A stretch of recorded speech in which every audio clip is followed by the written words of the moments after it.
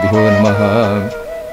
ಕ್ಷೇತ್ರಸ್ವಾಮಿಯಾದ ಶ್ರೀನಿವಾಸನನ್ನು ವಂದಿಸ್ತಾ ಮತ್ತೆ ಹರಿವಂಶದ ಚಿಂತನದಲ್ಲಿ ನಾವು ತೊಡಗಿದ್ದೇವೆ. ಹರಿವಂಶದಲ್ಲಿ ಕೃಷ್ಣನ ಕಥೆಗಳು, ಅದರಲ್ಲಿ ವಿಶೇಷವಾಗಿ ಕೃಷ್ಣ 16,108 ಪತ್ನಿಯರನ್ನು ಯಾವ ರೀತಿ ಪಡೆದ ಅದನ್ನು ಹರಿವಂಶ ತಿಳಿಸ್ಕೊಂಡು ಬರ್ತಾ ಇದೆ. ಅದರಲ್ಲಿ ಅಷ್ಟಮಹಿಷಿಯರು, ಅವರನ್ನು ಕೃಷ್ಣ ಹೇಗೆ ಪಡೆದ ಅನ್ನುವುದನ್ನು ಸಂಕ್ಷೇಪವಾಗಿ ಹರಿವಂಶ ತಿಳಿಸ್ಕೊಂಡು ಹೋಯಿತು. ನಂತರ 16,100 ಪತ್ನಿಯರು, ನರಕಾಸುರನ ಸೆರೆಮನೆಯಲ್ಲಿದ್ದವರು, ಅವರನ್ನು ಕೃಷ್ಣ ಹೇಗೆ ತಾನು ಪತ್ನಿಯರನ್ನಾಗಿ ಮಾಡಿಕೊಂಡ ಅದನ್ನು ತಿಳಿಸ್ತದೆ. ಅದಕ್ಕಿಂತ ಮುಂಚಿತವಾಗಿ ಭಾಗವತದಲ್ಲಿ ಇಲ್ಲದೇ ಇರುವಂಥ ಒಂದು ಕಥೆ, ಅದನ್ನು ಹರಿವಂಶ ತಿಳಿಸ್ತದೆ. ಅದೇ ಸತ್ಯಭಾಮೆ ತಾನು ಪಾರಿಜಾತಕ್ಕಾಗಿ ಕಲಹವನ್ನು ಕೃಷ್ಣನೊಟ್ಟಿಗೆ ತಾನು ಮಾಡಿದ್ದನ್ನು. ವಾಸ್ತವಿಕವಾಗಿ ನಾವು ನಿನ್ನೆಯೇ ನೋಡಿದಾಗೆ ಸತ್ಯಭಾಮೆಯ ಕಲಹ ಅಂತ ಹೇಳಿದರೆ ನಾವು ಈ ಮನುಷ್ಯಲೋಕದಲ್ಲಿ ಯಾವ ರೀತಿ ನೋಡ್ತೇವೆ ಆ ರೀತಿಯಿಂದ ದ್ವೇಷದಿಂದ ಅಥವಾ ಕ್ರೋಧದಿಂದ ಉಂಟಾಗುವಂತಹ ಕಲಹ ಅಲ್ಲ, ಅದು ಜಗಳ ಅಲ್ಲ. ಮತ್ತೇನು ಅಂತ ಹೇಳಿದರೆ ಲೋಕಕ್ಕೆ ತೋರಿಸಲಿಕ್ಕೋಸ್ಕರ ಮಾಡ್ತಾ ಇರುವಂತಹ ಕಲಹ ಅದು. ಯಾಕಂದರೆ ಸತ್ಯಭಾಮೆ ರುಕ್ಮಿಣಿ ಇಬ್ಬರು ಒಬ್ಬಳೇ ಅವಳು, ಅದರಿಂದಾಗಿ ಅವರಿಬ್ಬರದ್ದು ಸ್ವಭಾವ ಒಂದೇ. ಹಾಗಿದ್ರೂ ಕೂಡ ನಾವು ನಿನ್ನೆಯೇ ನೋಡಿದಾಗೆ ಸಾಧ್ವಿಯಾದ ಸ್ತ್ರೀ ಯಾವ ರೀತಿ ಇರಬೇಕು ಅಂತ ರುಕ್ಮಿಣಿಯಾಗಿ ತೋರಿಸಿದ್ಲೇ, ಸಾಮಾನ್ಯವಾಗಿ ಜಗತ್ತಿನಲ್ಲಿ ಯಾವ ರೀತಿ ಸ್ತ್ರೀಯರಿರ್ತಾರೆ ಅನ್ನುವುದನ್ನು ಸತ್ಯಭಾಮೆಯಾಗಿ ಲಕ್ಷ್ಮೀ ತಾನು ತೋರಿಸಿದ್ಲು. ಕೃಷ್ಣ ಆ ಸತ್ಯಭಾಮೆಯನ್ನು ಸಮಾಧಾನಪಡಿಸಲಿಕ್ಕೋಸ್ಕರ ಒಂದು ಪಾರಿಜಾತ ಹೂವನ್ನು ರುಕ್ಮಿಣಿಗೆ ಕೊಟ್ಟೆ ಅಂತ ನೀನಷ್ಟು ಕೋಪವನ್ನು ಮಾಡ್ಕೊಳ್ತಾ ಇದ್ದೀಯಲ್ವಾ, ಪಾರಿಜಾತ ಮರವನ್ನೇ ನಿನ್ನ ಅಂಗಣದಲ್ಲಿ, ಮನೆಯ ಅಂಗಣದಲ್ಲಿ ನೆಡ್ತೇನೆ ಅಂತ ತಾನು ಅವಳಿಗೆ ಆಶ್ವಾಸನೆಯನ್ನು ಕೊಟ್ಟ. ಅವಳು ಸಂತೋಷಭರಿತಳಾದ್ಲು ಸತ್ಯಭಾಮೆ. ಆನಂತರ ಕೃಷ್ಣ ನಾರದರಲ್ಲೇ ಇದ್ರಲ್ವ, ಆ ನಾರದರನ್ನು ಬೀಳ್ಕೊಡ್ಬೇಕಾದ್ರೆ ಅವ್ರಿಗೆ ಹೇಳಿದ, ನೀನು ಹೋಗಿ ಇಂದ್ರನಿಗೆ ಹೇಳು, ದೇವಲೋಕದ ಪಾರಿಜಾತ ವೃಕ್ಷವನ್ನು ನನ್ನ ಕಳಿಸ್ಬೇಕು ಅಂತ ಹೇಳು ಅಂತ ಹೇಳ್ತಾರೆ. ನಾರದರಾದರೂ ಹೀಗೆ ತಿರುಗುತ್ತಾ ಸ್ವರ್ಗಕ್ಕೆ ಹೋಗ್ತಾರೆ. ಸ್ವರ್ಗದಲ್ಲಿ ವಿಶೇಷವಾಗಿ ಶಿವನ ಆರಾಧನೆ ನಡೀತಾ ಇದೆ. ಒಂದು ಪರ್ವಕಾಲದಲ್ಲಿ ಎಲ್ಲ ದೇವತೆಗಳು ಸೇರಿ ಶಿವನನ್ನು ಆರಾಧಿಸ್ತಾ ಇದ್ದಾರಂತೆ. ಅಂಥ ಸಂದರ್ಭದಲ್ಲಿ ನಾರದರು ಹೋದರು, ಇಂದ್ರನನ್ನು ಭೇಟಿಯಾದರು. ಇಂದ್ರನ ಬಳಿ ತಾವು ಹೇಳ್ತಾ ರೀತಿ ಕೃಷ್ಣ ಹೇಳಿದ್ದಾನೆ, ಪಾರಿಜಾತ ವೃಕ್ಷವನ್ನು ಮನುಷ್ಯ ಲೋಕಕ್ಕೆ ಕಳಿಸಬೇಕಂತೆ ಅಂತ. ಅದಕ್ಕೆ ಇಂದ್ರ ಕೇಳ್ತಾನೆ, ಪಾರಿಜಾತ ವೃಕ್ಷ ದೇವಲೋಕದಲ್ಲಿರುವಂಥದ್ದು, ಮನುಷ್ಯ ಲೋಕಕ್ಕೆ ಯಾಕೆ ಹೋಗಬೇಕದು ಅಂತ ಹೇಳಿದಾಗ ನಾರದರು ಹೇಳ್ತಾರೆ, ಹೀಗೆ ಸತ್ಯಭಾಮೆ ಇಷ್ಟಪಟ್ಟಿದ್ದಾಳೆ, ಅದಕ್ಕೋಸ್ಕರ ಕೃಷ್ಣ ಆ ವೃಕ್ಷ ತಾನು ಬಯಸ್ತಾ ಇದ್ದಾನೆ ಅಂತ. ಅದಕ್ಕೆ ಇಂದ್ರ ಹೇಳ್ತಾನೆ, ಒಬ್ಬಳು ಸ್ತ್ರೀಯ ಹಿಂದೆ ಬಿದ್ದು, ಸ್ತ್ರೀ ಮಾತಿಗೆ ಕಟ್ಟು ಬಿದ್ದು ಕೃಷ್ಣ ಈ ರೀತಿ ಮಾಡುವಂಥದ್ದು ಸರಿಯಾ? ಯಾಕಂತ ಹೇಳಿದ್ರೆ ಸ್ತ್ರೀಯರೇನೇನೋ ಹೇಳ್ತಾ ಇರ್ತಾರೆ, ಆ ಮಾತಿಗೆಲ್ಲ ಬೆಲೆ ಕೊಡುವಂಥದ್ದು, ಇವನು ಸ್ತ್ರೀಯರ ಹಿಂದೆ ಬೀಳುವಂಥದ್ದು ಎಷ್ಟು ಸರಿ ಕೃಷ್ಣ ದೇವರಾಗಿದ್ದುಕೊಂಡು? ಅದಕ್ಕಾಗಿ ಕೊಡಲಿಕ್ಕಾಗೋದಿಲ್ಲ ಅಂತ ಹೇಳ್ತಾನೆ. ಈ ಪಾರಿಜಾತ ವೃಕ್ಷವನ್ನು ಕೊಡಲಿಕ್ಕಾಗೋದಿಲ್ಲ. ಮತ್ತು ಇನ್ನೊಂದೇನು ಅಂತ ಹೇಳಿದರೆ, ಯಾವತ್ತೂ ದೇವಲೋಕದ ವಸ್ತು ದೇವಲೋಕದಲ್ಲೇ ಇರಬೇಕೇ ಹೊರತು ಮನುಷ್ಯ ಲೋಕಕ್ಕೆ ಹೋಗಬಾರ್ದು. ಮನುಷ್ಯ ಲೋಕಕ್ಕೆ ಹೋಯಿತು ಅಂತೇಳಿದರೆ ದೇವಲೋಕಕ್ಕೆ ಏನು ಬೆಲೆ ಬರ್ತದೆ? ಯಾಕೆ ಅಂತ ಹೇಳಿದರೆ ದೇವಲೋಕವನ್ನು, ಸ್ವರ್ಗಲೋಕವನ್ನು ಜನ ಯಾಕೆ ಬಯಸ್ತಾರೆ ಅಂತೇಳಿದರೆ, ಮನುಷ್ಯ ಲೋಕದಲ್ಲಿ ಇಲ್ಲದೇ ಇರುವಂತಹ ಸೌಭಾಗ್ಯಗಳಲ್ಲಿದೆ ಅಂತ. ಅದೆಲ್ಲ ಈ ಭೂಲೋಕಕ್ಕೆ ಬಂತು ಅಂತೇಳಿದರೆ ಯಾರು ಸ್ವರ್ಗಲೋಕ ಬಯಸುವುದಿಲ್ಲ. ಇವಾಗ ಪಾರಿಜಾತ ವೃಕ್ಷ ಅಲ್ಲಿ ಹೋಯಿತು ಅಂತ ಹೇಳಿದರೆ ನಾವು ಹಿಂದೆಯೇ ಇದರ ಮಹಿಮೆಯನ್ನು ಕಂಡಿದ್ದೇವೆ. ಅದಕ್ಕಾಗಿ ಅಲ್ಲಿ ಯಾರಿಗೂ ರೋಗ ರುಜಿನಗಳು ಬರುವುದಿಲ್ಲ. ಪಾರಿಜಾತ ವೃಕ್ಷವನ್ನು ಯಾರು ಸೇವಿಸ್ತಾರೆ ಅವರಿಗೆ ರುಜಿನಗಳು ಬರುವುದಿಲ್ಲ. ಇನ್ನು ಮುಪ್ಪು ಮರಣ ಬರುವುದಿಲ್ಲ, ಹಸಿವು ಬಾಯಾರಿಕೆ ಉಂಟಾಗುವುದಿಲ್ಲ, ಬೇಕಾದದ್ದು ಸಿಗ್ತದೆ. ಈ ರೀತಿ ಸ್ವರ್ಗಲೋಕದೆಲ್ಲ ಅಲ್ಲಿ ಸಿಕ್ಕಿದಾಗ ಈ ಸ್ವರ್ಗಲೋಕಕ್ಕೆ ಮಹತ್ವ ಇಲ್ಲ ಅಂತ ಆಗ್ತದೆ. ಆ ಕಾರಣದಿಂದಾಗಿ ಈ ಪಾರಿಜಾತ ವೃಕ್ಷವನ್ನು ಕಳಿಸ್ಲಿಕ್ಕಾಗುವುದಿಲ್ಲ ಅಂತ ಹೇಳ್ತಾನೆ.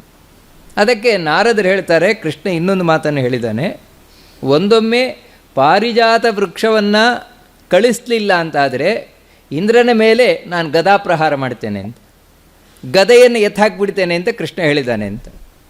ಅದಕ್ಕೆ ಇಂದ್ರ ಹೇಳ್ತಾನೆ, ನನ್ನ ತಮ್ಮ ಕೃಷ್ಣ, ನನ್ನ ತಮ್ಮನಾಗಿದ್ದುಕೊಂಡು ಅಣ್ಣನ ಬಗ್ಗೆ ಈ ರೀತಿ ವರ್ತನೆ ಮಾಡುವುದು ಎಷ್ಟು ಸರಿಯಾದದ್ದಲ್ಲ ಯಾವತ್ತು. ಯಾಕಂತ ಹೇಳಿದರೆ ಅಣ್ಣ ತಮ್ಮಂದಿರು ಯಾವತ್ತು ಅನ್ಯೋನ್ಯವಾಗಿರಬೇಕು. ನಾನಿವಾಗ ನ್ಯಾಯವಾಗಿ ಧರ್ಮದಿಂದ ವರ್ತಿಸ್ತಾ ಇದ್ದೇನೆ, ಯಾಕಂದರೆ ದೇವಲೋಕದ ಮನುಷ್ಯ ಲೋಕಕ್ಕೆ ಹೋಗಬಾರದು ಅಂತ. ಆದರೆ ಕೃಷ್ಣ ಅಧರ್ಮದಲ್ಲಿ ವರ್ತಿಸ್ತಾ ಇದ್ದಾನೆ. ಅಂದರೆ ತನ್ನ ಹೆಂಡತಿಗೆ ಕಟ್ಟು ಬಿದ್ದು ಪಾರಿಜಾತ ವೃಕ್ಷವನ್ನು ಕೇಳ್ತಾ ಇದ್ದಾನೆ, ಅದೆಷ್ಟು ಸರಿ? ಅದಕ್ಕೋಸ್ಕರ ಧರ್ಮವನ್ನು ಮುರಿಲಿಕ್ಕಾಗುತ್ತಾ? ಆಗುವುದಿಲ್ಲ, ಸಾಧ್ಯವೇ ಇಲ್ಲ ಅಂತೇಳಿ. ಬೇಕಿದ್ರೆ ಯುದ್ಧ ಬೇಕಾದರೂ ಆದೀತು, ಆದರೆ ಪಾರಿಜಾತ ವೃಕ್ಷ ಮಾತ್ರ ಕೊಡುವುದಿಲ್ಲ ಅಂತ ಹೇಳ್ತಾನೆ ಇಂದ್ರ. ಅದನ್ನೇ ನಾರದರು ಬಂದು ನಾರದರು ಹೇಳಲಿಕ್ಕೂ ಹೇಳ್ತಾರೆ ಇಂದ್ರನಿಗೆ, ನೋಡು, ಕೃಷ್ಣ ಅಂದರೆ ಸಾಮಾನ್ಯ ಅಲ್ಲ, ಸಾಕ್ಷಾತ್ ಭಗವಂತ, ಅವನನ್ನು ಸೋಲಿಸಲಿಕ್ಕೆ ಯಾರ ಕೈಯಿಂದಲೂ ಸಾಧ್ಯ ಇಲ್ಲ ಅಂತ. ಅದಕ್ಕೆ ಇಂದ್ರ ಹೇಳ್ತಾನೆ, ಸಾಧ್ಯ ಇಲ್ದಿದ್ರೇನು, ಹಾಗಂತ ಯಾರೋ ಒಬ್ಬ ಹೆಣ್ಣಿನ ಮಾತಿಗೆ ಎತ್ಕೊಂಡು ಏನೋ ಮಾಡ್ತಾನೆ ಅಂದರೆ ನಾನು ಕೊಡಲಿಕ್ಕಾಗತ್ತಾ? ಆಗೋದಿಲ್ಲ ಅಂತ ಹೇಳ್ತಾನೆ ಇಂದ್ರ. ನಾರದರು ಅದನ್ನೇ ಬಂದು ಕೃಷ್ಣನಿಗೆ ಹೇಳ್ತಾರೆ. ಕೃಷ್ಣ ತಾನು ಯುದ್ಧಕ್ಕೆ ಹೊರಟ ಇಂದ್ರನ ಮೇಲೆ. ಇಂದ್ರನಿಗೂ ಹಾಗೂ ಕೃಷ್ಣನಿಗೂ ಯುದ್ಧ ಆಗತ್ತೆ. ಇಬ್ಬರಿಗೂ ಕೂಡ ಯುದ್ಧ ನಡೆದಾಗ ಇದನ್ನು ಏನು ಮಾಡೋದು, ಯಾವ ರೀತಿ ಇದನ್ನು ಬಿಡಿಸೋದು? ಯಾಕಂತೇಳಿದರೆ ಈ ಕಶ್ಯಪ ಅದಿತಿಯರು ಇಂದ್ರ ಹಾಗೂ ಕೃಷ್ಣ ಅಂದರೆ ಇವನ ಹಿಂದೆ ವಾಮನನಾಗಿದ್ದವನು. ವಾಮನನಾಗಿದ್ದಾಗ ಅವನ ಸಾಕ್ಷಾತ್ ತಂದೆ ತಾಯಿ ಅದಿತಿ ಕಶ್ಯಪರು. ಈಗ ಅದಿತಿ ಕಶ್ಯಪರೇ ವಸುದೇವ ದೇವಕಿಯಾಗಿ ಬಂದಿರುವಂಥದ್ದು.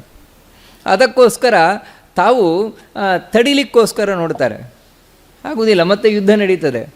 ಕಡೆಗೆ ಇಂದ್ರ ಇದನ್ನು ನೋಡಿ, ಇವರಿಬ್ಬರು ಯುದ್ಧ ಮಾಡಿಕೊಂಡು ಅಂತೇಳಿದರೆ ಜಗತ್ತನ್ನು ರಕ್ಷಣೆ ಮಾಡುವ ಇಬ್ಬರೇ ಯುದ್ಧಕ್ಕೆ ನಿಂತರು ಅಂತ ಹೇಳಿದರೆ ಏನರ್ಥ ಅಂತೇಳಿ ಅದಿತಿ ಕಶ್ಯಪರಿಗೆ ಹೇಳ್ತಾರೆ, ನೀವಿಬ್ಬರು ಹೋಗಿ ತಡಿಬೇಕು ಈ ಯುದ್ಧವನ್ನು ಅಂತ. ಕಡೆಗೆ ಅದಿತಿ ಕಶ್ಯಪರು ಬರ್ತಾರೆ, ಬಂದು ಇಬ್ಬರನ್ನು ಕೂಡ ನೀವು ಯುದ್ಧ ನಿಲ್ಲಿಸಿ ಅಂತ ಹೇಳ್ತಾರೆ. ಕೃಷ್ಣ ಹಾಗೂ ಇಂದ್ರ ಇಬ್ಬರೂ ಕೂಡ ತಂದೆ ತಾಯಿಂದಿರ ಮಾತನ್ನು ಕೇಳಿ, ಅದಿತಿ ಕಶ್ಯಪರ ಮಾತನ್ನು ಕೇಳಿ ತಾವು ಯುದ್ಧ ನಿಲ್ಲಿಸ್ತಾರೆ.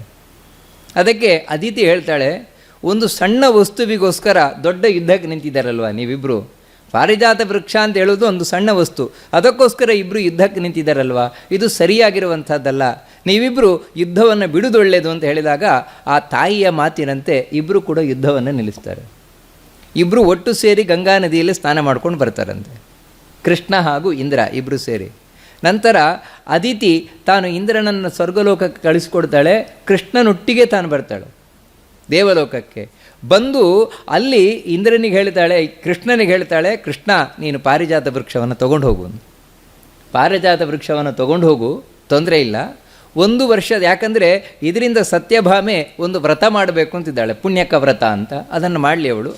ಆ ವ್ರತ ದಾನ ಧರ್ಮ ಎಲ್ಲ ಮಾಡಿದ ಮೇಲೆ 1 ವರ್ಷ ಆದಮೇಲೆ ಮತ್ತೆ ಮರಳಿ ಬರ್ತದೆ ಸ್ವರ್ಗಲೋಕಕ್ಕೆ ಪಾರಿಜಾತ ವೃಕ್ಷ ಅಂತ. ಹಾಗೆ ಕೃಷ್ಣ ಪಾರಿಜಾತ ವೃಕ್ಷವನ್ನು ಭೂಮಿಗೆ ತಗೊಂಬಂದ. ನಿಮ್ಗೆ ಗಮನಿಸಬೇಕಾದದ್ದೇನೆಂದರೆ ಇಲ್ಲೆಲ್ಲ ತುಂಬ ಸ್ವಲ್ಪ ಗೊಂದಲಗಳು ವಿಚಿತ್ರಗಳೆಲ್ಲ ಇದೆ. ಭಾಗವತದಲ್ಲಿ ಏನು ಬರ್ತದೆ ಅಂದರೆ, ದ್ವಾರಕೆಯನ್ನು ನಿರ್ಮಾಣ ಮಾಡಿದಾಗ ದ್ವಾರಕೆಗೆ ಇಂದ್ರದ ದೇವತೆಗಳು ಬಂದಿದ್ದರು, ಆಗ ಇಂದ್ರ ಪಾರಿಜಾತ ವೃಕ್ಷವನ್ನೇ ಉಡುಗೊರೆಯನ್ನಾಗಿ ಕೊಟ್ಟಿದ್ದ ಅಂತ ಬರ್ತದೆ ಭಾಗವತದಲ್ಲಿ. ಈಗ ನೋಡಿದರೆ ಆ ಪಾರಿಜಾತ ವೃಕ್ಷಕ್ಕೋಸ್ಕರ ಇಬ್ಬರು ಗಲಾಟೆ ಮಾಡಿಕೊಂಡಿದ್ದು ಬರ್ತಾ ಇದೆ. ಏನಿದು, ಯಾವ ರೀತಿ, ಹೀಗೆಲ್ಲ ಯಾಕೆ ಆಗ್ತದೆ ಅಂತ ಹೇಳಿದರೆ, ವಾಸ್ತವಿಕವಾಗಿ ಆ ಪಾರಿಜಾತ ವೃಕ್ಷ ಇಂದ್ರ ಕೊಟ್ಟ ಮತ್ತೆ ಹೋಯ್ತದು, 1 ವರ್ಷ ಇದ್ದು ಮತ್ತೆ ಹೋಗ್ತದೆ. ಯಾಕಂತ ಹೇಳಿದ್ರೆ ಯಾವತ್ತೂ ದೇವಲೋಕದ ವಸ್ತು ಮನುಷ್ಯ ಲೋಕದಲ್ಲಿ ಪರ್ಮನೆಂಟಾಗಿರ್ಲಿಕ್ಕೆ ಸಾಧ್ಯವೇ ಇಲ್ಲ, ಶಾಶ್ವತವಾಗಿರ್ಲಿಕ್ಕೆ ಸಾಧ್ಯವೇ ಇಲ್ಲ, ಅದು ಹೊರಟು ಹೋಗಲೇಬೇಕು. ಹಾಗೆ ಹೋಯಿತು. ಮತ್ತೆ ಕೃಷ್ಣ ತಗೊಂಬಂದ ಪಾರಿಜಾತ ವೃಕ್ಷವನ್ನು, ಇಲ್ಲಿ ಆ ಸತ್ಯಭಾಮೆಯ ಅಂಗಣದಲ್ಲಿ ನೆಟ್ಟ ಅದನ್ನು, ಆ ಪಾರಿಜಾತ ವೃಕ್ಷವನ್ನು. ಆ ಪಾರಿಜಾತ ವೃಕ್ಷವನ್ನು ಇಟ್ಟುಕೊಂಡು ಸತ್ಯಭಾಮೆ ಪುಣ್ಯಕ ವ್ರತವನ್ನು ಮಾಡ್ತಾಳೆ. ಅದೊಂದು ವ್ರತ ಹಿಂದೆ ಈ ಪಾರ್ವತಿ ತಾನು ಮಾಡಿದ್ಲಂತೆ, ವಿಶೇಷವಾಗಿ ಪತಿವ್ರತೆಯರು ಮಾಡುವಂತಹ ವ್ರತ ಪುಣ್ಯಕ ವ್ರತ. ಪಾರ್ವತಿ ತಾನು ಮಾಡಿದ್ಲಂತೆ, ನಂತರ ಅರುಂಧತಿ ಮಾಡಿದ್ಲಂತೆ. ಇಂತಹ ಮಹಾಪತಿವ್ರತೆಯರು ಪುಣ್ಯಕ ವ್ರತವನ್ನು ಮಾಡಿದ್ರಂತೆ. ಆ ರೀತಿ ಪುಣ್ಯಕ ವ್ರತವನ್ನು ಮಾಡ್ತಾಳೆ. ಮಾಡಿ ಅದರಲ್ಲಿ ನಾರದರಿಗೆ ಬೇಕಾದಷ್ಟು ದಾನ ಧರ್ಮಾದಿಗಳನ್ನೆಲ್ಲ ಕೊಡ್ತಾಳೆ. ಕಡೆಗೆ ಕೃಷ್ಣನನ್ನೇ ದಾನ ಕೊಡ್ತಾಳೆ ಸತ್ಯಭಾಮೆ. ಅದು ಹೇಗೆಂದರೆ ಅದು ಹರಿವಂಶ ಹೇಳ್ತದೆ. ಆ ಪಾರಿಜಾತ ಮರಕ್ಕೆ ಕೃಷ್ಣನ ಕುತ್ತಿಗೆಗೆ ತಾನು ಹೂವಿನ ಮಾಲೆಯನ್ನು ಹಾಕಿ ಅದನ್ನು ಆ ಪಾರಿಜಾತ ವೃಕ್ಷಕ್ಕೆ ಕಟ್ಟಿ ಒಂದು ಕರು ಕಟ್ಟಿದಾಗೆ ಕೃಷ್ಣನನ್ನು, ಆನಂತರ ಕೃಷ್ಣನಂತ ದಾರ ಇರಿದು ಕೊಡ್ತಾಳೆ ನಾರದರಿಗೆ. ನಾರದರಾದರೂ ಆನಂತರ ಆ ಕೃಷ್ಣನನ್ನು, ಕೃಷ್ಣ ನಿಮಗೆ ನಾನು ಹೇಳಿದಾಗ ಕೇಳಬೇಕು ನೀನು, ಯಾಕೆಂದರೆ ನೀನು ನನ್ನನ್ನು ಕೊಟ್ಟುಬಿಟ್ಟಿದ್ದಾಳೆ, ನೀನು ನನ್ನ ಕೆಲಸದವಳು. ಆದರೆ ಕೃಷ್ಣರ ಹತ್ರ ತಮಾಷೆ ಮಾಡೋದು, ನಾನು ಕೂತ್ಕೊಂಡ್ರೆ ಕೂತ್ಕೊಳ್ಬೇಕು, ನಿಂತ್ಕೊಳ್ಬೇಕು ನೀನು, ಈ ರೀತಿ ಎಲ್ಲ ತಮಾಷೆಯನ್ನು ಮಾಡಿದ್ದಾರೆ ನಾರದರು. ಕೃಷ್ಣನು ಅದಕ್ಕೆ ಸರಿಯಾಗಿ ಆಯಿತು, ಯಾಕಂದರೆ ಸತ್ಯಭಾಮಿ ನನ್ನನ್ನು ಒಪ್ಪಿಸಾಗಿದೆ, ನೀವು ಹೇಗೆ ಹೇಳ್ತಿರೋ ಆಗಿರುವವನು ನಾನು, ನಿಮ್ಮ ಸೇವಕರ, ಈ ರೀತಿಯೆಲ್ಲ ತಮಾಷೆ ಮಾಡೋದುಂಟು ಅಲ್ಲಿ. ಆನಂತರ ನಾರದರು ತಾವು ಹೇಳ್ತಾರೆ, ನಾನು ಕೃಷ್ಣನನ್ನು ಬಿಡಬೇಕು ಅಂತ ಹೇಳಿದ್ರೆ ನನಗೆ ಇಷ್ಟು ಗೋವುಗಳನ್ನು ಕೊಡಬೇಕು, ಮತ್ತು ಬಂಗಾರದ ದೊಡ್ಡ ಪಾತ್ರೆಯಲ್ಲಿ ಎಳ್ಳನ್ನು ಕೊಡಬೇಕು, ಈ ರೀತಿಯೆಲ್ಲ ತಾವು ಹೇಳ್ತಾರೆ. ಆಯಿತು ಅಂತ ಕೊಡ್ತಾರೆ. ಇದು ಪುಣ್ಯಕ ವ್ರತ. ಈ ಪುಣ್ಯಕ ವ್ರತದ ಕಥೆಯನ್ನು ಈ ಹರಿವಂಶ ತಾನು ತಿಳಿಸ್ಕೊಂಡು ಹೋಗ್ತದೆ. ಸಾಮಾನ್ಯ ಇಲ್ಲೇ ಬಂದದ್ದೋ ಏನೋ, ಯಾಕಂದರೆ ಇದು ಹರಿವಂಶದಲ್ಲಂತೂ ಇಲ್ಲ, ಆದರೆ ರೂಢಿಯಲ್ಲೊಂದು ಕಥೆ ಇದೆ, ತುಲಾಭಾರದ ಕಥೆ. ಎಲ್ಲಿಂದ ಬಂದು ವಾಸ್ತವಿಕ ಹರಿವಂಶದಲ್ಲಂತೂ ಇಲ್ಲ ಆ ಕಥೆ. ಏನಂತ ಹೇಳಿದ್ರೆ, ಸತ್ಯಭಾಮೆ ಕೃಷ್ಣನನ್ನು ತಾನು ದಾನ ಕೊಟ್ಬಿಟ್ಲು, ಆಮೇಲೆ ವಾಪಸ್ಸು ನಾರದರು ಅದಕ್ಕೆ ಸರಿಯಾದ ವಸ್ತು ಕೊಡು ಅಂತ ಕೇಳಿದರು. ಅವಳು ಏನು ಬೆಳ್ಳಿ ಬಂಗಾರ ಏನಿಟ್ಟರು ಕೃಷ್ಣನಿಗೆ ಸರಿಯಾಗಲೇ ಇಲ್ಲ. ಕಡೆಗೆ ರುಕ್ಮಿಣಿ ಬಂದು ಒಂದು ತುಳಸಿ ದಳ ಇಟ್ಲು. ಅದು ಈ ರೀತಿಯೆಲ್ಲ ನಾವು ಕಥೆಯನ್ನು ಕೇಳ್ತೇವೆ. ಇಲ್ಲಿ ಒಂದು ನಾವು ತಿಳ್ಕೊಳ್ಬೇಕಾದದ್ದು ಅಂದರೆ, ಈ ಸಂದರ್ಭ ಬಂದಾಗ ಈ ತುಲಾಭಾರ ಅನ್ನುವಂಥದ್ದು ಯಾಕೆ ಮಾಡಲ್ಪಡ್ತದೆ, ಇದನ್ನು ತಿಳಿಬೇಕಾದಂಥ ಅವಶ್ಯಕತೆ ಇದೆ. ವಾಸ್ತವಿಕವಾಗಿ ಇದಕ್ಕೆ ಮೂಲಭೂತವಾದ ಹೆಸರೇನು ಅಂದರೆ ತುಲಾಪುರುಷ ದಾನ ಅಂತ. ತುಲಾಭಾರ ಅನ್ನುವುದಕ್ಕೆ ಇಲ್ಲಿ ದಾನಗಳಲ್ಲಿ ಹೇಳಬೇಕಾದ್ರೆ ತುಲಾಪುರುಷ ದಾನ ಅಂತ ಹೇಳ್ತಾರೆ. ಅಂದರೆ ತುಲಾಪುರುಷ ದಾನ ಅಂತೇಳಿದರೆ ಒಬ್ಬ ವ್ಯಕ್ತಿಗೆ ತೂಗಲಿಕ್ಕೆ ಎಷ್ಟು ಬೇಕೋ ಅಷ್ಟು ಭಾರದ ವಸ್ತುವನ್ನು ಕೊಡುವಂಥದ್ದು. ಇದು ಯಾಕೋಸ್ಕರ ಕೊಡುವಂಥದ್ದು, ಈ ದಾನವನ್ನು ತುಲಾಭಾರವನ್ನು ಯಾಕೆ ಮಾಡುವಂಥದ್ದು ಅಂತೇಳಿದರೆ, ನಮ್ಮ ಪಾಪವನ್ನು ಕಳ್ಕೊಳ್ಳಿಕ್ಕೋಸ್ಕರ. ಮುಖ್ಯವಾಗಿರುವುದು ಪಾಪವನ್ನು ಕಳ್ಕೊಳ್ಳಿಕ್ಕೋಸ್ಕರ. ಇದು ಪುರಾಣದಲ್ಲಿ ಬರ್ತದೆ. ಇವತ್ತು ಪ್ರಿಂಟ್ ಆದ ಪುಸ್ತಕದಲ್ಲಿಲ್ಲ, ಆದರೆ ರಜತಪೀಠಪುರ ಮಹಾತ್ಮೆ ಅಂತ ಅದರಲ್ಲಿ ಬರ್ತದೆ. ಒಬ್ಬ ರಾಮಭೋಜ ಅಂತ ರಾಜ. ಇವತ್ತು ತುಳುನಾಡು ಅಂತ ಏನು ಕೇಳ್ತೇವೆ, ಈ ತುಳುನಾಡಿಗೆ ತುಳುನಾಡು ಅಂತ ಯಾಕೆ ಹೆಸರು ಬಂತು, ಯಾವ ಕಾರಣದಿಂದ ಬಂತು, ಇದನ್ನು ಸ್ಕಾಂದ ಪುರಾಣದಲ್ಲಿ ರಜತಪೀಠಪುರ ಮಹಾತ್ಮೆ ಅಂತಿದೆ, ಅದರಲ್ಲಿ ಬರ್ತದೆ. ಹಿಂದೆ ರಾಮಭೋಜ ಎಂಬಂತಹ ರಾಜ ಆಳ್ತಾ ಇದ್ದ ಪರಶುರಾಮರ ಕಾಲದಲ್ಲಿ. ಅವನು ಒಂದು ತಪ್ಪನ್ನು ಮಾಡಿದ, ಬಹಳ ದೊಡ್ಡ ತಪ್ಪನ್ನು ಮಾಡಿದ. ನೇಗಿಲನ್ನು ಹೂಳಬೇಕಾದ್ರೂ ಒಂದು ಸರ್ಪ ಸಿಕ್ಕಿತು, ಸತ್ತೋಯ್ತು. ಅದರಿಂದಾಗಿ ದೋಷ ಬಂತು. ಈ ದೋಷ ಪರಿಹಾರಕ್ಕೆ ಏನು ಮಾಡುವುದು ಅಂತ ತಾನು ಬ್ರಾಹ್ಮಣರ ಹತ್ರ ಕೇಳಿದಾಗ ಬ್ರಾಹ್ಮಣರು ಹೇಳಿದರು, ನಿನ್ನ ಭಾರಕ್ಕೆ ಸಮವಾದ ಬಂಗಾರವನ್ನು ನೀನು ದಾನ ಮಾಡಬೇಕು, ನಿನ್ನ ಭಾರಕ್ಕೆ ತೂಕಕ್ಕೆ ಸಮವಾದ ಬಂಗಾರವನ್ನು ದಾನ ಮಾಡಬೇಕು ಅಂತ. ಆಯಿತು ಅಂತ ಒಪ್ಕೊಂಡ. ಹೇರಳವಾದ ಬಂಗಾರ ಇದ್ದ ಕಾಲ. ಅದಕ್ಕೋಸ್ಕರ ಬ್ರಾಹ್ಮಣರಿಗೆ ತನಗೆ ಸರಿಸಾಟಿಯಾದ, ತನ್ನ ತೂಕಕ್ಕೆ ಸರಿಸಾಟಿಯಾದ ಭಾರದ ಬಂಗಾರವನ್ನು ದಾನ ಮಾಡಿದ್ದಾನೆ. ಅನೇಕ ಬ್ರಾಹ್ಮಣರಿಗೆ ತಾನು ದಾನವನ್ನು ಮಾಡಿದಂತೆ. ಈ ರೀತಿ ಅವನು ತುಲಾದಾನವನ್ನು ಮಾಡೋದರಿಂದಾಗಿ, ಅಷ್ಟು ತುಲಾದಾನವನ್ನು ಮಾಡಿದರಿಂದಾಗಿ ಅವನು ತುಲಾರಾಜ ಅಂತಲೇ ಪ್ರಸಿದ್ಧನಾದ. ಅವನು ಆಳ್ತಾ ಇದ್ದಂತಹ ರಾಜ್ಯ ಏನಿದೆ ಅದು ತುಲಾನಾಡು, ಅಂದರೆ ತುಲಾಭಾರವನ್ನು ಮಾಡಿದಂತಹ ನಾಡು ಅಂತಾಯಿತು. ಅದೇ ತುಲಾನಾಡುವೇ ತುಳುನಾಡು ಅಂತಾಯಿತು. ಈ ರೀತಿ ತುಳುನಾಡು ಅಂತ ಬಂದದ್ದು ಅಂತ ಅದರಲ್ಲಿ ಹೇಳ್ತಾರೆ. ಆದರೆ ಯಾರು ಆ ಬಂಗಾರವನ್ನು ತಗೊಂಡ್ರು ಆ ಬ್ರಾಹ್ಮಣರು ಭ್ರಷ್ಟರಾದರು ಅಂತ ಬರ್ತದೆ. ಯಾಕಂದರೆ ಬಂಗಾರದ ದಾನ ಅದು ಶ್ರೇಷ್ಠ ದಾನ ಹೌದು, ಆದರೆ ತಗೊಳ್ಳುವವನೇನಿದ್ದಾನೆ ಅವನಷ್ಟೇ ತಪಸ್ವಿಯಾಗಿರಬೇಕು. ಆ ದಾನವನ್ನು ತಗೊಂಡಿದ್ದರಿಂದಾಗಿ ಭ್ರಷ್ಟರಾದರು ಆ ಬ್ರಾಹ್ಮಣರು. ಆನಂತರ ಪರಶುರಾಮ ದೇವರು ಬೇರೆ ಕಡೆಯಿಂದ ಬ್ರಾಹ್ಮಣನ ಕರ್ಕೊಂಬಂದರು ಅಂತ ಈ ರೀತಿ ಅಲ್ಲಿ ಬರ್ತದೆ ಇದರಲ್ಲಿ ರಜತಪೀಠಪುರ ಮಹಾತ್ಮೆಯಲ್ಲಿ. ಅದರಿಂದ ಈ ಕಥೆ ಯಾಕೆ ಹೇಳಿದ್ದು ಅಂತ ಹೇಳಿದರೆ, ತುಲಾಭಾರ ಅನ್ನುವಂಥದ್ದು ನಮ್ಮ ಪಾಪವನ್ನು ಕಳ್ಕೊಳ್ಳಿಕ್ಕೆ ಇರುವಂಥದ್ದು. ಅದಕ್ಕೇನು ಅಂತ ಹೇಳಿದರೆ, ವಾಸ್ತವಿಕವಾಗಿ ನಮ್ಮನ್ನೇ ಅರ್ಪಣೆ ಮಾಡಿಕೊಳ್ಳಬೇಕು ದೇವರಿಗೆ. ಕಡೆಗೆ ಸಾಧ್ಯವಾಗದೇ ಇದ್ದರೆ ನಮಗೆ ಸರಿಸಾಟಿಯಾದ ಒಂದು ವಿಶಿಷ್ಟವಾದ ವಸ್ತುವನ್ನು ದೇವರಿಗೆ ಅರ್ಪಣೆ ಮಾಡುವುದು. ಅಂದರೆ ನಮ್ಮ ತೂಕಕ್ಕೆ ಸರಿಯಾದಂತಹ ಬೆಲೆ ಬಾಳುವ ವಸ್ತುವನ್ನು ಅರ್ಪಣೆಯನ್ನು ಮಾಡುವುದು. ಅದಕ್ಕೋಸ್ಕರ ಯಾವತ್ತು ತುಲಾಭಾರ ಅನ್ನುವಂಥದ್ದು ವ್ಯಕ್ತಿಗೆ ಸಂಬಂಧಪಟ್ಟಾಗಿರುವುದೇ ಹೊರತು ದೇವರಿಗೆ ಸಂಬಂಧಪಟ್ಟಾಗಿರುವುದಲ್ಲ. ಅದಕ್ಕೋಸ್ಕರ ದೇವರಿಗೆ ತುಲಾಭಾರ ಮಾಡ್ತೇವೆ, ಅದು ಸರಿಯಾದದಲ್ಲ ಯಾವತ್ತೂ ಕೂಡ. ಯಾಕಂದರೆ ದೇವರ ಪಾಪ ಕಳೀಲಿಕ್ಕ ಅಲ್ಲ. ಕೃಷ್ಣ ಹಿಂದೆ ತುಲಾಭಾರ ಅಂದರೆ ಅದೇ ರೀತಿ. ಅವಳು ಈ ವ್ರತದಲ್ಲಿ ಅವನನ್ನು ದಾನ ಮಾಡಿದ್ಲು, ವಾಪಸ್ ಪಡೀಲಿಕ್ಕೋಸ್ಕರ ಆ ರೀತಿ ಮಾಡಿದ್ದು ಅಂತ ಇಷ್ಟೇ ನಾವಿಲ್ಲಿ ತಿಳ್ಕೊಳ್ಬೇಕಾದದ್ದು. ಇದಕ್ಕೆ ಸಂಬಂಧಪಟ್ಟಾಗಿ ಪುಣ್ಯಕ ವ್ರತ ಏನಿದೆ ಅದಕ್ಕೆ ಸಂಬಂಧಪಟ್ಟಾಗಿ ಕೆಲವೊಂದು ನಿಯಮಗಳನ್ನು ತಿಳಿಸ್ಕೊಂಡು ಹೋಗ್ತಾರೆ. ಆ ನಿಯಮಗಳನ್ನು ತಿಳಿಸ್ತಾ ಒಬ್ಬಳು ಪತಿವ್ರತೆಯಾದವಳು ಹೇಗಿರಬೇಕು, ಆ ಸ್ತ್ರೀ ಧರ್ಮದ ಬಗ್ಗೆ, ಪತಿವ್ರತೆಯಾದವಳ ಬಗ್ಗೆ ಬಹಳ ಸುಂದರವಾಗಿ ಹರಿವಂಶ ತಿಳಿಸ್ಕೊಂಡು ಹೋಗ್ತದೆ. ಸತೀತ್ವಂ ಧರ್ಮಚರಣಂ ಯಸ್ಯ ನಿತ್ಯಮಖಂಡಿತಂ ಪುಣ್ಯಕಾನಾಂ ವಿಧಿಸ್ತಸ್ಯ ಪುರಾಣೇ ಪರಿಕೀರ್ತಿತಃ. ನಿಜವಾಗಲೂ ಕೂಡ ಈ ಪುಣ್ಯಕ ವ್ರತ ಅಂತ, ಈ ಪುಣ್ಯಕ ವ್ರತ ಯಾರಿಗೆ ಹೇಳಲ್ಪಟ್ಟಿದೆ ಅಂತ ಹೇಳಿದ್ರೆ, ಯಾರು ಪತಿವ್ರತೆಯರಿದ್ದಾರೋ ಅಂಥವರಿಗೆ ಹೇಳಲ್ಪಟ್ಟಿದೆ ಅಂತ ಹೇಳ್ತಾ ಇದನ್ನು ಪಾರ್ವತಿ ಹೇಳುವಂತಹ ಮಾತು ಅರುಂಧತಿಗೆ. ಪಾರ್ವತಿಯು ಕೂಡ ಮಹಾಪತಿವ್ರತೆ. ಅರುಂಧತಿಯು ಮಹಾಪತಿವ್ರತೆ. ಅವಳು ಹೇಳುವಂತಹ ಮಾತು, ದಾನೋಪವಾಸ ಪುಣ್ಯಾನಿ ಸಕೃತಾನ್ಯಪ್ಯರುಂಧತಿ ನಿಷ್ಫಲಾನ್ಯಸತೀನಾಂ ಹಿ ಪುಣ್ಯಕಾನಿ ತಥಾ ಶುಭೇ. ಒಂದು ಮಾತನ್ನು ಹೇಳ್ತಾರೆ, ಯಾವ ಹೆಣ್ಣು ತಾನು ಅಸತೀನಾಂ ಅಂತ ಹೇಳಿದರೆ ಅವಳು ಸತಿಯಾಗಿರುವುದಿಲ್ಲ, ಪತಿವ್ರತೆಯಾಗಿರುವುದಿಲ್ಲ. ಅಂತಹ ಹೆಣ್ಣು ತಾನು ಮಾಡುವಂತಹ ಯಾವುದೇ ದಾನ ಇರಬಹುದು, ಉಪವಾಸ ಇರಬಹುದು, ಅಥವಾ ಯಾವುದೇ ಪುಣ್ಯವ್ರತಗಳಿರಬಹುದು, ಅದೆಲ್ಲವೂ ವ್ಯರ್ಥ ಆಗತ್ತೆ ಅಂತ ಮೊದಲು ಪಾರ್ವತಿ ತಿಳಿಸ್ಕೊಂಡು ಹೋಗ್ತಾಳೆ. ಅದಕ್ಕಾಗಿ ಯಾರು ತಾನು ಪತ್ನಿಯಾದವಳಿದ್ದಾಳೆ ಅವಳು ಪತಿವ್ರತೆಯಾಗಿರಬೇಕು. ಈ ಪತಿವ್ರತೆ ಅಂತ ಹೇಳಿದ್ರೆ ಏನರ್ಥ? ಪಾತಿವ್ರತ್ಯ ಅಂತ ಎಲ್ಲ ಕೇಳ್ತೇವೆ. ಪತಿವ್ರತೆ ಅಂತ ಹೇಳಿದ್ರೆ ಪತಿಗೆ ಸಮಾನವಾದ ನಿಯಮವುಳ್ಳವಳು ಅಂತ. ವ್ರತ ಅಂದರೆ ನಿಯಮ ಅಂತ. ಪತಿಗೆ ಸಮಾನವಾದ ನಿಯಮವುಳ್ಳವಳು. ಅಲ್ಲ, ಗಂಡನಿಗೇನು ನಿಯಮ ಇಲ್ಲದೆ ಇದ್ದರೆ ಹೆಂಡತಿ ಏನು ಮಾಡೋದು? ಗಂಡನೇ 8 ಗಂಟೆಗೆ ಹೇಳ್ತಾನೆ, ನಾನು ಪತಿವ್ರತೆ 8 ಗಂಟೆಗೆ ಹೇಳೋದು. ಅದೇನು? ಯಾಕಂದರೆ ಗಂಡನಿಗೆ ಸಮಾನವಾದ ವೃತ ಉಳ್ಳವಳು. ಈ ರೀತಿ ಅರ್ಥವಾ? ಏನು ಕತೆ ನೋಡಿ, ಸಾಮಾನ್ಯವಾಗಿ ಈ ರೀತಿ ಬರ್ಬೋದು. ಅದಕ್ಕೆ ಮೊದಲನೆಯದಾಗಿ ಏನು ವ್ರತ ಅಂತ ಹೇಳಿದರೆ ನೋಡಿ, ಪತಿಯನ್ನು ಬಿಟ್ಟು ಉಳಿದ ಯಾರೇ ಒಬ್ಬ ಪುರುಷನನ್ನು ತನ್ನ ಮನಸ್ಸಿನಲ್ಲಿ ಕಾಮುಕತೆಯಿಂದ ಬಯಸದೇ ಇರುವಂಥದ್ದು, ಅದು ಬಹಳ ಮುಖ್ಯವಾಗಿರಬೇಕಾದದ್ದು. ಯಾಕಂತ ಹೇಳಿದ್ರೆ ಪಾತಿವ್ರತ್ಯ ಅನ್ನುವಂಥದ್ದು ಒಂದು ರೀತಿ ಬ್ರಹ್ಮಚರ್ಯ ಇದ್ದಾಗೆ, ಸ್ತ್ರೀಯರ ಬ್ರಹ್ಮಚರ್ಯ ಅದು. ಅಂದರೆ ಬ್ರಹ್ಮಚರ್ಯ ಅಂತ ಹೇಳಿದರೆ ಒಂದೇ ಕಡೆ ಮನಸ್ಸನ್ನಿಡುವಂಥದ್ದು. ಹಾಗೆ ಪತಿಯನ್ನು ಬಿಟ್ಟು ಬೇರೆ ಯಾರಲ್ಲೂ ಕಾಮುಕತೆಯಿಂದ ಮನಸ್ಸನ್ನು ಇಡಬಾರ್ದು ಪರಪುರುಷನಲ್ಲಿ. ಅದು ಬಹಳ ಮುಖ್ಯವಾಗಬೇಕಾದದ್ದು.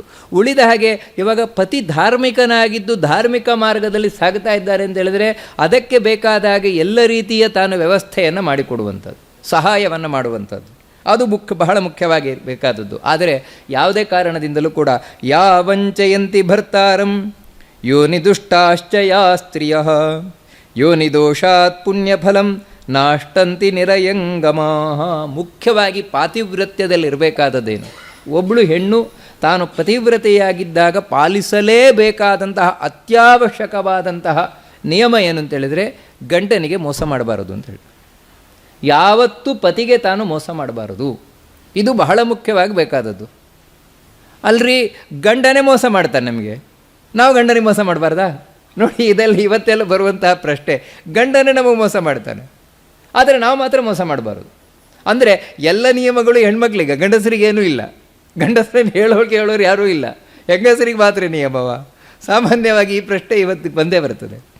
ನಿಯಮ ಅನ್ನೋದು ಎಲ್ಲರಿಗೂ ಸಾಮಾನ್ಯ, ಸ್ತ್ರೀಯರಿಗಾಗಲಿ ಪುರುಷರಿಗಾಗಲಿ ನಿಯಮ ಇದ್ದದ್ದೇ ಅಲ್ಲ. ಪುರುಷರಿಗೆ ಮತ್ತೆ ಯಾಕೆ ಸ್ತ್ರೀಯರಿಗೆ ಮೋಸ ಮಾಡ್ಬೋದು? ಯಾಕಂತ ಹೇಳಿದ್ರೆ ಭಾಗವತದಲ್ಲಿ ಒಂದು ಮಾತು ಬರ್ತದೆ, ಏನಂತ ಹೇಳಿದ್ರೆ ಸ್ತ್ರೀಯಾಂ ನರ್ಮೇ ವಿವಾಹೇ ಚ ವೃತ್ಯರ್ಥೇ ಪ್ರಾಣ ಸಂಕಟ. ಇಷ್ಟು ಕಡೆ ಸುಳ್ಳು ಹೇಳ್ಬೋದು ಅಂತ. ಎಲ್ಲಿಂದ ಹೇಳಿದರೆ ಹೆಂಗಸರಲ್ಲಿ ಸುಳ್ಳು ಹೇಳ್ಬೋದು ಅಂತ. ಹೆಂಗಸರ ಹತ್ರ ಸುಳ್ಳು ಹೇಳ್ಬೋದು ತೊಂದರೆ ಇಲ್ಲ ಅಂತ ಭಾಗವತದಲ್ಲಿ ಬರ್ತದೆ. ಹಾಗಿದ್ರೆ ಹೆಂಗಸರ ಹತ್ರ ಗಂಡಸರು ಸುಳ್ಳು ಹೇಳ್ಬೋದು, ಆದರೆ ಹೆಂಗಸರು ಮಾತ್ರ ಗಂಡಸರ ಹತ್ರ ಸುಳ್ಳು ಹೇಳಬಾರ್ದು. ಇದೇ ನಿಯಮ. ನೋಡಿ, ಸಾಮಾನ್ಯವಾಗಿ ಇಂಥ ಪ್ರಶ್ನೆಗಳೆಲ್ಲ ನಮಗೆ ಬರ್ತದೆ. ಇಲ್ಲಿ ತಿಳ್ಕೊಳ್ಬೇಕಾದದ್ದು ಏನು ಅಂತ ಹೇಳಿದರೆ ಎರಡೂ ಕಡೆಯೂ ಕೂಡ ಎಲ್ಲಿ ಸುಳ್ಳು ಹೇಳಬೇಕು, ಎಲ್ಲಿ ಸುಳ್ಳು ಹೇಳಬಾರ್ದು ನೋಡಿ. ಯಾಕಂತ ಹೇಳಿದ್ರೆ ಸುಳ್ಳು ಸತ್ಯಗಳು ಯಾವುದಾಗತ್ತೆ ಅದನ್ನು ಪ್ರಾಥಮಿಕವಾಗಿ ತಿಳ್ಕೊಳ್ಬೇಕಾದದ್ದು. ಯತ್ಸತಾಂ ಹಿತಮತ್ಯಂತಂ ತತ್ಸತ್ಯಮಿತಿ ಗೀಯತೆ. ಯಾವುದು ಸತ್ಯ ಅಂತ ಹೇಳಿದರೆ ಯಾವುದು ಹಿತವಾದದ್ದು ಅದು ಸತ್ಯ, ಒಳ್ಳೆಯದಾಗತ್ತೋ ಅದು ಸತ್ಯ. ಅಂತಹ ಇವಾಗ ನೋಡಿ, ವಾಸ್ತವಿಕವಾಗಿ ಗಂಡನಾದವನ ಹೆಂಡತಿಯ ವಿಷಯದಲ್ಲೂ ಅಷ್ಟೇ. ಇವಾಗ ಕೆಲವು ವಿಷಯ ಏನಿರ್ತದೆ ಅಂತ ಹೇಳಿದರೆ ನೀವು ಹೇಳಲಿಕ್ಕೆ ಹೋದರೆ ಹೆಂಡತಿ ದೊಡ್ಡ ಗಲಾಟೆ ಮಾಡ್ತಾಳೆ ಅಂತ. ಅದೇನು ದೊಡ್ಡ ವಿಷಯ ಏನಲ್ಲ ಅದು. ನಿಮಗೆ ಉದಾಹರಣೆಗೆ ಹೇಳುವುದಾಗಿದ್ದರೆ, ಇವಾಗ ಅಂಗಡಿಯಿಂದ ಒಂದು ಸಾಮಾನು ತೊಗೊಂಬಂದೆ ಅಂತ ತಿಳ್ಕೊಳ್ಳಿ. ಒಂದು ಸೊಪ್ಪು ತೊಗೊಂಬಂದೆ, ಎಷ್ಟು ಕೊಟ್ರಿ ಅದಕ್ಕೆ ನೋಡಿ ಕೇಳ್ತಾಳೆ ಅಂತ ತಿಳ್ಕೊಳ್ಳಿ. ಅದು ಒಂದು ಕಟ್ಟಿಗೆ 25 ರೂಪಾಯಿ. ನಿಮಗೆ ತಲೆ ಸರಿ ಇಲ್ವಾ? 25 ರೂಪಾಯಿ ಕೊಡ್ತಾರೆ ಅದಕ್ಕೆ. ನೋಡಿ, 5 ರೂಪಾಯಿ ಸಿಗ್ತಾ ಇತ್ತು. ಈ ರೀತಿ ದೊಡ್ಡ ಗಲಾಟೆ ಅದಕ್ಕಾಗ್ಲಿಕ್ಕೆ ಸಾಧ್ಯತೆ ಇದೆ. ಅದಕ್ಕೇನು ಅಂತ ಹೇಳಿದರೆ ನೋಡಿ, ಇಂಥ ವಿಷಯದಲ್ಲಿ ಎಷ್ಟು ಕೊಟ್ರಿ? 5 ರೂಪಾಯಿ ಕೊಟ್ಟೆ. ಏನು ಅದರಿಂದ ಹೋಗುವುದೇನಿಲ್ಲ, ಅದರಿಂದ ಏನು ಆಗುವುದೇನಿಲ್ಲ. ಆದರೆ ಏನಂತ ಹೇಳಿದರೆ 5 ರೂಪಾಯಿ ಚೀಪ್ ಆಯಿತು ಬಿಡಿ. ಯಾಕಂದರೆ ಸಂಪಾದನೆ ಮಾಡೋದು ಗಂಡನೇ, ಹೆಂಡತಿ ಏನು ಸಂಪಾದನೆ ಮಾಡೋದಲ್ಲ. ಅದರಿಂದಾಗಿ ಇದರೇನೆಂದರೆ ಒಂದು ಸಣ್ಣ ವಿಷಯಕ್ಕೆ ದೊಡ್ಡ ಗಲಾಟೆ ಆಗುತ್ತದೆ ಅಂತ ಹೇಳುವ ಸಂದರ್ಭದಲ್ಲಿ ಪತಿಯಾದವನು ಪತ್ನಿಗೆ ಈ ರೀತಿ ಒಂದು ಸಣ್ಣ ಸುಳ್ಳು ಹೇಳಿದರೂ ಕೂಡ ಅದೇನು ತಪ್ಪೇನಲ್ಲ. ಯಾಕೆಂದರೆ ಅದರಿಂದಾಗಿ ಅವಳಿಗೆ ಮೋಸ ಮಾಡಿದಾಗೇನಲ್ಲ. ಆದರೆ ಒಂದೇನು ಅಂತ ಹೇಳಿದರೆ ಅವಳ ಜೀವನಕ್ಕೆ ಹಾನಿಯಾಗುವಾಗೆ, ದಾಂಪತ್ಯ ಜೀವನಕ್ಕೆ ಬಿರುಕು ಆಗುವಾಗೆ ಅಂತಹ ಸುಳ್ಳುಗಳನ್ನು ಯಾರು ಹೇಳಿದರೂ ತಪ್ಪೇದು. ಅದನ್ನು ಶಾಸ್ತ್ರ ಯಾವತ್ತೂ ಒಪ್ಪಲ್ಲ. ತಾನು ಯಾರೋ ಪರಸ್ತ್ರೀಯ ಸಂಪರ್ಕವನ್ನು ಮಾಡುವಂಥದ್ದು, ಪರಸ್ತ್ರೀಯ ಸಂಬಂಧವನ್ನು ಮಾಡುವಂಥದ್ದು, ಯಾರು ಈ ರೀತಿ ಕೆಟ್ಟದ್ದನ್ನೆಲ್ಲ ಮಾಡ್ತಾ ಹೆಂಡತಿಗಾಗಬೇಕಾದ್ರೆ ಸುಳ್ಳು ಹೇಳ್ಕೊಂಡಿರುವಂಥದ್ದು, ಇದು ಸರಿಯಲ್ಲ. ಇಂಥದ್ದೆಲ್ಲ ಸರಿಯಲ್ಲ. ಅದೇ ರೀತಿ ಸ್ತ್ರೀಯು ಕೂಡ, ಸ್ತ್ರೀಯು ಯಾಕೆ ಅಂತ ಹೇಳಿದರೆ ಸ್ತ್ರೀಯ ಸಂಪೂರ್ಣ ರಕ್ಷಣೆ ಪುರುಷನ ಕೈಯಲ್ಲಿದೆ. ವಿವಾಹ ಅನ್ನುವಂಥದ್ದು ಯಾಕೆ ವಿಧಿಸಲ್ಪಟ್ಟಿದೆ ಹಿಂದೆ ಅಂತ ಹೇಳಿದರೆ ಸ್ತ್ರೀಯರ ಸಂಪೂರ್ಣ ರಕ್ಷಣೆಯ ಭಾರ ಪುರುಷನ ಕೈಯಲ್ಲಿದೆ. ಆದರೆ ಪುರುಷನ ರಕ್ಷಣೆಯ ಭಾರ ಸ್ತ್ರೀ ಕೈಯಲ್ಲಿಲ್ಲ, ಹೆಂಡತಿ ಕೈಯಲ್ಲಿಲ್ಲ. ಗಂಡನೆಯನ್ನು ರಕ್ಷಣೆ ಮಾಡಬೇಕಾದದ್ದು ಹೆಂಡತಿ ಕೈಯಲ್ಲಿರುವುದಲ್ಲ, ಮತ್ತು ಹೆಂಡತಿಯನ್ನು ರಕ್ಷಣೆ ಮಾಡಬೇಕಾದದ್ದು ಗಂಡನ ಕೈಯಲ್ಲಿರುವಂಥದ್ದು. ಅದಕ್ಕೋಸ್ಕರವೇ ವಿವಾಹದಲ್ಲಿ ಆ ಹುಡುಗಿಯ ತಂದೆ ಕೈಯನ್ನು ಇಟ್ಟು ಆ ಹುಡುಗನ ಮೇಲೆ ಧರ್ಮೇಚ ಕಾಮೇಚ ಅರ್ಥೇಚ ನಾಚಿತರಿತವ್ಯಂ ಅನ್ನೋ ಮಾತು ತಗೊಳ್ತಾರೆ. ನೋಡಪ್ಪ, ಧರ್ಮ ಕಾಮ ಮೋಕ್ಷದ ಧರ್ಮ ಅರ್ಥ ಕಾಮದಲ್ಲಿ ಇವಳನ್ನು ಮೀರಿ ನಡಿಬಾರ್ದು ನೀನು, ಅಂದರೆ ಇವಳನ್ನು ಒಟ್ಟಿಗೆ ಕರ್ಕೊಂಡು ಹೋಗಬೇಕು, ನಿನಗೆ ಜವಾಬ್ದಾರಿ ವಹಿಸ್ತಾ ಇದ್ದೇನೆ ಅಂತ. ಆಯಿತು ನಾತಿ ಚರಾಮಿ ಅಂತ ಹೇಳಿ ಅವನು ಮಾತು ಕೊಡ್ತಾನೆ. ಅದಕ್ಕಾಗಿ ಆ ಹೆಣ್ಣಿನ ಜವಾಬ್ದಾರಿ ಇದೆ. ಅದಕ್ಕಾಗಿ ಇವಳು ಯಾವತ್ತೂ ಅವನಿಗೆ ಒಬೀಡಿಯೆಂಟೇ ಆಗಿರಬೇಕು, ಗಂಡನಿಗೆ, ಯಾಕಂದರೆ ಜವಾಬ್ದಾರಿ ಇರುವುದರಿಂದಾಗಿ. ಯಾವತ್ತೂ ಕೂಡ ಇವಾಗ ಒಂದು ಹಾಸ್ಟೆಲಲ್ಲಿ ಹುಡುಗರಿದ್ದಾರೆ ಅಂತ ತಿಳ್ಕೊಳ್ಳಿ, ಹುಡುಗರಿದ್ದಾಗ ಆ ಹುಡುಗರು ವಾರ್ಡನ್ನಿಗೆ ತಾವು ಒಬೀಡಿಯೆಂಟ್ ಆಗಿರಬೇಕು ತಾನೆ. ಹಾಗಿದ್ರೆ ಮಾತ್ರ ಆ ವಾರ್ಡನ್ ಸರಿಯಾಗಿ ನೋಡ್ಕೊಳ್ಳಿಕ್ಕಾಗ್ತದಷ್ಟೇ ಎಲ್ಲ ವಿದ್ಯಾರ್ಥಿಗಳನ್ನು. ಅದು ಬಿಟ್ಟು ವಿದ್ಯಾರ್ಥಿಗಳು ಅವನಿಗೆ ಯಾರು ಪಾಲಕ ಇದ್ದಾನೆ ಅವನಿಗೆ ತಾವು ಮೋಸ ಮಾಡ್ತಾ ಇದ್ದಾರೆ ಅಂತ ಹೇಳಿದರೆ ಆವಾಗ ನೋಡ್ಕೊಳ್ಳಿಕ್ಕಾಗೋದಿಲ್ಲ, ಸರಿಯಾಗಿ ನೋಡ್ಕೊಳ್ಳಿಕ್ಕಾಗೋದಿಲ್ಲ. ಇಲ್ಲ ಅದೇ ರೀತಿ. ಆ ಕಾರಣದಿಂದಲೇ ಹೇಳುವಂಥದ್ದು, ಗಂಡನಿಗೆ ಯಾವತ್ತೂ ಹೆಂಡತಿ ತಾನು ಮೋಸ ಮಾಡಬಾರ್ದು. ಆದರೆ ಕೆಲವೊಂದು ಬಾರಿ ಇವಾಗ ಒಂದು ಸಣ್ಣ ಏನೋ ಒಂದು ಸಣ್ಣದು ಅದರಿಂದಾಗಿ ಗಂಡನಿಗೆ ದೊಡ್ಡ ಕೋಪ ಬಂದುಬಿಡ್ತದೆ, ಏನು ಸಣ್ಣ ವಿಷಯ ಅದು, ಅದರಿಂದ ಏನು ಆಗೋದಲ್ಲ. ಅಂಥ ಸಂದರ್ಭದಲ್ಲಿ ಸುಳ್ಳು ಹೇಳುವುದರಿಂದಾಗಿ ಒಳ್ಳೆಯದಾಗ್ತದೆ ಅಂತ ಹೇಳುವುದಾಗಿದ್ದರೆ ಏನು ತೊಂದರೆ ಇಲ್ಲ. ನೋಡಿ, ಎಲ್ಲಿಯೇ ಆಗಲಿ ನಾವು ಸುಳ್ಳು ಹೇಳುವುದರಿಂದಾಗಿ ಒಳ್ಳೆಯದಾಗತ್ತೆ, ಕುಟುಂಬಕ್ಕೆ ಒಳ್ಳೆಯದಾಗತ್ತೆ, ದಾಂಪತ್ಯಕ್ಕೆ ಒಳ್ಳೆಯದಾಗತ್ತೆ, ಅದೇನು ತೊಂದರೆ ಇಲ್ಲ. ಆದರೆ ಯಾವುದು ಕೆಡುಕಾಗುತ್ತದೋ ಅಂತ ಅದನ್ನು ಹೇಳಬಾರದು. ಆದರೆ ಒಂದಂತೂ ಹೇಳ್ತಾರೆ, ಸ್ತ್ರೀಯರು ಯಾವತ್ತೂ ಕೂಡ ತಾವು ಕುಲಗೇಡಿಗಳಾಗಬಾರದು, ಅದನ್ನು ಸ್ಪಷ್ಟ ಹೇಳ್ತಾಳೆ. ಯೋನಿ ದುಷ್ಟಾಶ್ಚ ಯಾ ಸ್ತ್ರೀಯ ಅಂತ ಹೇಳಿದರೆ ಯಾವ ಹೆಣ್ಣು ತಾನು ಶೀಲವನ್ನು ಕಳ್ಕೊಳ್ತಾಳೆ ಅಂತೇಳಿದರೆ, ಪತಿವ್ರತೆಯಾಗಿದ್ದುಕೊಂಡು, ಪತಿವ್ರತೆ ಅಂತ ಹೇಳಿದರೆ ಮದುವೆಯಾದವಳಾಗಿ ಶೀಲವನ್ನು ಕಳ್ಕೊಳ್ತಾಳೆ, ಅಂದರೆ ಪರಪುರುಷನ ಸಂಪರ್ಕವನ್ನು ಮಾಡ್ತಾಳೆ, ಅದರಿಂದ ಅವಳು ಎಲ್ಲ ಪುಣ್ಯ ಕಳ್ಕೊಳ್ತಾಳೆ ಅಂತೇಳಿ. ತಾನು ಏನು ಪುಣ್ಯ ಮಾಡ್ತಾಳೆ ಅದೆಲ್ಲ ಕಳ್ಕೊಳ್ತಾಳೆ. ಕಾರಣ ಏನು ಅಂತೇಳಿದರೆ ವಿವಾಹ ಅನ್ನುವಂಥದ್ದು ನಾವಿವತ್ತು ತಿಳ್ಕೊಳ್ಳುವ ಹಾಗೆ ಬರೀ ಗಂಡ ಹೆಂಡತಿ ಒಟ್ಟಿಗೆ ಬದುಕಲಿಕ್ಕೆ ಲೈಸೆನ್ಸ್ ಅಲ್ಲ ಅದು. ಇವತ್ತೇನು ಅಂತೇಳಿದರೆ ಬರೀ ಒಂದು ಲೈಸೆನ್ಸ್ ಅಷ್ಟೇ, ಅದಕ್ಕಿಂತ ಹೆಚ್ಚು ಇನ್ನೇನಿಲ್ಲ. ಮದುವೆ ಆಗದೆ ಇಬ್ಬರು ಒಟ್ಟಿಗೆ ತಿರುಗಿದ್ರೆ ಜನ ಮಾತಾಡ್ಕೊಳ್ತಾರೆ. ಮದುವೆ ಊಟ ಹಾಕಿದ್ರು ಅಂದರೆ ಮಾರನೇ ದಿನ ಬಿಡಿ ಅವರು ಒಟ್ಟಿಗೆ ಹಾಕಿದ್ದಾರೆ ಅಂತ ಈ ರೀತಿ ನಾವು ಅದಕ್ಕೆ ಒಪ್ಪಿಗೆ ಕೊಡ್ತದೆ ಸಮಾಜ. ಅಷ್ಟೇ ಅಲ್ಲ, ಮತ್ತು ಈ ವಿವಾಹದ ಹಿಂದೆ ಒಂದು ಕಟ್ಟುನಿಟ್ಟಾದಂತಹ ವ್ರತ ಇದೆ, ಧಾರ್ಮಿಕವಾದ ಆಚರಣೆ ಇದೆ, ತಪಸ್ಸಿದೆ. ಹಿಂದಿನವರು ಪ್ರತಿಯೊಂದನ್ನು ಮಾಡಿದ ಯಾಕೋಸ್ಕರ ಅಂತ ಹೇಳಿದ್ರೆ ಸಾಧನೆಯ ದೃಷ್ಟಿಯಿಂದ, ಧಾರ್ಮಿಕವಾದ ದೃಷ್ಟಿಯಿಂದ. ಧಾರ್ಮಿಕವಾದ ದೃಷ್ಟಿ ಬಿಟ್ಟರೆ ಮದುವೆಗೆ ಅರ್ಥ ಇಲ್ಲ. ಆದರೆ ಧಾರ್ಮಿಕವಾದ ದೃಷ್ಟಿಯನ್ನು ನಾವು ಇಟ್ಟುಕೊಂಡ್ರೆ ತುಂಬ ಅರ್ಥ ಇದೆ. ಅದನ್ನು ಇಟ್ಟುಕೊಂಡು ಹೇಳ್ತಾ ಇರುವಂಥದ್ದು, ಸ್ತ್ರೀಯರು ಯಾವತ್ತೂ ತಾವು ಶೀಲಗೇಡಿಗಳಾಗಬಾರದು. ಮತ್ತು ಸಾಧ್ವ್ಯೋ ಜಗದ್ಧಾರಯಂತಿ ಸುಶೀಲಾ ಪತಿದೇವತಾ ಅನನ್ಯ ಧರ್ಮನಿತ್ಯಾಶ್ಚ ಸತೀ ಪಂಥಾನಮಾಶ್ರಿತಾ. ಅದೇ ಹೆಣ್ಣು ಮಕ್ಕಳು ಪತಿವ್ರತೆಯರಾಗಿದ್ದರು ಅಂತ ಹೇಳಿದರೆ ಎಂಥ ಶಕ್ತಿವಂತರಾಗಿರ್ತಾರೆ ಅಂದರೆ, ಪಾರ್ವತಿ ತಾನು ಹೇಳ್ತಾಳೆ, ಅವರು ತಮ್ಮ ಮನೆಯನ್ನು ಮಾತ್ರ ನೋಡಿಕೊಳ್ಳೋದಲ್ಲ, ತಮ್ಮ ಗಂಡನನ್ನು ಮಾತ್ರ ಉಳಿಸುವುದಲ್ಲ, ಮಕ್ಕಳನ್ನು ಮಾತ್ರ ಉಳಿಸುವುದಲ್ಲ, ಮತ್ತು ಮನೆಯನ್ನು ಕುಲವನ್ನು ಮಾತ್ರ ಉಳಿಸುವುದಲ್ಲ, ಇಡೀ ಜಗತ್ತನ್ನು ಉಳಿಸ್ತಾರೆ ಅಂತ ನೋಡಿ. ಪತಿವ್ರತೆಯರಿಗೆ ಎಷ್ಟು ಶಕ್ತಿ ಉಂಟು ಅಂತ ಹೇಳಿದರೆ ಇಡೀ ಜಗತ್ತನ್ನು ಉಳಿಸುವ ಸಾಮರ್ಥ್ಯ ಉಂಟು ಅವರಿಗೆ ಅಂತ ಹೇಳ್ಬೋದು. ಪಾತಿವ್ರತ್ಯಕ್ಕೆ ಅಷ್ಟು ತಪಸ್ಸುಂಟು. ಮಾರ್ಕಂಡೇಯ ಪುರಾಣದಲ್ಲಿ ಇದೇ ಕಥೆ ಬರ್ತದೆ. ಒಬ್ಬಳು ಪತಿವ್ರತ ಸ್ತ್ರೀ ತನ್ನ ಗಂಡನನ್ನು, ಕುಷ್ಠರೋಗಿಯಾದ ಗಂಡ, ಆದರೆ ಅವನಿಗೆ ವೇಶ್ಯ ಮನೆಗೆ ಹೋಗಬೇಕು ಅಂತ ಆಸೆ. ಅವನಿಗೆ ಹೇಳಲಿಕ್ಕಾಗೋಲ್ಲ, ಬೀಳಲಿಕ್ಕಾಗೋಲ್ಲ, ಆಗಿದ್ರೆ ಅವನಿಗೆ ಹೋಗ್ಬೇಕಂತ ವೇಶ್ಯ ಮನೆಗೆ. ಹೆಂಡತಿಗೆ ಹೇಳ್ತಾನೆ ಕರ್ಕೊಂಡು ಹೋಗು ಅಂತ. ನೋಡಿ ಪಾಪ, ಅವಳು ಗಂಡನ ಆಸೆ. ಅದಕ್ಕೋಸ್ಕರ ಬೆನ್ನಿನಿಂದ ಗಂಡನನ್ನು ಕಟ್ಕೊಂಡು ಹೋಗ್ತಾಳು. ಸಂಜೆ ರಾತ್ರಿಯಲ್ಲಿ ಹೋಗಬೇಕಾದ್ರೆ ಅವನ ಕೈ ತಾಗಿತು ಒಬ್ಬ ಋಷಿಗೆ. ಅವನು ಶಾಪ ಕೊಟ್ಟ, ನಾಳೆ ಬೆಳಗಾಗುವುದರೊಳಗೆ ಅವನು ಸತ್ತೇ ಹೋಗಲಿ ಅಂತ. ಯಾರ ಕೈ ನನಗೆ ಮುಟ್ಟಿತೋ ಅವನು ಸತ್ತೇ ಹೋಗಲಿ ಬೆಳಗಾಗುವುದರೊಳಗೆ ಅಂತ. ಇವಳಿಗೆ ಈ ಮಾತು ಕೇಳಿಸ್ತು. ನೋಡಿ, ಅವಾಗ ಒಂದು ಮಾತು ಹೇಳ್ತಾಳೆ, ಇದು ಮಾರ್ಕಂಡೇಯ ಪುರಾಣದಲ್ಲಿ ಇವತ್ತು ಇರುವ ಕಥೆ. ಒಂದು ಮಾತು ಹೇಳ್ತಾನೆ, ನಾಳೆ ಬೆಳಗಾಗುವುದೇ ಬೇಡ ಅಂತ. ಬೆಳಗಾದರೆ ತಾನೇ ನನ್ನ ಗಂಡ ಸಾಯುವುದು, ಬೆಳಗಾಗುವುದೇ ಬೇಡ ಅಂತ. ಅವಳ ಮಾತು ಎಷ್ಟು ಅಂದರೆ ಆ ಮಾತಿಗೆ ಬೆಲೆ ಕೊಟ್ಟು ಸೂರ್ಯ ಬರಲೇ ಇಲ್ಲ. ಮಾರನೇ ದಿನ ಉದಯವೇ ಆಗಲಿಲ್ಲ. ಉದಯ ಆಗುವ ಸಮಯ ಬರ್ತಾ ಇದೆ, ಉದಯ ಆಗ್ತಾ ಇಲ್ಲ. ದೇವತೆಗಳೆಲ್ಲರೂ ಕಂಗಾಲಾಗ್ತಾರೆ. ಸೂರ್ಯನ ಹತ್ರ ಹೇಳಿದರೆ, ಇಲ್ಲ ಅವಳ ಮಾತು ನನಗೆ ಮೀರ್ಲಿಕ್ಕಾಗೋಲ್ಲ ಅಂತ ಹೇಳಿ. ಪತಿವ್ರತೆಯ ಮಾತನ್ನು ನನಗೆ ಮೀರ್ಲಿಕ್ಕಾಗೋಲ್ಲ.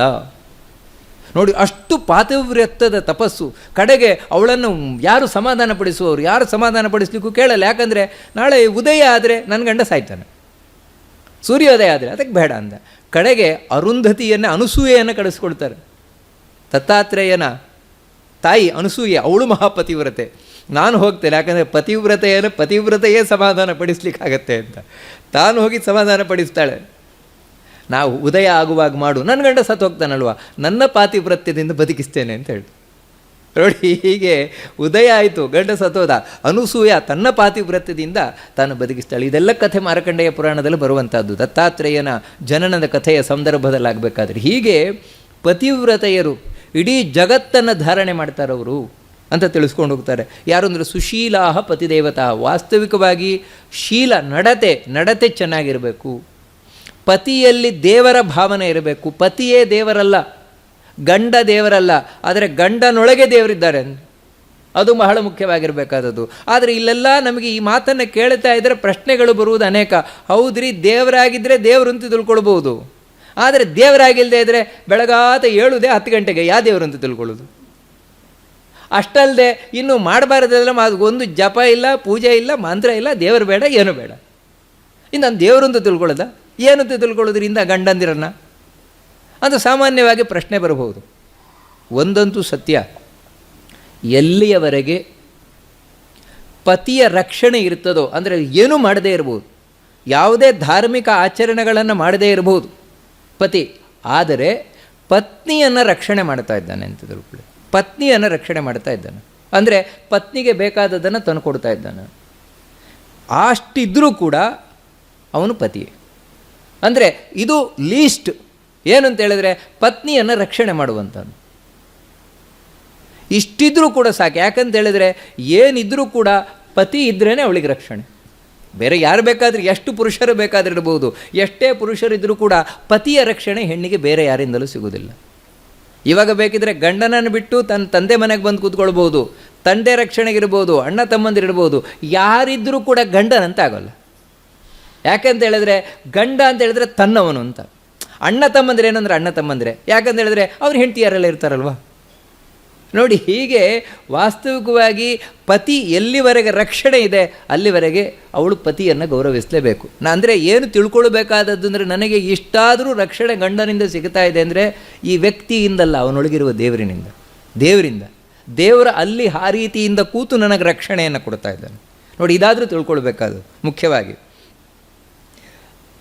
ಅವಾಗ್ದುಷ್ಟ ಶೌಚಯುಕ್ತ ಧೃತಿಮತ್ಯಶುಭವ್ರತಾ ಸತತಂ ಸಾಧುವಾದಿನ್ಯೋ ಧಾರಯಂತಿ ಜಗತ್ ಖಲು. ಹೇಗಿರಬೇಕು ಹೆಣ್ಣುಮಕ್ಕಳು ಅಂದರೆ? ಇಡೀ ಜಗತ್ತನ್ನು ಧಾರಣೆ ಮಾಡ್ತಾರೆ ಅವರು, ಉಳಿಸ್ತಾರೆ ಹೆಣ್ಣುಮಕ್ಕಳು. ಹೇಗಿರ್ತಾರೆ ಅಂತ ಹೇಳಿದ್ರೆ ಅವಾಗ ದುಷ್ಟಾಹ. ವಾಸ್ತವಿಕವಾಗಿ ಹೆಣ್ಣು ಮಕ್ಕಳ ಮಾತು ದುಷ್ಟವಾಗಿರಬಾರದು ಅಂತ ಹೇಳ್ತಾರೆ. ಕೆಟ್ಟ ಮಾತನ್ನು ಬಾಯಿಂದ ಆಡಬಾರದು.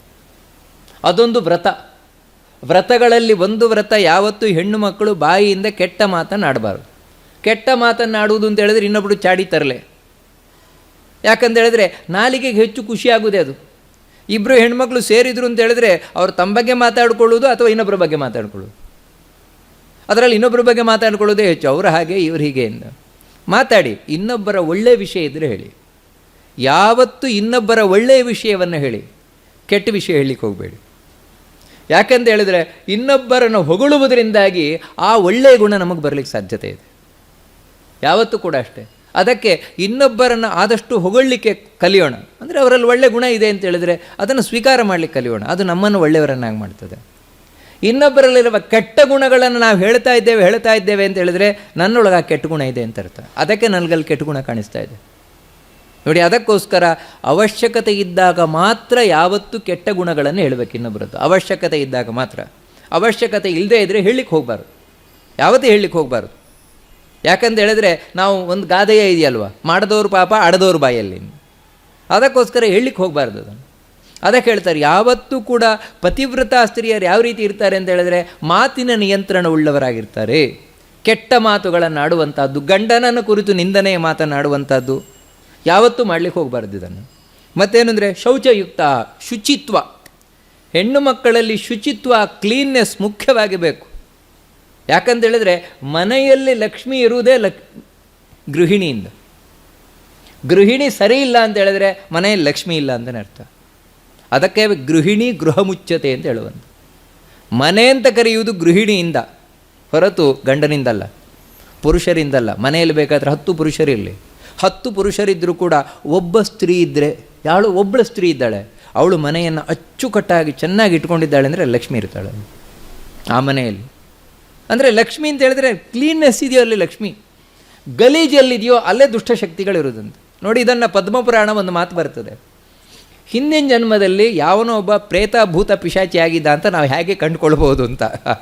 ಇದೊಂದು ಬರ್ತದೆ ನೋಡಿ, ಪದ್ಮಪುರಾಣದಲ್ಲಿ ಬರ್ತದೆ. ಹಿಂದಿನ ಜನ್ಮದಲ್ಲಿ ಇವನು ಪ್ರೇತ ಆಗಿದ್ದ, ಭೂತ ಆಗಿದ್ದ, ಪಿಶಾಚಿ ಆಗಿದ್ದ ಅಂತ ಹೇಗೆ ಕಂಡುಕೊಳ್ಬೋದು ಅಂತ.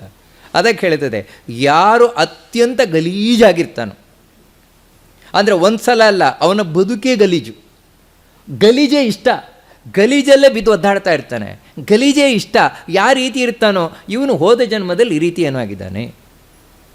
ಯಾಕಂತ ಹೇಳಿದ್ರೆ ಇಂತಹ ದುಷ್ಟಶಕ್ತಿಗಳಿಗೆ ಗಲೀಜು ಅಂದರೆ ಬಹಳ ಇಷ್ಟ, ಕ್ಲೀನ್ನೆಸ್ ಆಗೋಲ್ಲ ಅವುಗಳಿಗೆ. ಅದರಿಂದಾಗಿ ಯಾವತ್ತೂ ನಮ್ಮ ಮನೆಯನ್ನಾಗಲಿ ಮನವನ್ನಾಗಲಿ ಗಲೀಜು ಮಾಡ್ಕೊಳ್ಬಾರ್ದು. ಯಾವಾಗ ಗಲೀಜು ಮಾಡಿಕೊಂಡು ದುಷ್ಟಶಕ್ತಿಗಳನ್ನು ಆಹ್ವಾನ ಮಾಡಿದಾಗದು. ಮತ್ತು ಆದಷ್ಟು ನಾವು ಕ್ಲೀನಾಗಿ ಇಟ್ಕೊಳ್ಬೇಕು, ದೇಹವನ್ನಾಗಲಿ ಮನಸ್ಸನ್ನಾಗಲಿ ಮನೆಯನ್ನಾಗಲಿ ಅಥವಾ ಮನೆಯ ಅಂಗಳವನ್ನಾಗಲಿ ಎಲ್ಲವನ್ನು ಆದಷ್ಟು ಕ್ಲೀನಾಗಿ ಇಟ್ಕೊಳ್ಬೇಕು. ಯಾಕಂದರೆ ಶುಚಿರುವೈ ದೇವಾಹ ಅಂತ, ದೇವತೆಗಳು ಯಾವತ್ತೂ ಶುಚಿ. ಅದೇ ಈ ದುಷ್ಟಶಕ್ತಿಗಳು ಯಾರಿದ್ದಾವೆ ಯಾವತ್ತೂ ಅಶುಚಿ ಅವುಗಳು. ಅದಕ್ಕೋಸ್ಕರ ಆ ರೀತಿ ಇರಬಾರದು ಅಂತ ಹೇಳ್ತಾನೆ. ಮತ್ತೇನು ಅಂತ ಹೇಳಿದರೆ ಧೃತಿ ಮತ್ಯ ಶುಭವ್ರತ, ಯಾವತ್ತು ಯಾರು ಪತಿವ್ರತೆಯರಿದ್ದಾರೆ ಧೃತಿ ಹೊಂದಿದವರ ಗಟ್ಟಿ ನಿಲುವಬೇಕು ಜೀವನದಲ್ಲಿ. ಗಟ್ಟಿ ನಿಲುವಿದ್ದರೆ ಮಾತ್ರ ಏನಾದರೂ ಸಾಧನೆ ಮಾಡಲಿಕ್ಕೆ ಆಗುತ್ತೆ. ಯಾಕಂತ ಹೇಳಿದರೆ ಹೆಣ್ಣಿನ ಮದುವೆ ಆದಲು ಅಂತ ಹೇಳಿದ್ರೇ ಅವಳು ಕಷ್ಟವನ್ನು ಪ್ರವೇಶ ಮಾಡ್ತಾ ಇದ್ದಾಳೆ ಅಂತ. ಅದಕ್ಕಾಗಿಯೇ ಒಂದು ಮದುವೆಯಲ್ಲಿ ಒಂದು ಘಟನೆ ಇದೆ ಅಲ್ಲ, ಅಂದರೆ ಒಂದು ಕಾರ್ಯಕ್ರಮ ಇದೆ. ಏನಂತ ಹೇಳಿದರೆ ಅಶ್ಮಾರೋಪಣ ಅಂತ. ಅಶ್ಮಾರೋಪಣ ಅಂತೇಳಿದರೆ ಒಂದು ಕಲ್ಲು, ಒಂದು ಗಂಧ ತೇದುವ ಕಲ್ಲಿರ್ಬೋದು, ಯಾವುದೇ ಇರ್ಬೋದು. ಅದರ ಮೇಲೆ ಆ ಹೆಣ್ಣಿನ ವಧುವಿನ ಕಾಲನ್ನು ಇರಿಸ್ತಾರೆ, ಪಾದವನ್ನು ಇರಿಸ್ತಾರೆ. ಪಾದವನ್ನು ಇರಿಸಿ ಏನೋ ಪುರೋಹಿತರು ಒಂದು ಮಂತ್ರ ಹೇಳ್ತಾರೆ. ಅದೇನೋ ನಮ್ಗೆ ಅರ್ಥ ಆಗೋಲ್ಲ, ಏನೂ ಅರ್ಥ ಆಗೋಲ್ಲ. ಆದರೆ ನಿಜವಾಗಲೂ ಅದನ್ನು ಗಂಡೇ ಹೇಳಬೇಕು, ಆ ಮಂತ್ರವನ್ನು ಗಂಡೇ ಹೇಳಬೇಕು. ಏನು ಅದರ ಅರ್ಥ ಅಂತೇಳಿದರೆ, ನೋಡು ಈ ಕಲ್ಲು ಯಾವ ರೀತಿ ಗಟ್ಟಿಯಾಗಿದೆಯೋ ಆ ರೀತಿ ಇನ್ನು ಮುಂದೆ ನಿನ್ನ ಮನಸ್ಸನ್ನು ಗಟ್ಟಿ ಮಾಡ್ಕೊಳ್ಬೇಕು ನೀನು. ನೋಡಿ, ಆ ರೀತಿ ಹೇಳೋದು. ಮದುವೆ ಆದಮೇಲೆ ನಿನ್ನ ಮನಸ್ಸನ್ನು ಗಟ್ಟಿ ಮಾಡಿಕೊಳ್ಬೇಕು. ಯಾಕಂತೇಳಿದರೆ ಇನ್ನೂ ನಿನಗೆ ಜವಾಬ್ದಾರಿ ಇದೆ. ಆ ಜವಾಬ್ದಾರಿಯನ್ನು ನಿರ್ವಹಣೆ ಮಾಡಬೇಕಾದ್ರೆ ನೀನು ಸೋಲದೆ ಗೆಲ್ಲಬೇಕು ಅಂತೇಳಿದರೆ ಧೃತಿ ಬೇಕೇ ಬೇಕು. ಧೃತಿ ಅಂತೇಳಿದರೆ ಅದೇ ಗಟ್ಟಿಯಾದ ನಿಲುವು. ಕಷ್ಟಗಳು ಬಂದಾಗ ಕಷ್ಟಗಳನ್ನು ಎದುರಿಸಲಿಕ್ಕೆ ಬೇಕಾದ ಗಟ್ಟಿಯಾದ ನಿಲುವು. ಯಾಕಂದರೆ ಯಾರನ್ನು ನಾವು ಪತಿವ್ರತೆಯರು ಅಂತ ಹೇಳ್ತೇವೆ. ಯಾವ ಪಾರ್ವತಿ ಹೇಳ್ತಾ ಇದ್ದಾಳೆ, ಪಾರ್ವತಿ ಏನು ಸಾಮಾನ್ಯಳ. ಅದಕ್ಕೆ ಯಾವತ್ತೂ ಪಾತಿವ್ರತ್ಯಕ್ಕೆ ಉದಾಹರಣೆಯನ್ನು ಕೊಡುವುದೇ ಪಾರ್ವತಿಯನ್ನು. ಯಾಕಂತೇಳಿದರೆ ಬೇರೆ ಯಾರ ಪತ್ನಿಯಲ್ಲ, ಶಿವನ ಪತ್ನಿಯವಳು. ಆ ಶಿವ ಸ್ಮಶಾನದಲ್ಲಿರುವಂಥವನು, ಬೂದಿಯನ್ನು ಬಳ್ಕೊಂಡವನು, ತಲೆಯನ್ನು ಕೆದರಿಕೊಂಡವನು, ಚರ್ಮವನ್ನು ತೊಟ್ಟವನು, ನಾಗವನ್ನು ಇದು ಆಭರಣವಾಗಿ ಮಾಡಿಕೊಂಡವನು, ಕೆಲವು ಸಲ ಹುಚ್ಚನಾಗಿರ್ತಾನೆ, ಕೆಲವು ಸಲ ಕ್ರೋಧ ಮಾಡಿಕೊಳ್ತಾನೆ. ಏನೇನು ಅಂದರೆ ಒಂದು ಹೆಣ್ಣು ಬಯಸುವ ಯಾವುದೇ ಗುಣವೂ ಇಲ್ಲ ಅಂತ ಹೇಳಿದ್ರೆ ಈ ಹೊರಗಿನದ್ದು ಯಾವುದೂ ಇಲ್ಲ. ಹಾಗಿದ್ದರೂ ನೋಡಿ ಪಾರ್ವತಿ ಅವನ ಸೇವೆಯನ್ನು ಅಷ್ಟು ಭಕ್ತಿ ಶ್ರದ್ಧೆಯಿಂದ ಮಾಡ್ತಾಳೆ. ನಿಜವಾಗಲೂ ಕೂಡ ಶಿವ ವೈರಾಗ್ಯ ಶಿಖಾಮಣಿ. ಏನೂ ಬೇಡ, ವಾಸ್ತವಿಕವಾಗಿ ಪಾರ್ವತಿ ಬೇಡ ಅವನಿಗೆ, ಶಿವನಿಗೆ ಅಂಥ ವೈರಾಗ್ಯ ಶಿಖಾಮಣಿ. ಹಾಗಿದ್ದರೂ ಕೂಡ ಪಾರ್ವತಿಯನ್ನು ತನ್ನ ತೊಡೆ ಮೇಲೇ ಕೂರಿಸಿಕೊಂಡು ಪ್ರೀತಿ ಮಾಡ್ತಾನೆ. ಕಾರಣ ಏನು ಅಂತ ಹೇಳಿದರೆ ಸ್ವಭಕ್ತಿಲತೆಯ ವಶೀಕೃತವತಿ ಸತೀಯಂ ಸತಿ. ತನ್ನ ಭಕ್ತಿಯಿಂದ ತನ್ನ ಸೇವೆಯಿಂದ ಶಿವನನ್ನು ಅಷ್ಟು ಒಲಿಸಿಕೊಳ್ತಾಳಂತೆ ಪಾರ್ವತಿ. ಅಂದರೆ ಈ ಪಾತಿವ್ರತ್ಯ ಅಂತ ಎನ್ನುವುದೇನಿದೆ ಸುಲಭವಾದದ್ದಲ್ಲ, ಕಷ್ಟ ಸಾಧ್ಯವಾದದ್ದು. ಅದಕ್ಕಾಗಿಯೇ ಆ ಕಷ್ಟವನ್ನು ಮೀರಿ ನಿಲ್ಲಬೇಕು ಅಂದರೆ ತಾಳ್ಮೆ ಬೇಕು, ತಾಳ್ಮೆ ಇರಬೇಕು. ಅದಕ್ಕೋಸ್ಕರ ಯಾವುದೇ ಹೆಣ್ಣು ಪತಿವ್ರತೆಯಾಗಿದ್ದರೆ ನೋಡಿ, ಇವತ್ತು ಹೊಗಳುವುದು ಮುಖ್ಯ ಅಲ್ಲ. ಇವತ್ತು ಏನು ಮಾಡ್ತಾರೆ ಅದಲ್ಲ, ಮತ್ತು ಅವರು ಹೋಗಿ 2 ತಲೆಮಾರಾದ ಮೇಲೆ ಹೊಗಳ್ಬೇಕು.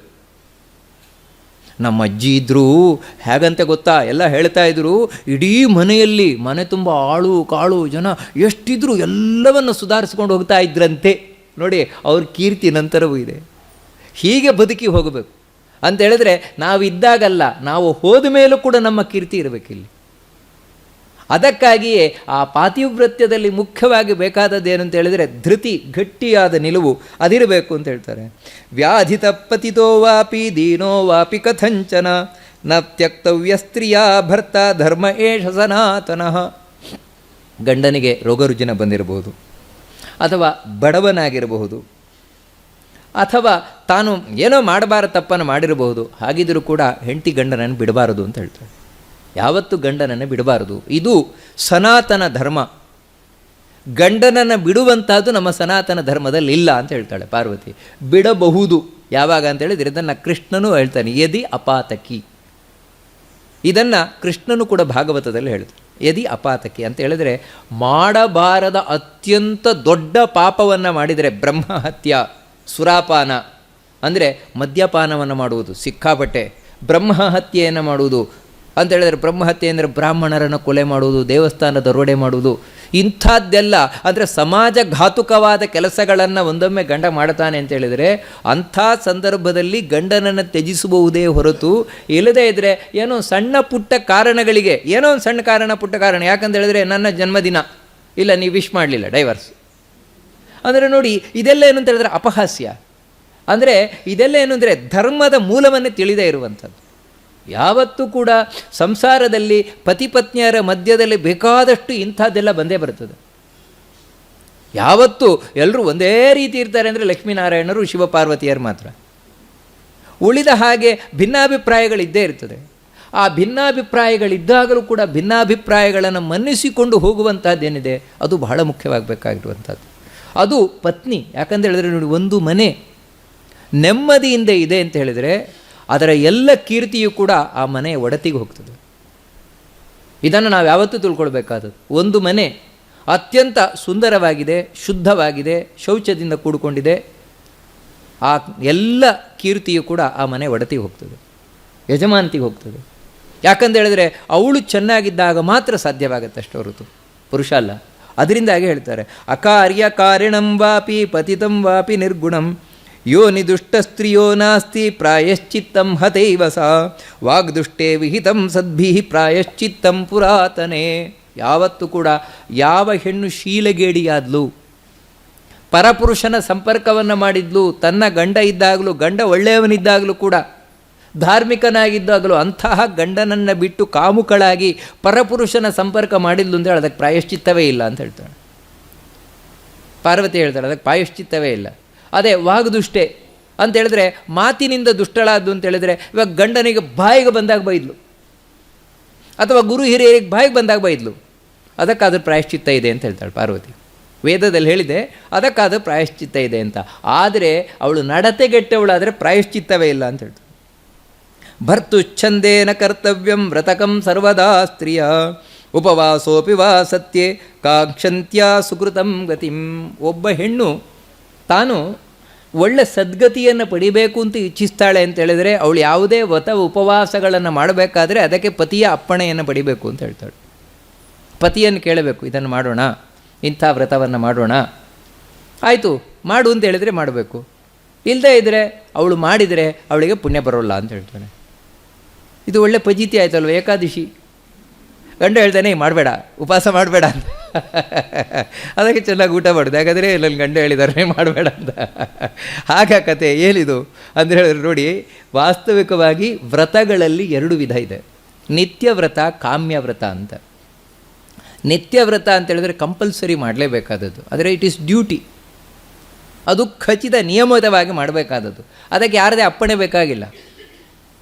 ಆ ರೀತಿ ನಿತ್ಯ ವ್ರತದಲ್ಲಿ ಸೇರಿರುವಂಥದ್ದು ಯಾವುದು ಅಂತ ಹೇಳಿದರೆ ಕೃಷ್ಣಾಷ್ಟಮಿ ವ್ರತ, ಅದೇ ರೀತಿ ಏಕಾದಶಿ ವ್ರತ ಅಂತ ಹೇಳಿದರೆ 8 ವರ್ಷ ಯಾರಿಗೆ ತುಂಬುತ್ತದೆ, 8 ವರ್ಷ ತುಂಬಿದ ಮೇಲೆ 80 ವರ್ಷದ ತನಕ ಕಂಪಲ್ಸರಿ, ಯಾರದೇ ಪರ್ಮಿಷನ್ ಬೇಕಾಗಿಲ್ಲ ಅದಕ್ಕೆ. ಏಕಾದಶಿ ವ್ರತವನ್ನು ಮಾಡಲಿಕ್ಕೆ ಯಾರ ಪರ್ಮಿಷನ್ನು ಬೇಕಾಗಿಲ್ಲ. ಇದು ನಿತ್ಯ ವ್ರತ. ಅದನ್ನು ಬಿಟ್ಟು ಉಳಿದ ವ್ರತಗಳೇನಿದೆ ಕಾಮ್ಯಗಳು ಅಂದರೆ ಯಾವುದೋ ಒಂದು, ನಾವಿವಾಗ ಉಪವಾಸ ವ್ರತಗಳನ್ನು ಮಾಡ್ತೇವೆ, ಆಗ ಸಂಕಷ್ಟ ಚತುರ್ಥಿ ವ್ರತ ಮುಂತಾದ ಯಾವುದೋ ಒಂದು ಆಸೆ ಆಕಾಂಕ್ಷೆಗಳನ್ನು ಇಟ್ಕೊಂಡು ಇಂಥ ವ್ರತವನ್ನು ಮಾಡಬೇಕಾದರೆ ಮೊದಲು ಪತಿಯನ್ನು ತಾನು ಕೇಳಿ ಆಯಿತು ನೀನು ಮಾಡು ಅಂತ ಹೇಳಿದರೆ ಆಮೇಲೆ ಮಾಡಬೇಕಾದದ್ದು. ಅಲ್ಲಿ ಯಾಕ್ರಿ ನಾವು ನಮ್ಮ ಸ್ವತಂತ್ರ, ನಾವು ಬೇಕಾದಾಗ ಮಾಡ್ತೇವೆ ಹಾಗೆ ಅಂತ ಹೇಳಿದರೆ ಗಂಡನಿಗೆ ಜವಾಬ್ದಾರಿ ಇದೆಯಲ್ವ ಹೆಂಡತಿಯದ್ದು. ಪತ್ನಿಯ ಜವಾಬ್ದಾರಿ ಆ ಹೆಂಡತಿಯ ತಂದೆ ವಹಿಸ್ಕೊಟ್ಟಿದ್ದಾರಲ್ವ, ಅದಕ್ಕೋಸ್ಕರ ಕೇಳಬೇಕಾದದ್ದು. ಯಾವ ರೀತಿ ಇವಾಗ ಹಾಸ್ಟೆಲಲ್ಲಿರುವಂಥ ಹುಡುಗ ತಾನೇನಾದರೂ ಹೊರಗೆ ಹೋಗಬೇಕು ಅಂತ ಹೇಳಿದರೆ ವಾರ್ಡನಿಗೆ ಹೇಳಿ ಹೋಗ್ಬೇಕು ತಾನೆ, ಯಾಕಂದರೆ ಅವನಿಗೆ ಜವಾಬ್ದಾರಿ ಇದೆ. ಅದೇ ರೀತಿ ಪತಿಗೆ ತನ್ನ ಜವಾಬ್ದಾರಿ ಇದೆ ಎಂಬ ಕಾರಣದಿಂದಾಗಿ ಕೇಳಬೇಕಾದದ್ದು. ಇದರಿಂದ ಏನು ಅಂದರೆ ಗಂಡನಿಗೆ ತನ್ನ ಜವಾಬ್ದಾರಿ ಇದೆ ಅಂತ ತಾನು ತೋರಿಸಿದಾಗೂ ಆಗ್ತದೆ. ಇಲ್ಲದೇ ಇದ್ರೆ ಏನಂದರೆ ನನಗೆ ಇಷ್ಟ ಬಂದಾಗ ಮಾಡ್ಕೊಳ್ತಾ ಇರೋದು, ಗಂಡನನ್ನು ಕೇಳೋದು ಇಲ್ಲ. ಅದೇನೆಂದರೆ ಗಂಡನಿಗೆ ಇವಳ ಬಗ್ಗೆ ತಲೆ ಬಿಸಿಯೇ ಇಲ್ಲ, ಏನಾದರೂ ಮಾಡ್ಕೊ ನನಗೇನು ಅಂದರೆ ಅಲ್ಲೇನಾದರೂ ಜವಾಬ್ದಾರಿ ಇದೆ ಅನ್ನುವಂಥ ಭಾವನೆ ಬರೋಲ್ಲ. ಇಲ್ಲಾದರೆ ಓ ನನಗೊಂದು ಜವಾಬ್ದಾರಿ ಇದೆ ಅಂತ ಪತಿಗೂ ಕೂಡ ಇರ್ತದೆ ಪತ್ನಿಯ ಬಗ್ಗೆ. ಅದಕ್ಕೋಸ್ಕರ ಕಲ್ಪಾಂತರ ಸಹಸ್ರೇಷು ನ ಸ್ತ್ರೀ ಸಾ ಲಭತೆ ಗತಿಂ ತಿರ್ಯಗ್ಯೋನಿ ಸಹಸ್ರೇಷು ಪಚ್ಯತೆ ಯೋನಿಲಿ ವಿಪ್ಲವಾತ್. ಒಂದಂತೂ ಹೇಳ್ತಾರೆ, ಒಂದು ಹೆಣ್ಣು ತಾನು ನಡತೆಗೆಟ್ಲು ಅಂತ ಹೇಳಿದರೆ ಅದಕ್ಕೋಸ್ಕರ ಹೆಣ್ಣಿಗೆ ಬಹಳ ಮುಖ್ಯವಾಗಿ ಬೇಕಾದದ್ದು ಯಾರು ಅಂದರೆ ವಿವಾಹಿತವಾದ ಸ್ತ್ರೀಗೆ ಬಹಳ ಮುಖ್ಯವಾಗಿ ಬೇಕಾದದ್ದು ಅಂದರೆ ಒಳ್ಳೆಯ ನಡತೆ. ಆ ಒಳ್ಳೆಯ ನಡತೆ ಅವಳಿಗಿಲ್ಲ ಅಂತ ಹೇಳಿದರೆ ಶೀಲಗೆಟ್ಲು ಅಂತ ಹೇಳಿದರೆ ಈ ಜನ್ಮ ಅಲ್ಲ ಜನ್ಮಾಂತರಗಳಲ್ಲಿಯೂ ಕೂಡ ಅವಳು ಒದ್ದಾಡಬೇಕಾಗತ್ತೆ. ಅದಕ್ಕೋಸ್ಕರ ಯಾವತ್ತೂ ನಡತೆ ಗೆಡುವವಳು ಆಗಬಾರ್ದು, ಶೀಲವನ್ನು ಉಳಿಸಿಕೊಳ್ಳುವುದು ಬಹಳ ಮುಖ್ಯವಾಗಬೇಕಾದದ್ದು ಅಂತ ಹೇಳ್ತಾರೆ. ಕೋತೂಹಲಹತಾನಾಂ ತು ಸ್ತ್ರೀಣಾಂ ಲೋಕೋ ನ ಶೋಭನಃ ಭರ್ತರ್ಯೇವ ಮನೋಯಾಸಾಂ ಸದ್ಭಾವೇವ ವ್ಯವಸ್ಥಿತಂ. ಒಂದು ಮಾತನ್ನು ಪಾರ್ವತಿ ಹೇಳ್ತಾಳೆ, ಯಾವತ್ತು ಹೆಣ್ಣು ಮಕ್ಕಳು ಅಂದರೆ ಈ ಮದುವೆಯಾದ ಸ್ತ್ರೀ ಕುತೂಹಲ ನೋಡೋಣ ಅಂದರೆ ಈ ಕುತೂಹಲ ಅನ್ನೋ ಒಂದು ಪರಪುರುಷನ ಸಂಪರ್ಕಕ್ಕೆ ಕಾರಣ ಆಗುತ್ತೆ. ಯಾವತ್ತೂ ಅದನ್ನು ಮಾಡಬಾರದು ಅಂತ ತಾನು ಸ್ಪಷ್ಟವಾಗಿ ಹೇಳ್ತಾಳೆ. ಮತ್ತೇನು ಅಂತ ಹೇಳಿದರೆ ಪತಿಯನ್ನೇ ಮನಸ್ಸಿನಲ್ಲಿ ಇಟ್ಕೊಂಡಿರಬೇಕು, ಬೇರೆಯವರನ್ನು ಮನಸ್ಸಿನಲ್ಲಿ ತಾನು ಇಟ್ಕೊಳ್ಬಾರದು ಅಂತ ಹೇಳ್ತಾರೆ. ಇಲ್ಲಿ ನಮಗೇನು ಪ್ರಶ್ನೆ ಬರ್ತದೆ ಅಂತ ಹೇಳಿದ್ರೆ, ಹೌದು ಇದೆಲ್ಲ ನೀವು ಹೆಣ್ಮಕ್ಳಿಗೆ ಹೇಳ್ತೀರಿ ಪತಿಯನ್ನೇ ಮನಸ್ಸಲ್ಲಿ ಇಟ್ಕೊಳ್ಬೇಕು ಅಂತ, ಆದರೆ ಗಂಡನಿಗೆ ಆಗಬೇಕಲ್ವ, ಗಂಡನಿಗೆ ಯಾಕೆ ಹೇಳೋಲ್ಲ ಹೆಂಡತಿಯನ್ನೇ ಮನಸ್ಸಲ್ಲಿ ಇಟ್ಕೊಂಡಿರ್ಬೇಕು, ಹೆಂಡತಿ ಮನಸ್ಸಲ್ಲಿ ಇಟ್ಕೊಂಡಿರ್ಬೇಕು ಅಂತ ಯಾಕೆ ಆ ರೀತಿ ಹೇಳೋದಿಲ್ಲ ನೀವು? ಆದರೆ ಸಾಮಾನ್ಯವಾಗಿ ಪ್ರಶ್ನೆ ಬರಲಿಕ್ಕೆ ಸಾಧ್ಯತೆ ಉಂಟು. ನೋಡಿ, ವಾಸ್ತವಿಕವಾಗಿ ನಾವು ಹೇಳ್ತೇವಲ್ಲ ಮರ್ಯಾದಾ ಪುರುಷೋತ್ತಮ ಅಂತ ಹೇಳಿದರೆ ರಾಮಚಂದ್ರ ಅಂತ. ಯಾಕೆ ಅಂತ ಹೇಳಿದರೆ ಏಕಪತ್ನಿ ವ್ರತಸ್ಥ ಅಂತ, ಸೀತೆಯನ್ನು ಬಿಟ್ಟು ಮತ್ತಾರನ್ನು ಮನಸ್ಸಿನಲ್ಲಿ ಇಟ್ಕೊಳ್ತಾ ಇದ್ದವ ಅಂತ. ವಿವಾಹ ಅನ್ನುವುದು ಪುರುಷನಿಗೂ ಯಾಕಿರುವುದು ಅಂತ ಹೇಳಿದರೆ ಭಾಗವತ ತಿಳಿಸುವಂತೆ ಅವನಿಗೆ ಹೆಣ್ಣಿನ ಆಸೆ, ಹೊಣ್ಣಿನ ಆಸೆ, ಮಣ್ಣಿನ ಆಸೆ ಇದನ್ನು ಕಳ್ಕೊಳ್ಳಿಕ್ಕೋಸ್ಕರ. ಆ ಕಾರಣದಿಂದ ವಿವಾಹ ಅಂತಿರುವಂಥದ್ದು. ಅದರಿಂದಾಗಿ ಯಾರು ಸಾಧನಾ ದೃಷ್ಟಿಯಿಂದ ವಿವಾಹವಾಗುತ್ತಾನೆ ಅಂತಹ ವ್ಯಕ್ತಿ ಒಂದು ಹೆಣ್ಣನ್ನೇ ವಿವಾಹ, ಅದಕ್ಕೆ ನೋಡಿ ರಾಮಚಂದ್ರನಾಗಿ ತೋರಿಸಿದ ಏಕಪತ್ನಿ ವ್ರತಸ್ಥನಾಗಿ. ಯಾಕಂತ ಹೇಳಿದರೆ ಅದೇ ಸಾಧನೆಯ ಮಾರ್ಗ ಅಂತ. ವಾಸ್ತವಿಕವಾಗಿ ಅವನಿಗೆ ಬೇಕಾದಷ್ಟು ಮಂದಿ ಹೆಣ್ಣು ಕೊಡ್ಲಿಕ್ಕೆ ಬಂದರು ರಾಮಚಂದ್ರನಾಗಿ ಯಾರನ್ನೂ ಸ್ವೀಕಾರ ಮಾಡಲಿಲ್ಲ. ಯಾರ್ಯಾರು ಬಯಸಿದ್ರು ಅವರಿಗಾಗಿ ಕೃಷ್ಣಾವತಾರದಲ್ಲಿ ಅವಕಾಶ ಕೊಟ್ಟ. 16,108 ಪತ್ನಿಯರು, ಕೃಷ್ಣ ಯಾರನ್ನೂ ಬೇಕು ಅಂತ ವಿವಾಹವಾದದ್ದಲ್ಲ, ಮತ್ತು ಅವರಾಗಿಯೇ ಬಯಸಿ ಕೃಷ್ಣನ ವಿವಾಹವಾಗದು. ಹೀಗೆ ಪುರುಷನಾದವನಿಗೂ ಅಷ್ಟೇ, ಸಾಧನಾ ಮಾರ್ಗದಲ್ಲಿರುವಂಥವನಿಗೆ ಏಕಪತ್ನಿ ವ್ರತಸ್ಥನಾಗಿರುವಂಥದ್ದು ಶ್ರೇಷ್ಠವೇ. ಅದನ್ನು ಶಾಸ್ತ್ರವು ಕೂಡ ಹೇಳುತ್ತದೆ. ಆದರೆ ಒಂದೇನು ಅಂತ ಹೇಳಿದರೆ ಹಿಂದೆ ರಾಜರುಗಳೆಲ್ಲ ಆ ರೀತಿ ಅನೇಕ ವಿವಾಹವಾಗ್ತಾಯಿದ್ರು. ಯಾಕಂತ ಹೇಳಿದರೆ ಮುಂದೆ ರಾಜ್ಯವನ್ನು ನೋಡಿಕೊಳ್ಳುವರು ಬೇಕು ಅಂತ ಕಾರಣದಲ್ಲಿ. ಮತ್ತು ಇನ್ನೊಂದೇನು ಅಂತ ಹೇಳಿದರೆ ಅಷ್ಟು ಹೆಣ್ಣು ಮಕ್ಕಳನ್ನು ವಿವಾಹವಾದರೆ ಅಷ್ಟು ರಾಣಿಯರಾಗಿ ಮೆರೀತಾರಲ್ವ, ಸುಖ ಪಡ್ತಾರಲ್ವ. ಇದರ ಸಾಮಾನ್ಯ ಸ್ತ್ರೀಯರಾಗಿರ್ತಾಯಿದ್ರು. ರಾಜನನ್ನ ಮದುವೆ ಆದದ್ರಿಂದ ಅವರೆಲ್ಲರೂ ರಾಣಿಯರಾಗ್ತಾರಲ್ವ. ನೋಡಿ, ಅದರಿಂದಾಗಿ ಅವರಿಗೂ ಲಾಭನೇ, ಇದರಿಂದಲೂ ಸಾಧ್ಯವಾಗ್ತಾ ಇತ್ತಷ್ಟೇ. ಅದರಿಂದಾಗಿ ಅದು ಶ್ರೇಷ್ಠವಾಗಿರುವಂಥದ್ದೇ. ಕರ್ಮಣ ಮನಸಾ ವಾಚ ಪತಿಂ ನಾತಿಚರಂತಿಯಾ ತಾಸಾಂ ಪುಣ್ಯಫಲಂ ಸೌಮ್ಯೆ ಪುಣ್ಯಕ್ಕೆ ಸಮುದಾಹೃತಂ. ಯಾರು ಕಾಯ ವಾಚ ಮನಸ ತಮ್ಮ ಪತಿಯನ್ನು ಬಿಟ್ಟು ಬೇರೆಯವರನ್ನು ಮನಸ್ಸಿನಲ್ಲಿ ಎಣಿಸುವುದಿಲ್ಲ ಅಂಥವರು ತಾವು ಯಾವುದೇ ವ್ರತಕ್ಕೆ ಯೋಗ್ಯರಾಗ್ತಾರೆ ಅಂತ ಇದನ್ನು ತಿಳಿಸ್ತಾ, ಇದರೊಟ್ಟಿಗೆ ನೋಡಿ ಹರಿವಂಶ ಇನ್ನೊಂದು ವಿಶೇಷವಾಗಿ ತಿಳಿಸ್ತದೆ. ಇದು ಹೆಣ್ಣು ಮಕ್ಕಳಿಗೆ ಸಂಬಂಧಪಟ್ಟಾಗಿರುವಂಥದ್ದು. ಏನು ಅಂತೇಳಿದರೆ ಹೆಣ್ಣು ಮಕ್ಕಳಿಗೆ ಇನ್ನೂ ಬೇರೆ ಬೇರೆ ವ್ರತಗಳನ್ನು ತಿಳಿಸ್ಕೊಂಡು ಹೋಗ್ತಾರೆ. ಯಾವ ರೀತಿ ಅಂತ ಹೇಳಿದರೆ, ಇವಾಗ ಯಾವುದಾದ್ರೂ ಹೆಣ್ಣು ಮಕ್ಕಳಿಗೆ ನಮ್ಮ ಒಳ್ಳೆ ಕೂದಲು ಬರಬೇಕು ಅಂತ ಆಸೆ ಇದೆ ಅಂತ ತಿಳ್ಕೊಳ್ಳಿ. ಉದ್ದವಾದ ಕೂದಲು, ಗುಂಗುರು ಗುಂಗುರು ಗುಂಗುರು ಕೂದಲು ಬರಬೇಕು ಅಂತ, ನೀಳವಾದ ಕೂದಲು, ದಟ್ಟವಾದ ಕೂದಲು, ಇದೆಲ್ಲ ಬರಬೇಕು ಅಂತ ಆಸೆ ಇದೆ. ಅದಕ್ಕೊಂದು ವ್ರತ ಹೇಳ್ತಾರೆ. ಅದೇ ಅಂದರೆ ಇದೊಂದು ವಿಶೇಷವಾದದ್ದು. ಏನು ವ್ರತ ಅಂದರೆ, ಕೃಷ್ಣಾಷ್ಟಮೀಯಾಂ ಕ್ಷಿಪತಿ ಸ್ಯಾದ್ವಾ ಮೂಲಫಲಾಶಿನಿ ಬ್ರಾಹ್ಮಣಸ್ಯೇಕಮಶನಂ ಸ್ವಾಂ ದತ್ವಾ ಭರ್ತೃದೇವತಾ ಶುಕ್ಲವಸ್ತ್ರಾಶುಭಾಚಾರ ಗುರುತೈವತ ಪೂಜಕ ಏವಂ ಸಂವತ್ಸರಂ ಕೃತ್ವಾ ತಥೋ ದದ್ಯಾದ್ವಿಜಾತಯೇ ಗೋವಾಲರಜ್ಜು ಸುಕೃತಂ ಚಾಮರಂ ಚ ಧ್ವಜಂ ತಥಾ ದಕ್ಷಿಣಾ ಪೂರ್ವಮಿಷ್ಠಾನ್ನಂ ಶಕ್ತ್ಯಾ ವಾಪಿ ಶುಚಿವ್ರತೆ ಊರ್ಮಿಮಂತಃಖರಾಲಾಗ್ರಾಹ ಶ್ರೋಣಿದೇಶಾವಲಂಬಿನಃ ತಸ್ಯಾ ಭವಂತಿ ಕೇಶಾಸ್ತು ಭಕ್ತಿಮತ್ಯಾ ಹಿ ಭರ್ತರಿ. ಯಾರು ಪ್ರತಿ ಮಾಸದ ತಿಂಗಳ ಕೃಷ್ಣ ಪಕ್ಷದ ಅಷ್ಟಮಿಯ ದಿನ ಉಪವಾಸ ಮಾಡಬೇಕಂತೆ. ಇಲ್ಲದಿದ್ದರೆ ಬರೀ ಗಡ್ಡೆ ಗೆಣಸು ಮಾತ್ರ ತಿನ್ಕೊಳ್ಬೇಕಂತೆ. ತಿಂದು ಒಬ್ಬ ಬ್ರಾಹ್ಮಣನಿಗೆ ಅವತ್ತು ಭೋಜನ ಹಾಕಬೇಕಂತೆ. ಬಿಳಿ ಬಟ್ಟೆ ಉಟ್ಕೊಳ್ಬೇಕಂತೆ. ಅವತ್ತು ಬಿಳಿ ಬಟ್ಟೆಯನ್ನು ಉಟ್ಟಿಕೊಂಡು ಶುದ್ಧವಾದ ಆಚಾರವುಳ್ಳವಳಾಗಿ ದೇವರನ್ನು ಗುರುಗಳನ್ನು ಪೂಜಿಸ್ತಾ ಹೀಗೆ 1 ವರ್ಷಗಳ ಕಾಲ ವ್ರತ ಮಾಡಿದ್ಲು ಅಂತ ಹೇಳಿದರೆ ಈ ವ್ರತವನ್ನು ಮಾಡಬೇಕಂತೆ.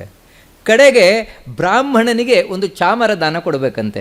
ಯಾವ ಚಾಮರ ಅಂತೇಳಿದರೆ, ಈ ಹಸುವಿನ ಬಾಲ ಏನಿದೆ, ಹಸುವಿನ ಬಾಲದ ಕೂದಲು, ಅದರಿಂದ ನಿರ್ಮಿತವಾದಂತಹ ಒಂದು ಚಾಮರ. ಆ ಚಾಮರವನ್ನು ಮಾಡಿ ಅದರೊಟ್ಟಿಗೆ ಧ್ವಜ, ಈ ದಾನವನ್ನು ದಕ್ಷಿಣಾಪೂರ್ವಕವಾಗಿ ಕೊಟ್ಟರೆ ಅವಳಿಗೆ ಗುಂಗುರು ಗುಂಗುರು ಗುಂಗುರು ಕೂದಲು ಬರುತ್ತಂತೆ. ಉದ್ದವಾದ ಕೂದಲು. ಎಲ್ಲಿವರೆಗೆ ಅಂತೇಳಿದರೆ ಅದನ್ನು ಹೇಳ್ತಾರೆ, ಅದು ಹಿಂಭಾಗ ಏನಿದೆ, ಈ ಬೆನ್ನಿಗಿಂತ ಕೆಳಗೆ ಬರುವಷ್ಟು ಕೂದಲು ಬರ್ತದಂತೆ, ದಟ್ಟವಾದ ಕೂದಲು ಬರ್ತದಂತೆ. ಇನ್ನು ಹೇಳ್ತಾರೆ, ಶಿರೋ ನಿರ್ವೇಷ್ಟು ಕಾಮಾತು ಗೋಮಯೇನ ಶಿರಸ್ಸತಿ. ಯಾರಿಗೆ ಹೆಚ್ಚು ತಲೆನೋವು ಬರ್ತಾ ಇರ್ತದೆ, ಅಥವಾ ತಾನು ಚಂದ ಕಾಣಬೇಕು, ಸುಂದರಿಯಾಗಿ ಕಾಣಬೇಕು, ಇನ್ನು ತಾನು ಜೀವನದಲ್ಲಿ ವಿಧವೇ ಆಗಬಾರ್ದು, ಇದೆಲ್ಲ ಯಾರಿಗಿದೆ ಅವರಿಗೊಂದು ವ್ರತ ಹೇಳ್ತಾರೆ. ನೋಡಿ, ಇದು ಹರಿವಂಶದ ವಿಶೇಷ. ಒಂದು ವ್ರತವನ್ನು ಹೇಳ್ತಾರಂತೆ. ಏನಂತ ಹೇಳಿದರೆ, ಅವಳು ಪ್ರಕ್ಷಾಲಯೇನ್ಮಲಂ ಧಾತ್ರ್ಯ ಬಿಲ್ವೇನ ಶ್ರೀಫಲೇನ ಚ ಗೋಮೂತ್ರಂ ಚ ಸದಾ ಪ್ರಾಶೇತ್ ಚಿರಸ್ನಾನಂಚ ಮಿಶ್ರಯೇತ್ ಕೃಷ್ಣಾಂ ಚತುರ್ದಶೀಂ ತ್ವೇತತ್ ಕರ್ತವ್ಯಂ ವರವರ್ಣಿನಿ. ಪ್ರತಿ ತಿಂಗಳ ಕೃಷ್ಣ ಪಕ್ಷದ ಚತುರ್ದಶಿಯ ದಿನ ಅವತ್ತೇನು ಮಾಡಬೇಕು ಅಂತೇಳಿದರೆ, ತನ್ನ ತಲೆಯನ್ನು ತೊಳ್ಕೊಳ್ಬೇಕಂತೆ. ಯಾವುದರಿಂದ ತಲೆಯ ಇದು ಕೊಳೆಯನ್ನು ತೊಳ್ಕೊಳ್ಬೇಕು ಅಂತೇಳಿದರೆ, ಗೋಮಯದಿಂದ, ಸೆಗಣಿಯಿಂದ ತೊಳ್ಕೊಳ್ಬೇಕಂತೆ. ಅದರೊಟ್ಟಿಗೆ ಈ ನೆಲ್ಲಿಕಾಯಿ ಏನಿದೆ, ಆ ನೆಲ್ಲಿಕಾಯ ಪುಡಿ, ಹಾಗೆಯೇ ಈ ಬಿಲ್ವಪತ್ರೆ ಇದು ಪುಡಿ, ಹಾಗೂ ಶ್ರೀಫಲ ಅಂತ ಹೇಳ್ತೇವೆ. ಶ್ರೀಫಲ ಅಂತ ಹೇಳಿದ್ರೆ ಈ ಬೇಲ ಅದರದ್ದು, ಅದರಿಂದ ತಲೆಯನ್ನು ತೊಳ್ಕೊಳ್ಬೇಕಂತೆ. ತೊಳ್ಕೊಂಡು ನಂತರ ಗೋಮೂತ್ರವನ್ನು ಕುಡಿಬೇಕಂತೆ. ಗೋಮೂತ್ರವನ್ನು ಕುಡಿಬೇಕಂತೆ. ಸ್ನಾನ ಮಾಡಬೇಕಾದ್ರೆ ನೀರಿಗೂ ಕೂಡ ಗೋಮೂತ್ರವನ್ನು ಹಾಕಬೇಕಂತೆ. ಈ ರೀತಿ ಯಾರು ಮಾಡ್ತಾರೆ, ಅವಳು ಈ ರೀತಿ 1 ವರ್ಷಗಳ ಕಾಲ ಮಾಡಿದರೆ ಭವತಿ ಅವಿಧವಾಚೈವ, ಅವಳು ಯಾವತ್ತೂ ವೈಧವ್ಯವನ್ನು ಹೊಂದುವುದಿಲ್ಲ ಬದುಕಿನಲ್ಲಿ ಅಂತ ಹೇಳ್ತಾರೆ. ಸುಭಗ ವಿಜ್ವರ ತಥಾ, ಒಳ್ಳೆ ಸುಂದರಿಯಾಗ್ತಾಳೆ, ಅವಳಿಗೆ ಜ್ವರ ಮುಂತಾದವುಗಳು ಬರುವುದಿಲ್ಲ. ಶಿರೋರೋಗೈರ್ ನೈವ ಚಾಸ್ಯಾಹ ಶರೀರಂ ಅಭಿತಪ್ಯತೆ, ತಲೆನೋವು ಬರುವುದಿಲ್ಲ ಅಂತ ಹೇಳ್ತಾರೆ. ತಲೆನೋವು ಬರುವುದಿಲ್ಲ ಅಂದರೆ ಇಲ್ಲಿ ಸೆಗಣಿ ಅಂತ ಹೇಳಿದರೆ ಅದು ದೇಶೀಯ ಹಸುವೆ ಆಗಿರಬೇಕು, ಒಂದನೇದಾಗಿ. ಮತ್ತು ಇನ್ನೊಂದೇನು ಅಂತ ಹೇಳಿದರೆ, ಅದು ತಾನು ಕಾಡಲ್ಲೇ ಹೋಗಿ ಮೇಯ್ಕೊಂಬಂದಿರಬೇಕು.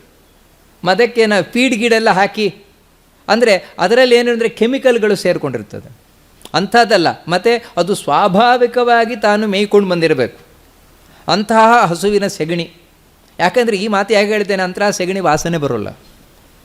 ನಿಮಗೆ ವಾಸನೆ ಬರಲಿಕ್ಕೆ ನಿಜವಾಗಿ ಹಸುವಿನ ಸೆಗಣು ಶುದ್ಧವಾದ ಹಸುವಾಗಿದ್ದರೆ, ಶುದ್ಧವಾದ ಆಹಾರ ಇದ್ದರೆ ಅದರ ಸೆಗಣಿ ವಾಸನೆ ಬರೋಲ್ಲ. ಇಲ್ಲದರೆ ವಾಸನೆ ಬರುತ್ತೆ. ನಾವು ಅದಕ್ಕೆ ಈ ಕೃತ್ರಿಮ ಆಹಾರಗಳನ್ನೆಲ್ಲ ಹಾಕ್ತೇವಲ್ವ, ಅದರಿಂದಾಗಿ ವಾಸನೆ ಬರುತ್ತೆ. ಅದಕ್ಕೋಸ್ಕರ ಅಂತಹ ಸೆಗಣಿಯಿಂದ, ಯಾಕಂದರೆ ಅದು ದೊಡ್ಡ ನಮ್ಮನ್ನು ರಕ್ಷಣೆ ಮಾಡುವಂತಹ ವಸ್ತು, ಅದಕ್ಕೋಸ್ಕರ ಅದನ್ನು ತಿಳಿಸ್ಕೊಂಡು ಹೋಗ್ತಾರೆ. ಹೀಗೆ ಬೇರೆ ಬೇರೆ ಒಂದೊಂದು ಯಾರಿಗೆ ಒಳ್ಳೆ ಕಣ್ಣು ಬರಬೇಕು, ಚಂದವಾದ ಕಣ್ಣು, ಇನ್ನು ಚಂದವಾದ ಮೂಗು, ಎಲ್ಲಿ ತನಕ ಅಂತ ಹೇಳಿದರೆ ಹಣೆ ತನಕವೂ ಮೂಗು ಬರಬೇಕು, ಅಂಥ ಮೂಗು ಬೇಕು ಅಂತ ಆಸೆ ಇದ್ದರೆ, ಒಳ್ಳೆ ಕೈ ಬರಬೇಕು, ಒಳ್ಳೆ ಕಾಲಿರಬೇಕು, ಒಳ್ಳೆ ಎದೆಗಳಿರಬೇಕು. ಈ ರೀತಿ ಯಾರಿಗಿದೆ ಅವರೆಲ್ಲರೂ ಕೂಡ ಏನೇನು ವ್ರತಗಳನ್ನು ಮಾಡಬೇಕು ಅದನ್ನೆಲ್ಲ ತಿಳಿಸ್ಕೊಂಡು ಬರ್ತಾಳೆ. ಇದು ಉಮೆಯ ತಿಳಿಸುವಂಥದ್ದು. ಇಂತಹ ಪುಣ್ಯಕ ವ್ರತವನ್ನು ಸತ್ಯಭಾಮೆ ತಾನು ಮಾಡಿದ್ಲು. ಸತ್ಯಭಾಮೆ ಮಾಡಿದ ಮೇಲೆ ಇದೇನಿದೆ ಪಾರಿಜಾತ ವೃಕ್ಷ ತಾನು ಹೊರಟೋಯ್ತಂತೆ, ಮತ್ತೆ ತಾನು ಹೋಯ್ತಂತೆ. ಆ ಪಾರಿಜಾತ ವೃಕ್ಷ ಇರಬೇಕಾದ್ರೆ ಬಹಳ ಒಳ್ಳೆಯದು ಹೇಳ್ತಾರೆ. ಏನಂತ ಹೇಳಿದರೆ, ಯೋ ಯಂ ಸಂಕಲ್ಪಯಾಮಾಸ ಗಂಧಂ ಹೃದ್ಯಂ ನರಸ್ತಥಾ ಸತದೈವ ತಮಾಗ್ರಘ್ರೆ ಪಾರಿಜಾತ ಸಮುದ್ಭವಂ. ಆ ಪಾರಿಜಾತ ವೃಕ್ಷ ದ್ವಾರಕೆಯಲ್ಲಿದ್ದಾಗ ಅದನ್ನು ನೋಡಲಿಕ್ಕೆ ಎಲ್ಲೆಲ್ಲಿಂದಲೂ ಬರ್ತಾಯಿದ್ರಂತೆ. ಯಾರು ಅದರ ಹತ್ರ ಬರ್ತಾರೆ ಅವರು ಏನು ಪರಿಮಳ ಇಚ್ಛಿಸ್ತಾರೆ ಆ ಪರಿಮಳ ಅಂತ, ಬೇಕಾದ ಪರಿಮಳ ಅದು ಹೊರಸೂಸ್ತಾ ಇತ್ತಂತೆ. ಅಷ್ಟು ಮಾತ್ರ ಅಲ್ಲ, ಯೇ ತ್ವಂಧ ಚಕ್ಷುಷ ಸರ್ವೇ ತೇ ಭವನ್ ದಿವ್ಯ ಚಕ್ಷುಷಃ. ಆ ಪಾರಿಜಾತ ವೃಕ್ಷದ ಬಳಿಗೆ ಹೋದರೆ ಕುರುಡರೂ ಕೂಡ ಕಣ್ಣುಳ್ಳವರಾಗ್ತಾ ಇದ್ರಂತೆ. ಅಷ್ಟು ಮಾತ್ರ ಅಲ್ಲ, ಮುದುಕರು ಯುವಕರಾಗ್ತಾ ಇದ್ರಂತೆ ಪಾರಿಜಾತ ವೃಕ್ಷದ ಹೋದರೆ. ಆ ಪಾರಿಜಾತ ವೃಕ್ಷದ ವೈಶಿಷ್ಟ್ಯವನ್ನೊಂದು ಹೇಳ್ತಾರೆ, ಅದು ಇಡೀ ಊರನ್ನು ವ್ಯಾಪಿಸ್ಕೊಂಡು ಬೆಳೀತದಂತೆ. ಬೇಕಿದ್ರೆ ಅಷ್ಟು ದೊಡ್ಡದಾಗಿ ಇರ್ತದಂತೆ. ಅಷ್ಟು ಮಾತ್ರ ಅಲ್ಲ, ಅಂಗೈಯಲ್ಲಿ ನಿಲ್ತದಂತೆ ಅಜಿತ್ ಪಾರಿಜಾತ ವೃಕ್ಷ. ಅದರ ವೈಶಿಷ್ಟ್ಯವನ್ನು ಹೇಳ್ತಾರೆ.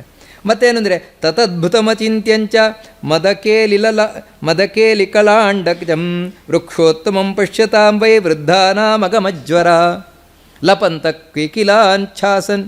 ಅಲ್ಲಿ ಆ ಮರದ ಮೇಲೆ ಕೋಗಿಲೆಗಳು, ಬಿಳಿ ಕೋಗಿಲೆಗಳು ಕೂಗ್ತಾ ಇದ್ವಂತೆ. ಕಪ್ಪು ಕೋಗಿಲೆಗಳು ನೋಡಿದ್ದೇವೆ, ಆದರೆ ಈ ಪಾರಿಜಾತ ವೃಕ್ಷದಲ್ಲಿ ಬಿಳಿ ಕೋಗಿಲೆಗಳು ಕೂಗುತ್ತಾ ಇದ್ವಂತೆ. ನಂತರ ಮನೀಷಿತೇನ ಸತರು ರಲ್ಪೋ ಭವತಿ ಭಾರತ ಕದಾಚಿತ್ ದ್ವಾರಕಾಂ ಸರ್ವಾಂ ಪ್ರಚ್ಛಾದಯತಿ ಭಾರತ ಕದಾಚಿತ್ ಹಸ್ತಧಾರಿಯಸ್ತೆ ಭವತ್ಯಂಗುಷ್ಟ ಸನ್ನಿಭ ಅಂತ. ಈ ರೀತಿ ದೊಡ್ಡದಾಗ್ತದೆ, ಸಣ್ಣ ಆಗ್ತದೆ, ಈ ರೀತಿ ಪಾರಿಜಾತ ವೃಕ್ಷ ಅಲ್ಲಿತ್ತು. ನಂತರ 1 ವರ್ಷ ಆದಮೇಲೆ ಮರಳಿ ತಾನು ಹೋಯಿತು, ಪಾರಿಜಾತ ವೃಕ್ಷ ಸ್ವರ್ಗಕ್ಕೆ ಹೋಯಿತು. ಇದು ಹರಿವಂಶ ಹೇಳುವಂಥ ಕಥೆ. ಮತ್ತು ಇನ್ನೊಂದು ಸೂಕ್ಷ್ಮವಾಗಿ ಈ ನರಕಾಸುರ ಸಂಹಾರದ ಕಥೆಯನ್ನು ತಿಳಿಸ್ತಾರೆ. ಅದನ್ನೇ ಪ್ರತ್ಯೇಕವಾಗಿ ಹರಿವಂಶದಲ್ಲಿ ಹೇಳೋಲ್ಲ, ಆದರೆ ನಾರದರು ಅದರ ವರ್ಣನೆಯನ್ನು ಮಾಡ್ತಾರೆ. ಕೃಷ್ಣನ ಮಹಾತ್ಮೆಯ ವರ್ಣನೆಯನ್ನೇ ಮಾಡುತ್ತಾ ನಾರದರು ಈ ಕಥೆಯನ್ನು ಕೂಡ ಹೇಳ್ತಾರೆ, ನರಕಾಸುರನ ಸಂಹಾರದ ಕಥೆಯನ್ನು. ಅಂದರೆ ಇದಕ್ಕೆ ಪೋಷಕವಾಗಿ ಇರುವಂಥದ್ದು. ಕೃಷ್ಣ ಯಾವಾಗ ಈ ರೀತಿ ಸತ್ಯಭಾಮಗೆ ತಾನು ಮಾತು ಕೊಟ್ಟ, ಪಾರಿಜಾತ ವೃಕ್ಷವನ್ನು ತಂದ, ಮತ್ತೆ ಹೊರಟೋಯ್ತು, ತನ್ನ ಸಭೆಯಲ್ಲಿದ್ದಾನಂತೆ. ಆಗ ಹಿಮಾಲಯದಿಂದ ಋಷಿಮುನಿಗಳೆಲ್ಲ ಬಂದರಂತೆ. ಬಂದು ಕೃಷ್ಣನ ಹತ್ರ ಪ್ರಾರ್ಥನೆ ಮಾಡಿಕೊಂಡ್ರಂತೆ. ಕೃಷ್ಣ ಪ್ರಾಗ್ಜ್ಯೋತಿಷಪುರ, ಅದೀಗಿನ ಅಸ್ಸಾಂ ಅಂತ ಹೇಳ್ತೇವಲ್ಲ, ಅಲ್ಲಿ ನರಕಾಸುರ ಅಂತ ಒಬ್ಬ ಇದ್ದಾನೆ. ಸಾಮಾನ್ಯ ದೈತ್ಯ ಅಲ್ಲ ಅವನು, ಮತ್ತು ಅತ್ಯಂತ ಭಯಂಕರನ ದೈತ್ಯ. ಯಾಕೆ ಭಯಂಕರ ಅಂತ ಹೇಳಿದರೆ, ಅವನಿಗೆ ಬ್ರಹ್ಮನ ವರ ಇದೆ. ಬ್ರಹ್ಮನ ವರದಿಂದಾಗಿ ಅವನನ್ನು ಯಾರೂ ಸೋಲಿಸ್ಲಿಕ್ಕಾಗೋಲ್ಲ, ಯಾರೂ ಕೊಲ್ಲಿಕ್ಕಾಗೋಲ್ಲ. ಅವನು ಮಾತ್ರ ಅಲ್ಲ, ಅವನ ಸೈನ್ಯದಲ್ಲಿ 5 ಮಂದಿ ಇದ್ದಾರೆ ಬಲಿಷ್ಠರಾದವರು. ಮುರ, ನಿಸುಂಭ, ಪೀಠ ಅಂತ, ಪಂಚಜನ ಅಂತ, ಹಯಗ್ರೀವ ಅಂತ 5 ಮಂದಿ ಇದ್ದಾರೆ ದೈತ್ಯರು. ಈ 5 ಕೂಡ ಸಾವಿಲ್ಲದವರು. ಯಾಕಂದರೆ ಅವರಿಗೂ ಕೂಡ ವರವನ್ನು ಇವನೇ ಕೇಳಿದ್ದಾನೆ, ನರಕಾಸುರನೇ ಕೇಳಿದ್ದಾನೆ. ಅಭೇದ್ಯವಾದ ಪಟ್ಟಣವನ್ನು ಕಟ್ಟಿಕೊಂಡು ತಾನು ವಾಸ ಮಾಡ್ತಾ ಇದ್ದಾನೆ. ಯಾರೂ ಅವನ ಪಟ್ಟಣವನ್ನು ಪ್ರವೇಶ ಮಾಡಲಿಕ್ಕಾಗೋಲ್ಲ, ಅವನನ್ನು ಸೋಲಿಸ್ಲಿಕ್ಕಾಗೋಲ್ಲ. ಆದರೆ ಅವನು ಮಾತ್ರ ಎಲ್ರಿಗೂ ತಾನು ಬಾಧೆಯನ್ನು ಕೊಡ್ತಾ ಇದ್ದಾನೆ. ನಾವು ಎಲ್ಲರೂ ತಪಸ್ಸು ಮಾಡಲಿಕ್ಕಾಗೋಲ್ಲ, ಆ ರೀತಿ ಮಾಡ್ತಾ ಇದ್ದಾನೆ. ಅಂದರೆ ಹಿಮಾಲಯದಲ್ಲಿರುವ ಬದರಿಕಾಶ್ರಮದಲ್ಲಿರುವಂತಹ ನಮಗೆಲ್ಲರಿಗೂ ಕೂಡ ತೊಂದರೆಯನ್ನು ಉಂಟು ಮಾಡ್ತಾ ಇದ್ದಾನೆ ಅಂತ ಹೇಳಿ ಪ್ರಾರ್ಥನೆ ಮಾಡಿಕೊಳ್ತಾರೆ ಋಷಿಮುನಿಗಳು. ಕೃಷ್ಣ ಅವರೆಲ್ಲರಿಗೂ ಕೂಡ ಆಯಿತು ಅಂತ ಆಶ್ವಾಸನೆ ಕೊಡ್ತಾನೆ, ನಿಮ್ಮ ಕಷ್ಟವನ್ನು ಪರಿಹಾರ ಮಾಡ್ತೇನೆ ಅಂತ. ಆ ಕಡೆ ಎಲ್ಲ ಈ ಋಷಿಮುನಿಗಳು ಹೋದ ಕೂಡಲೇ ಇಂದ್ರ ಬರ್ತಾನೆ ದೇವಲೋಕದಿಂದ. ಅವನು ಬಂದು ಕೃಷ್ಣನ ಹತ್ರ ಹೇಳ್ತಾನೆ, ಕೃಷ್ಣ, ಈ ನರಕಾಸುರನ ಕಾಟ ನಮಗೂ ತಡ್ಕೊಳ್ಳಿಕ್ಕಾಗ್ತಾ ಇಲ್ಲ. ಯಾಕಂದರೆ ಮನುಷ್ಯರಿಗೆ ಮಾತ್ರ ಅವನು ಕಾಟ ಕೊಡ್ತಾ ಇರುವುದಲ್ಲ, ದೇವತೆಗಳಿಗೂ ಕಾಟ ಕೊಡ್ತಾ ಇದ್ದಾನೆ ನರಕಾಸುರ ಅಂತ. ಯಾಕೆ ದೇವತೆಗಳಿಗೆ ಹೇಗಂತ ಹೇಳಿದರೆ, ಅವನು ಬ್ರಹ್ಮನ ವರ, ನಮಗೂ ಅವನಿಗೇನು ಮಾಡಲಿಕ್ಕಾಗೋಲ್ಲ. ನಮ್ಮಲ್ಲಿರುವ ಅಪೂರ್ವವಾದ ವಸ್ತುಗಳನ್ನೆಲ್ಲ ಅಪಹಾರ ಮಾಡ್ತಾ ಇದ್ದಾನೆ. ಅದು ಇದು ಇನ್ನೂ ಹೋಗಲಿ, ದೇವತೆಗಳ ತಾಯಿ ಅದಿತಿಯ ಕುಂಡಲವನ್ನೇ ಅಪಹಾರ ಮಾಡಿದ್ದಾನಂತೆ. ಯಾವತ್ತೂ ಪತಿವ್ರತ ಸ್ತ್ರೀಗೆ ಕಿವಿಯ ಕುಂಡಲ ಏನಿದೆ ಬಹಳ ಮುಖ್ಯವಾದದ್ದು. ಆ ಕುಂಡಲವನ್ನೇ ಅವನು ಅಪಹಾರ ಮಾಡುವ ಮೂಲಕ ನಮಗೆ ಅವಮಾನ ಮಾಡಿದ್ದಾನೆ. ಮಣಿಪರ್ವತ ಇಂದ್ರನ ಬಳಿ ಇದೆ, ಆ ಮಣಿಪರ್ವತವನ್ನು ಅಪಹಾರ ಮಾಡಿದ್ದಾನೆ. ವರುಣ ಬಳಿ ಒಂದು ಛತ್ರಿ ಇದೆಯಂತೆ, ಅದು ಅಂತಿಂಥ ಛತ್ರ ಅಲ್ಲ, ಅಮೃತವನ್ನು ಸುರಿಸುವಂತಹ ಛತ್ರಿ, ಅದನ್ನು ಅಪಹಾರ ಮಾಡಿದ್ದಾನೆ. ಹೀಗೆ ಇನ್ನು ದಿಗ್ಗಜಗಳು, 4 ದಿಕ್ಕಿನಲ್ಲಿರುವ ಗಜಗಳು, ಅದನ್ನು ಅಪಹಾರ ಮಾಡಿದ್ದಾನೆ.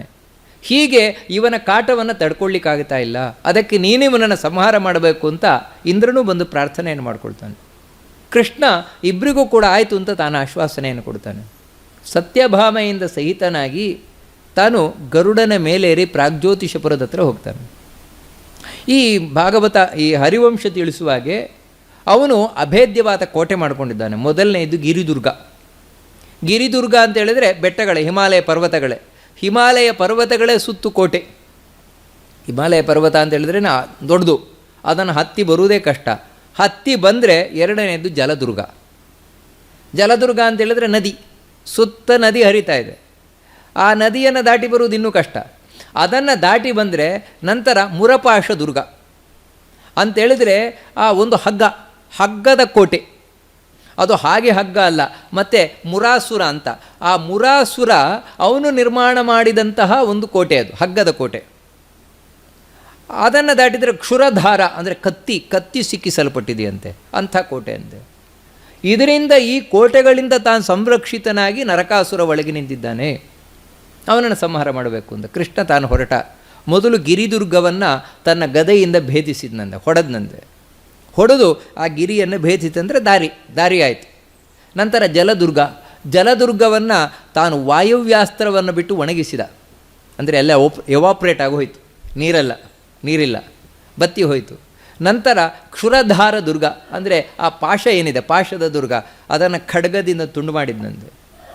ಕ್ಷುರಧಾರ ಏನಿದೆ, ಚಕ್ರದಿಂದ ತುಂಡರಿಸಿದ್ನಂತೆ ಕೃಷ್ಣ. ಒಳಗೆ ಪ್ರವೇಶ ಮಾಡ್ತಾ ಇದ್ದಾಗ 5 ಮಂದಿ ರಕ್ಷಕರು ಅವರು ಬಂದರು. ಹಯಗ್ರೀವ, ಮುರ, ಪೀಠ, ಪಂಚಜನ, ನಿಸುಂಬ ಇವರೆಲ್ಲರೂ ಬಂದರು ಯುದ್ಧಕ್ಕೆ. ನಿಕುಂಬ 5 ಮಂದಿ ಬಂದರು. 5 ಮಂದಿ ಕೂಡ ಅವಧ್ಯರಾಗಿದ್ದವರು, ಯಾರಿಂದಲೂ ಸಾವಿಲ್ಲದೆ ಇದ್ದವರು. ಅವರನ್ನೆಲ್ಲ ಕೃಷ್ಣ ತಾನು ಮುಗಿಸಿದ. ಏನೂ ಆಯಾಸವೇ ಇಲ್ಲದೆ ಅವರನ್ನು ಮುಗಿಸಿದ್ದಾನೆ, 5 ಮಂದಿಯನ್ನು ಕೂಡ ಮುಗಿಸಿ. ನಂತರ ತಾನು ಒಳಗೆ ಪ್ರವೇಶ ಮಾಡಿದಾಗ ಪ್ರಾಗ್ಜ್ಯೋತಿಷಪುರಕ್ಕೆ ನರಕಾಸುರ ಬಂದ. ನರಕಾಸುರನ ಬಳಿ ಒಂದು ಆಯುಧ ಇತ್ತು. ಅದು ವರಾಹದೇವರು ಕೊಟ್ಟ ಆಯುಧ. ನಿಜವಾಗಲೂ ಅವನು ವರಾಹದೇವರ ಮಗ, ಭೂದೇವಿಗೆ ಹುಟ್ಟಿದವನು. ಆದರೆ ಭೂದೇವಿ ವರಾಹದೇವರ ಅನುಗ್ರಹ ಮಾಡಬೇಕಾದ್ರೆ ನಿನಗೆ ಮಗನಾಗಲಿ ಅಂತ ದುಷ್ಟ ಭಾವನೆ ಹೊಂದಿದ್ಲಂತೆ, ಕೆಟ್ಟ ಭಾವನೆ ಮನಸ್ಸಲ್ಲಿತ್ತಂದೆ. ಅದಕ್ಕಾಗಿ ಕೆಟ್ಟ ಮಗ ಹುಟ್ಟಿದನು. ಆದರೆ ವರಾಹದೇವರೊಂದು ಆಯುಧ ಕೊಟ್ಟಿದ್ದಾರೆ, ಆ ಶತಘ್ನಿ ಅಂತ. ಈ ಆಯುಧ ಇರುವ ತನಕ ಏನೂ ಮಾಡಲಿಕ್ಕಾಗಲ್ಲ ಅವನಿಗೆ. ಆದರೆ ಆ ಭಗವಂತ ನರಕಾಸುರನೊಟ್ಟಿಗೆ ಹೋರಾಟ ಮಾಡ್ತಾನೆ. ಹೋರಾಟವನ್ನು ಮಾಡಿ ನರಕಾಸುರನನ್ನು ಸಂಹಾರ ಮಾಡ್ತಾನೆ. ಅವನ ಆಯುಧವನ್ನು ಪ್ರಯೋಗ ಮಾಡಲ್ಲ. ದೇವರ ಮೇಲೆ ಮಾಡಿದರೆ ಅದು ವೇಸ್ಟ್ ಆಗುತ್ತೆ ಎಂದು ಗೊತ್ತು, ಅದಕ್ಕೆ ಅದನ್ನು ಪ್ರಯೋಗ ಮಾಡೋದಿಲ್ಲ ಅವನು. ಹೀಗೆ ನರಕಾಸುರನನ್ನು ಸಂಹರಿಸಿ ನಂತರ ಆ ಮಣಿಪರ್ವತ, ಅವನ ಬಳಿ ಇದ್ದ ಮಣಿಪರ್ವತ, ವರುಣನ ಛತ್ರ ಹಾಗೂ ಅದಿತಿಯ ಕುಂಡಲ ಇವುಗಳೆಲ್ಲ ತಗೊಂಡು ತಾನು ಹೋಗ್ತಾನೆ, ಸ್ವರ್ಗಲೋಕಕ್ಕೆ ಹೋಗ್ತಾನೆ. ಅಲ್ಲಿಯೇ ನರಕಾಸುರನ ಬಂಧನದಲ್ಲಿದ್ದವರು 16,100 ಸ್ತ್ರೀಯರು. ಇದನ್ನು ಇಲ್ಲಿ ಹರಿವಂಶ ನಮಗೆ ವಿಶೇಷವಾಗಿ ತಿಳಿಸ್ಲಿಕ್ಕೆ ಹೋಗಲ್ಲ. ಅವರನ್ನೆಲ್ಲ ಬಿಡುಗಡೆಗೊಳಿಸಿ ದ್ವಾರಕಾಪಟ್ಟಣಕ್ಕೆ ತಾನು ಕಳಿಸಿಕೊಡ್ತಾನೆ. ದ್ವಾರಕಾಪಟ್ಟಣಕ್ಕೆ ಕಳಿಸಿಕೊಟ್ಟು ತಾನು ಸ್ವರ್ಗಲೋಕಕ್ಕೆ ಹೋಗ್ತಾನೆ. ಸ್ವರ್ಗಲೋಕಕ್ಕೆ ಹೋಗಿ ಅಲ್ಲಿ ಇಂದ್ರನಿಂದ ಪೂಜಿಸಲ್ಪಟ್ಟವನಾಗಿ ತಾನು ಅವನಿಗೆ ಆ ಅದಿತಿಯ ಕುಂಡಲವನ್ನು ಕೊಟ್ಟು ವಾಪಸ್ ಬರ್ತಾನೆ. ವಾಪಸ್ ಬರಬೇಕಾದ್ರೆ ಇದು ಭಾಗವತ ಹೇಳುವ ಕತೆ. ಮತ್ತೆ ಪಾರಿಜಾತ ವೃಕ್ಷ ಬೇಕು ಅಂತ ಈ ಸತ್ಯಭಾಮೆ ತಾನು ಹಠ ಹಿಡಿತಾಳೆ, ನನಗೆ ಪಾರಿಜಾತ ವೃಕ್ಷ ಬೇಕು ಅಂತ. ಈಗ ಇದಕ್ಕೆ ಏನು ಕಾರಣ ಅಂತೇಳಿದರೆ, ಈಗ ಬಯಸ್ತಾ ಇರಲಿಕ್ಕೆ ಏನು ಕಾರಣ ಅಂತೇಳಿದರೆ, ನಾನು ಸ್ವರ್ಗಲೋಕಕ್ಕೆ ಹೋದಾಗ ಶಚಿ ನನ್ನ ಹತ್ರ ಸರಿಯಾಗಿ ಮಾತಾಡಿಸ್ತಿಲ್ಲ. ಕಾರಣ ಏನು ಅಂತೇಳಿದರೆ, ಅವಳು ಪಾರಿಜಾತ ಹೂವನ್ನು ಮುಡಿದಿದ್ಲು, ದೇವಲೋಕದ ಪಾರಿಜಾತ ಹೂವನ್ನು ಮುಡಿದಿದ್ಲು. ನನಗೆ ಒಂದು ಕೊಡ್ಲೂ ಇಲ್ಲ ಅವಳು. ಅಷ್ಟು ಮಾತ್ರ ಅಲ್ಲ, ಆ ಹೂವು ಮುಡಿದಿದ್ದೇನೆಂದರೆ ಜಂಭ ಪಟ್ಟಿದ್ದಾಳು ಅವಳು. ಅದಕ್ಕೋಸ್ಕರ ಅವಳು ಜಂಭ ಮುರಿಬೇಕು, ಅದಕ್ಕಾಗಿ ನನಗೆ ಆ ಪಾರಿಜಾತ ವೃಕ್ಷ ಬೇಕು ಅಂತ ಹಠ ಹಿಡಿದ್ಲು. ಕೃಷ್ಣ ಒಪ್ಪಲಿಲ್ಲ. ಆದರೂ ಹಠ ಹಿಡಿದಿಂದಾಗಿ ಮತ್ತೆ ಯುದ್ಧ ಆಯಿತು. ಕೃಷ್ಣನಿಗೂ ಇಂದ್ರನಿಗೂ ಯುದ್ಧ ಆಗ್ತದೆ ಅವಾಗ. ಅಂದರೆ ಎಲ್ಲ ದಿಕ್ಪಾಲಕರೊಟ್ಟಿಗೆ ಕೃಷ್ಣ ಅವರನ್ನು ಸೋಲಿಸಿ ಮತ್ತೆ ಪಾರಿಜಾತ ವೃಕ್ಷವನ್ನು ತಗೊಂಬರ್ತಾನೆ. ಇದು ಭಾಗವತದಲ್ಲಿ ಬರುವಂತಹ ಕಥೆ, ಪಾರಿಜಾತ ವೃಕ್ಷದ ಅಪಹರಣದ ಬಗ್ಗೆ, ಅಂದರೆ ತಗೊಂಡು ಬಂದ ಬಗ್ಗೆ ಈ ಕಥೆಯನ್ನು ತಿಳಿಸ್ಕೊಂಡು ಹೋಗ್ತಾರೆ. ಇನ್ನು ಕೃಷ್ಣನಿಗೆ ಸಂಬಂಧಪಟ್ಟಾಗೆ ಅನೇಕ ಕಥೆಗಳು ಹರಿವಂಶದಲ್ಲಿ ಪ್ರಸ್ತುತವಾಗ್ತದೆ. ಅದರಲ್ಲಿ ಏನು ಅಂತೇಳಿದರೆ, ಈ ಷಟ್ಪುರವಾಸಿಗಳ ಕಥೆ. ಹಿಂದೆ ನಾವು ತ್ರಿಪುರಾಸುರರು ಎಂದು ಕೇಳಿದ್ದೇವೆ. ತ್ರಿಪುರಾಸುರನನ್ನು ಶಿವ ಕೊಂದ ಮೇಲೆ ಅವರೆಲ್ಲರೂ ಕೂಡ ಅಳಿದೊಳುದೇನಿದ್ದಾರೆ, ತ್ರಿಪುರಾಸುರರನ್ನು ಸತ್ತೋದ್ರು. ಅವ್ರ ಕಡೆಯವರೇನಿದ್ದಾರೆ ಅವರೆಲ್ಲರೂ ಕೂಡ ಷಟ್ಪುರವಾಸಿಗಳು. ಅವರು ಬ್ರಹ್ಮನನ್ನು ಕುರಿತು ತಪಸ್ಸು ಮಾಡಿದ್ರಂತೆ. ಬ್ರಹ್ಮನನ್ನು ಕುರಿತು ತಪಸ್ಸು ಮಾಡಿ ಬ್ರಹ್ಮನನ್ನು ಒಲಿಸಿಕೊಂಡ್ರಂತೆ. 1,00,000 ವರ್ಷಗಳ ಕಾಲ ತಪಸ್ಸು ಮಾಡಿದಾರಂತೆ ಬ್ರಹ್ಮನನ್ನು ಒಲಿಸಿಕೊಳ್ಳಿಕ್ಕೆ. ಬ್ರಹ್ಮನನ್ನು ತಾವು ಒಲಿಸ್ಕೊಂಡ ಮೇಲೆ ಕೇಳಿದ್ರಂತೆ, ಏನಂತ ಹೇಳಿದರೆ, ನಾವು ಶಿವನನ್ನು ಕೊಲ್ಲುವಂತಾಗಬೇಕು. ಯಾಕಂತ ಹೇಳಿದರೆ ನಮ್ಮ ಬಾಂಧವರನ್ನು, ತ್ರಿಪುರಾಸುರನನ್ನು ಕೊಂದವನು ಶಿವ.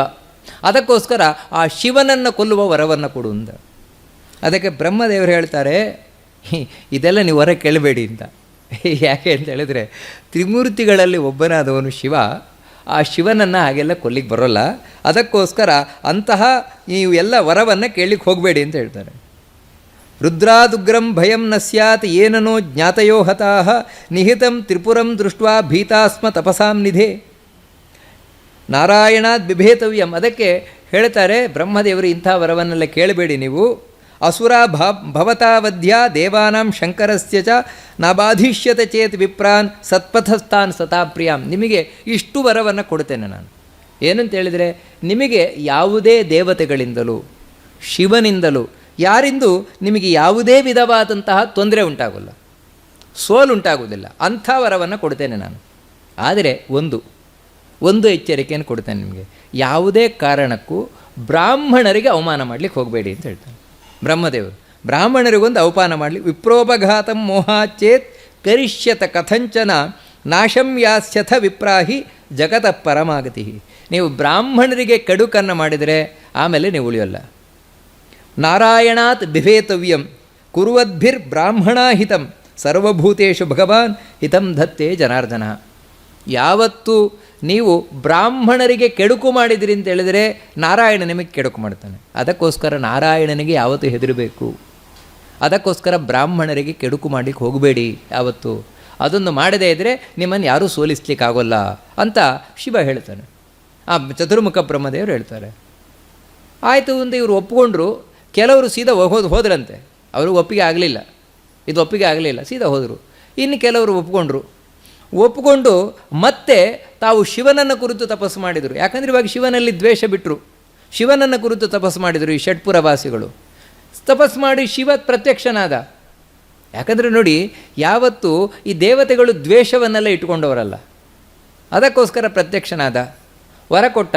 ನೀವು ಎಲ್ಲ ನಿಮ್ಮ ಇದೇ ರೀತಿ ಧರ್ಮ ಮಾರ್ಗದಲ್ಲಿ ನೀವಿದ್ರಿ ಅಂತ ಹೇಳಿದರೆ ನೀವು ಸತ್ತ ಬಳಿಕ ನೀವು ಸ್ವರ್ಗವನ್ನು ಸೇರ್ತೀರಿ ಅಂತ ತಾನು ಆಶೀರ್ವಾದವನ್ನು ಮಾಡಿದ. ಆದರೆ ಯಾರು ಶಿವನಲ್ಲಿ ದ್ವೇಷವನ್ನು ಇಟ್ಕೊಂಡಿದ್ರು ಆ ಷಡ್ಪುರವಾಸಿಗಳು, ಅಂದರೆ ಇವರು 6 ಪಟ್ಟಣವನ್ನು ಕಟ್ಕೊಂಡ್ರು ಶಿವನ ಅನುಗ್ರಹದಿಂದ. ಅದು ಎಲ್ಲಿಂದರೆ ಭೂಮಿಯ ಕೆಳಭಾಗದಲ್ಲಿ 6 ಪಟ್ಟಣಗಳು. ಅಲ್ಲಿ ವಾಸ ಮಾಡಲಿಕ್ಕೆ ಶುರು ಮಾಡಿದರು. ಇವರ ಒಡೆಯನೇ ನಿಕುಂಬ ಅಂತ, ನಿಕುಂಬಾಸುರ ಇವರ ಒಡೆಯ ಅವನು. ಇದಕ್ಕೆ ಸರಿಯಾಗಿ ಇನ್ನೊಂದು ಕಥೆಯನ್ನು ಹೇಳ್ತಾರೆ. ಬ್ರಹ್ಮದತ್ತ ಅಂತ ವಸುದೇವನ ಸ್ನೇಹಿತ. ಆ ವಸುದೇವನ ಸ್ನೇಹಿತ ಒಂದು ಯಜ್ಞವನ್ನು ಮಾಡ್ತಾ ಇದ್ದಾನೆ. ಆ ಯಜ್ಞದಲ್ಲಿ ವಸುದೇವ ತಾನು ಹೋಗಿದ್ದಾನೆ ದೇವಕಿಯಿಂದ ಸಹಿತನಾಗಿ. ಯಜ್ಞ ನಡೀತಾ ಇರುವಂತಹ ಸಂದರ್ಭದಲ್ಲಿ ಈ ಷಡ್ಪುರವಾಸಿಗಳು ಬಂದರು, ದೈತ್ಯರು ಬಂದರು, ನಿಕುಂಬ ಮುಂತಾದವರೆಲ್ಲ ಬಂದರು. ಬಂದವರೇ ಆ ಯಜ್ಞಕ್ಕೆ ವಿಘ್ನವನ್ನು ನೋಡಲಿಕ್ಕೆ ಶುರು ಮಾಡಿದರು. ಅಲ್ಲಿ ಅನೇಕ ಕನ್ಯೆಯರೆಲ್ಲ ಇದ್ದರು. ಅವರನ್ನೆಲ್ಲ ತಾನು ಯಾರು ಯೋಗ್ಯರಾದವ್ರಿಗೆ ಕೊಡಬೇಕು ಅಂತ ಲೆಕ್ಕಾಚಾರ ಮಾಡಿದ್ದ ಬ್ರಹ್ಮದತ್ತ.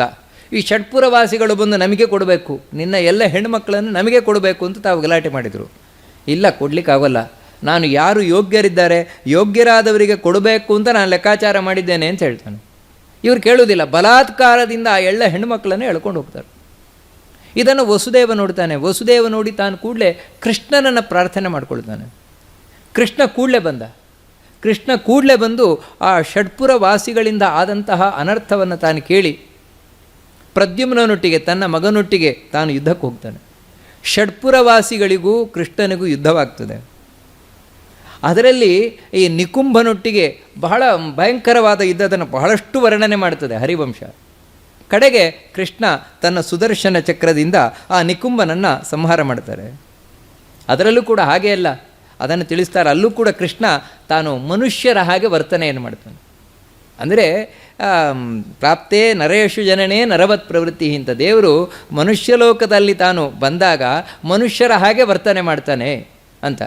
ಅಲ್ಲಿ ನಿಕುಂಭನೊಟ್ಟಿಗೆ ಯುದ್ಧ ಮಾಡಬೇಕಾದ್ರೆ ಕೃಷ್ಣ ಮೂರ್ಛೆ ತಪ್ಪಿ ಹೋದನಂತೆ ನೋಡಿ. ಅದನ್ನು ಹೇಳ್ತದೆ, ಮುಮೋಚ ಅಧೋ ನಿಕುಂಭಮಪಿ ಗೋವಿಂದ ಪ್ರಯತಂತಂ ಜಯಂ ಪ್ರತಿ ಯೋಧಯಾಮಾಸ ಭಗವಾನ್ ಘೋರವಾತ್ಮರಿಪುಂ ಹರಿ ಪರಿಘೇನಾಹತ ಕೃಷ್ಣೋ ನಿಕುಂಭೇನ ಭೃಶಂ ವಿಭೋ ಗದೆಯ ಚಾಪಿ ಕೃಷ್ಣೇನ ನಿಕುಂಭಸ್ತಾಡಿತೋ ಭೃಷಂ. ಇಬ್ಬರು ತಾವು ಹೊಡೆದಾಡಿಕೊಂಡಿದ್ದಾರಂತೆ, ಕೃಷ್ಣ ಹಾಗೂ ನಿಕುಂಭ ಇಬ್ಬರು ಕೂಡ.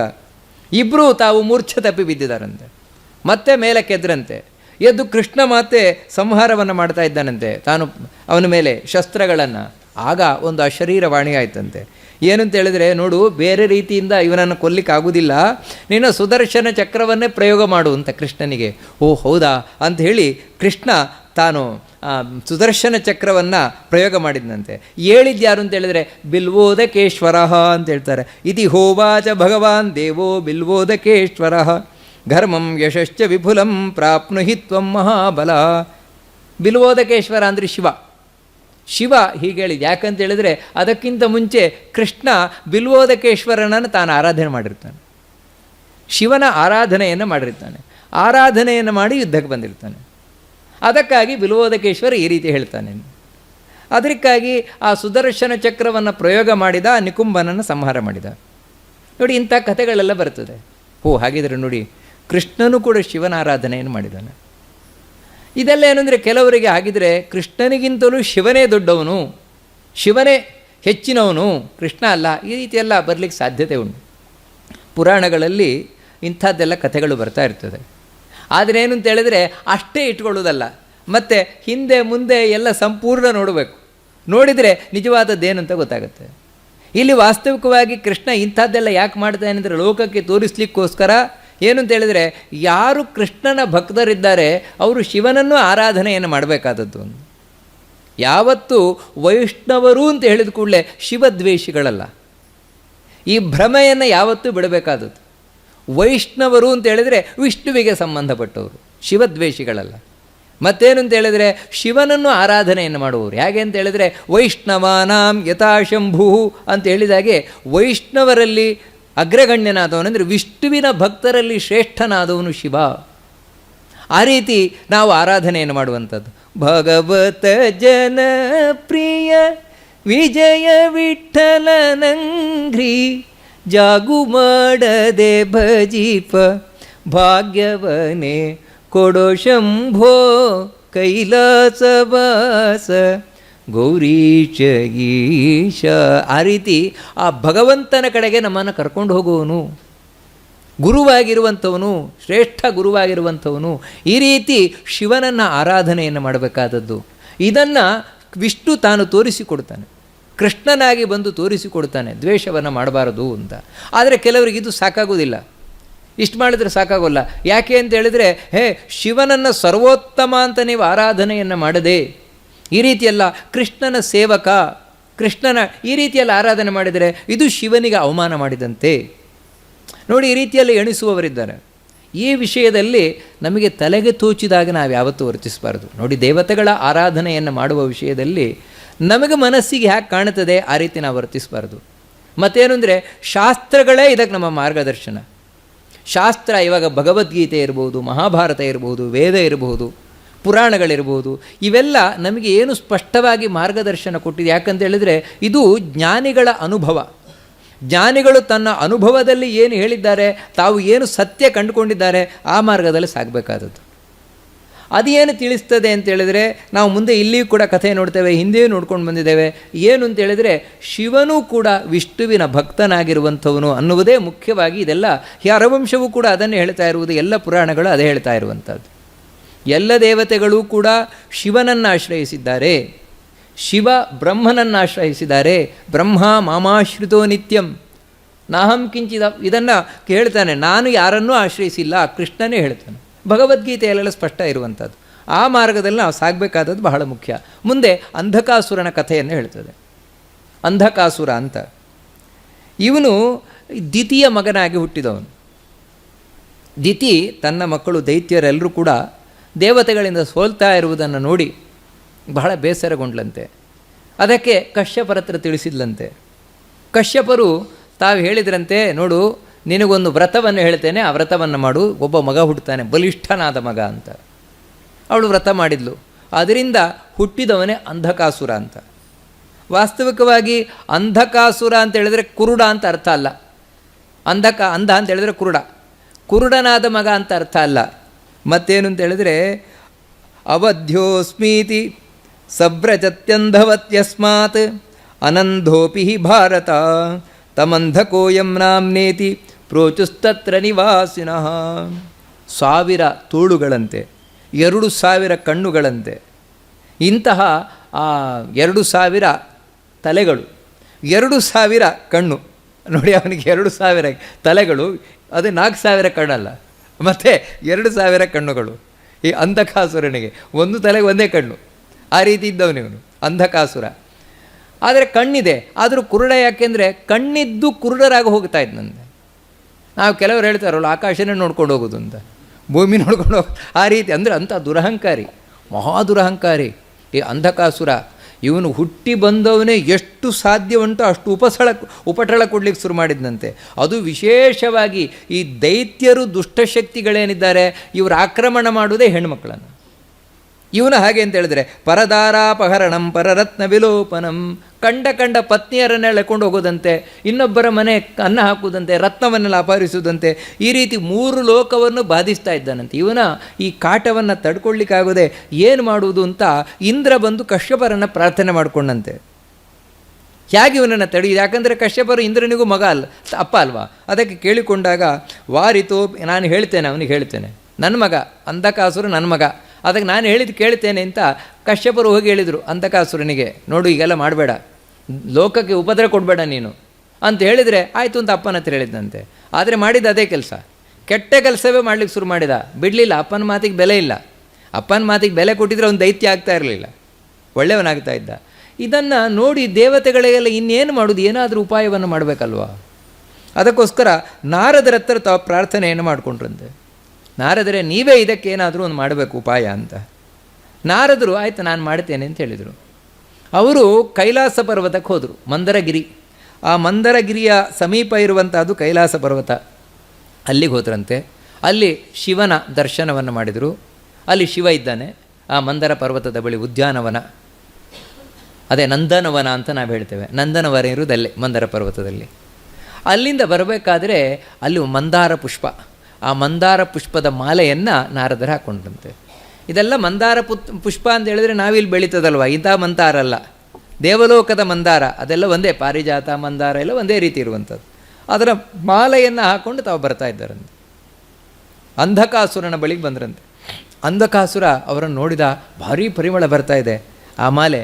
ಅದಕ್ಕೋಸ್ಕರ ಅವರು ಬಳಿ ಕೇಳಿದ, ನಾರದರೆ ನೀವು ಮಾಲೆ ಎಲ್ಲಿಂದ ಹಾಕ್ಕೊಂಬಂದಿದ್ದೀರಿ, ಏನು ಕತೆ ಅಂತ. ಅದಕ್ಕೆ ನಾರದರು, ಇದು ಮಂದರ ಪರ್ವತದಲ್ಲಿರುವುದಪ್ಪ, ಮಂದರ ಪರ್ವತದಲ್ಲಿ ಇಂಥದ್ದು ಬೇಕಾದಷ್ಟು ಮಾಲೆ ಇದೆ ಅಂತ ಹೇಳಿದರು. ಹೌದಾ, ಆ ಮಂದರ ಪರ್ವತ ಆ ರೀತಿ ಇದೆಯಾ, ಅಲ್ಲಿ ಹೋಗುವ? ಹೌದು, ತುಂಬ ಚೆನ್ನಾಗಿದೆ. ಅದು ಏನು ಅಂತ ಹೇಳಿದ್ರೆ ಸ್ವರ್ಗಕ್ಕಿಂತಲೂ ಮೀರಿ ಇರುವಂಥದ್ದು ಮಂದರ ಪರ್ವತ. ಅಲ್ಲಿ ಹೋದರೆ ನಿನಗೆ ಬೇಕಾದದ್ದು ಎಲ್ಲವೂ ಸಿಗುತ್ತದೆ ಹಾಗೆ ಅಂತ ಆಸೆ ಹುಟ್ಟಿಸಿದರು. ಅಂಧಕಾಸುರ ಇವರ ಮಾತಿಗೆ ಮರಳಾಗಿ, ನಾರದರ ಮಾತಿಗೆ ಮರುಳಾಗಿ ತಾನು ಹೋದ, ಸೀದಾ ಮಂದರ ಪರ್ವತ ಹತ್ರ ಹೋದ. ಮಂದರ ಪರ್ವತವನ್ನು ಹೋಗಿ ಅಲ್ಲಿ ಬಲಾತ್ಕಾರ ಮಂದರ ಪರ್ವತವನ್ನೆಲ್ಲ ಧ್ವಂಸಗೊಳಿಸ್ಲಿಕ್ಕೆ ನೋಡಿದಾಗ, ಅದನ್ನೆಲ್ಲ ತನ್ನದು ಅಂತ ಮಾಡ್ಕೊಳ್ಬೇಕು ಅಂತ ನೋಡಿದಾಗ, ಅದು ಶಿವನ ಖಾಸಗಿ ಪರ್ವತ ಮಂದರ ಪರ್ವತ. ಶಿವನಿಗೆ ಕೋಪ ಬಂತು. ಶಿವ ಅಂಧಕಾಸುರನೊಟ್ಟಿಗೆ ಯುದ್ಧಕ್ಕೆ ನಿಂತ. ಹೀಗೆ ಅಂಧಕಾಸುರ ಶಿವನಿಂದ ತಾನು ಸಂಹರಿಸಲ್ಪಟ್ಟ ಅಂತ ಈ ಅಂಧಕಾಸುರನ ಸಂಹಾರದ ಕಥೆಯನ್ನು ಹರಿವಂಶ ತಿಳಿಸ್ಕೊಂಡು ಹೋಗ್ತದೆ. ಇದು ಮಧ್ಯೆ ಬರುವಂಥದ್ದು. ಇನ್ನು ಹಾಗೆ ಕೃಷ್ಣನ ಮಗನಾದ ಪ್ರದ್ಯುಮ್ನ, ಅವನಿಗೆ ಸಂಬಂಧಪಟ್ಟಾಗ ಒಂದು ಕಥೆಯನ್ನು ಹೇಳ್ತಾರೆ. ಭಾನುಮತಿ ಅಂತ ಒಬ್ಬಳು ಯಾದವ ಕನ್ಯೆ. ಈ ಯಾದವ ಕನ್ಯೆಯನ್ನು ನಿಕುಂಬ ತಾನು ಅಪಹಾರವನ್ನು ಮಾಡ್ತಾನಂದು. ಭಾತುರ್ಹಿ ವಜ್ರನಾಭಸ್ಯ ತಸ್ಯ ಕನ್ಯಾ ಪ್ರಭಾವತಿ ಪ್ರದ್ಯುಮ್ನೇನ ಕೃತಾ ವೀರ ವಜ್ರನಾಭಸ್ತಥಾಹತಃ. ಹಿಂದೆ ಪ್ರದ್ಯುಮ್ನ ಒಬ್ಬನನ್ನು ಕೊಂದಿದ್ದ, ವಜ್ರನಾಭ ಅಂತ. ಆ ಸೇಡನ್ನು ತೀರಿಸಿಕೊಳ್ಳಿಕ್ಕೋಸ್ಕರ ಅವನ ಅಣ್ಣನಾದ ನಿಕುಂಭ ತಾನು ಈ ದ್ವಾರಕೆಗೆ ಬಂದು ಅಂತಃಪುರದಲ್ಲಿದ್ದಂತಹ ಭಾನುಮತಿಯನ್ನು ತಾನು ಅಪಹಾರ ಮಾಡ್ಕೊಂಡು ಹೋಗ್ತಾನೆ. ಇದು ಶ್ರೀಕೃಷ್ಣನಿಗೆ, ಅರ್ಜುನನಿಗೆ, ಎಲ್ರಿಗೂ ಕೂಡ ಗೊತ್ತಾಯಿತು. ಕೃಷ್ಣ ಅವನನ್ನು ಹಿಂಬಾಲಿಸಿಕೊಂಡು ಹೋಗ್ತಾನೆ ಪ್ರದ್ಯುಮ್ನಿಂದ ಸಹಿತವಾಗಿ. ಪ್ರದ್ಯುಮ್ನ ಅವನನ್ನು ಹಿಂಬಾಲಿಸಿಕೊಂಡು ಹೋಗ್ತಾನೆ. ಅವನು ಮಾಯಾಯುದ್ಧವನ್ನು ಬಲ್ಲವನು. ಆ ಮಾಯಾಯುದ್ಧವನ್ನು ಬಲ್ಲಂತಹ ಆ ನಿಕುಂಭನೊಟ್ಟಿಗೆ ತಾನು ಹೋರಾಟವನ್ನು ಮಾಡಿ ಕೊಂದು ಹಾಕ್ತಾನೆ, ಅವನನ್ನು ಮುಗಿಸ್ತಾನೆ. ಇದು ಒಂದು ಕಥೆ ಹರಿವಂಶದಲ್ಲಿ. ಅಂದರೆ ಇದೆಲ್ಲ ವಿಸ್ತಾರವಾಗಿ ಬರುವಂತಹ ಕಥೆ, ಅದನ್ನು ಸಂಕ್ಷೇಪವಾಗಿ, ಯಾಕಂದರೆ ಇದು ಅಧ್ಯಾಯಗಟ್ಟಲೆ ಇರುವಂತಹ ಕಥೆ ಇದೆಲ್ಲವೂ ಕೂಡ ಹರಿವಂಶದಲ್ಲಿ ಆ ಯುದ್ಧದ ವರ್ಣನೆ ಮುಂತಾದವುಗಳನ್ನೆಲ್ಲ ತಿಳಿಸ್ಕೊಂಡು ಹೋಗ್ತಾರೆ. ಮುಂದೆ ಇನ್ನೊಂದು ಕಥೆಯನ್ನು ಹೇಳ್ತಾರೆ. ರುಕ್ಮಿಣಿ ತಾನು ಮೊದಲ ಮಗ ಪ್ರದ್ಯುಮ್ನ, ಆ ಪ್ರದ್ಯುಮ್ನನ್ನು ಹಡೆದು 7 ದಿನಕ್ಕೆ ಮಗು ಮಾಯ ಆಯಿತು. ಮಗು ಎಲ್ಲೋಯ್ತು ಗೊತ್ತಾಗಲಿಲ್ಲ. ಹುಟ್ಟಿದ ಮಗು ಎಲ್ಲೋಯ್ತು ಗೊತ್ತಾಗಲಿಲ್ಲ. ಕೃಷ್ಣನಿಗೆ ಗೊತ್ತಿದೆ ಏನಾಗಿದೆ ಅಂತ ಗೊತ್ತಿದೆ, ಆದರೆ ಉಳಿದವರಿಗೆ ಯಾರೂ ಗೊತ್ತಿಲ್ಲ. ಅಯ್ಯೋ ಮಗು ಕಾಣಿಸ್ತಾ ಇಲ್ಲ ಅಂತ. ಅದ್ಯಾರು ಅಂದರೆ ಶಂಬರಾಸುರ ಅಂತ. ಈ ಶಂಬರಾಸುರ ಆ ಮಗುವನ್ನು ತಾನು ಅಪಹರಣ ಮಾಡಿದ್ದಾನೆ.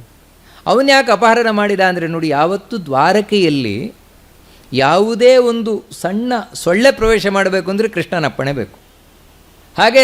ಹಾಗಿರಬೇಕಾದ್ರೆ ಶಂಬರಾಸುರ ಎಲ್ಲ ಹೇಗೆ ಬರ್ತಾನೆ ಅಂದರೆ ಇದು ಕೃಷ್ಣನದ್ದೇ ಇಚ್ಛೆ, ಕೃಷ್ಣನ ಇಚ್ಛೆಯಂತೆ ಇದೆಲ್ಲ ನಡೆಯುವಂಥದ್ದು. ಅದಕ್ಕೆ ಅವನು ಬರಬೇಕಾದ್ರೆ ಅದಕ್ಕೆ ಯಾವುದೇ ಅಡೆತಡೆಗಳಾಗಲಿಲ್ಲ. ಬಂದ ಆ ಹುಟ್ಟಿದ 7ನೇ ವರ್ಷದ ಮಗುವನ್ನು ತಾನು ಅಪಹಾರ ಮಾಡ್ಕೊಂಡು ಹೋಗಿ ಏನು ಮಾಡಿದ ಅಂತ ಹೇಳಿದರೆ ಅದನ್ನು ಸಮುದ್ರದಲ್ಲಿ ಎಸ್ತ. ಅವನಾದರೆ ಈ ಮಗುವನ್ನು ಅಪಹಾರ ಮಾಡ್ಕೊಂಡು ಹೋಗ್ಲಿಕ್ಕೆ ಕಾರಣ ಏನಂದರು ನಾರದರು ಹೋಗಿ ಅವನ ಹತ್ರ ಹೇಳಿದ್ದಾರೆ, ನೋಡು ರುಕ್ಮಿಣಿಯ ಮಗು ನಿನ್ನ ಸಾವು, ನಿನ್ನ ಮರಣ, ಅದಕ್ಕೋಸ್ಕರ ಆ ಮಗುವನ್ನು ನೀನು ಕೊಂದೆ ಅಂತಾದರೆ ನಿನ್ನ ಸಾವನ್ನು ನೀನು ಕೊಂದ ಹಾಗೆ ಅಂತ.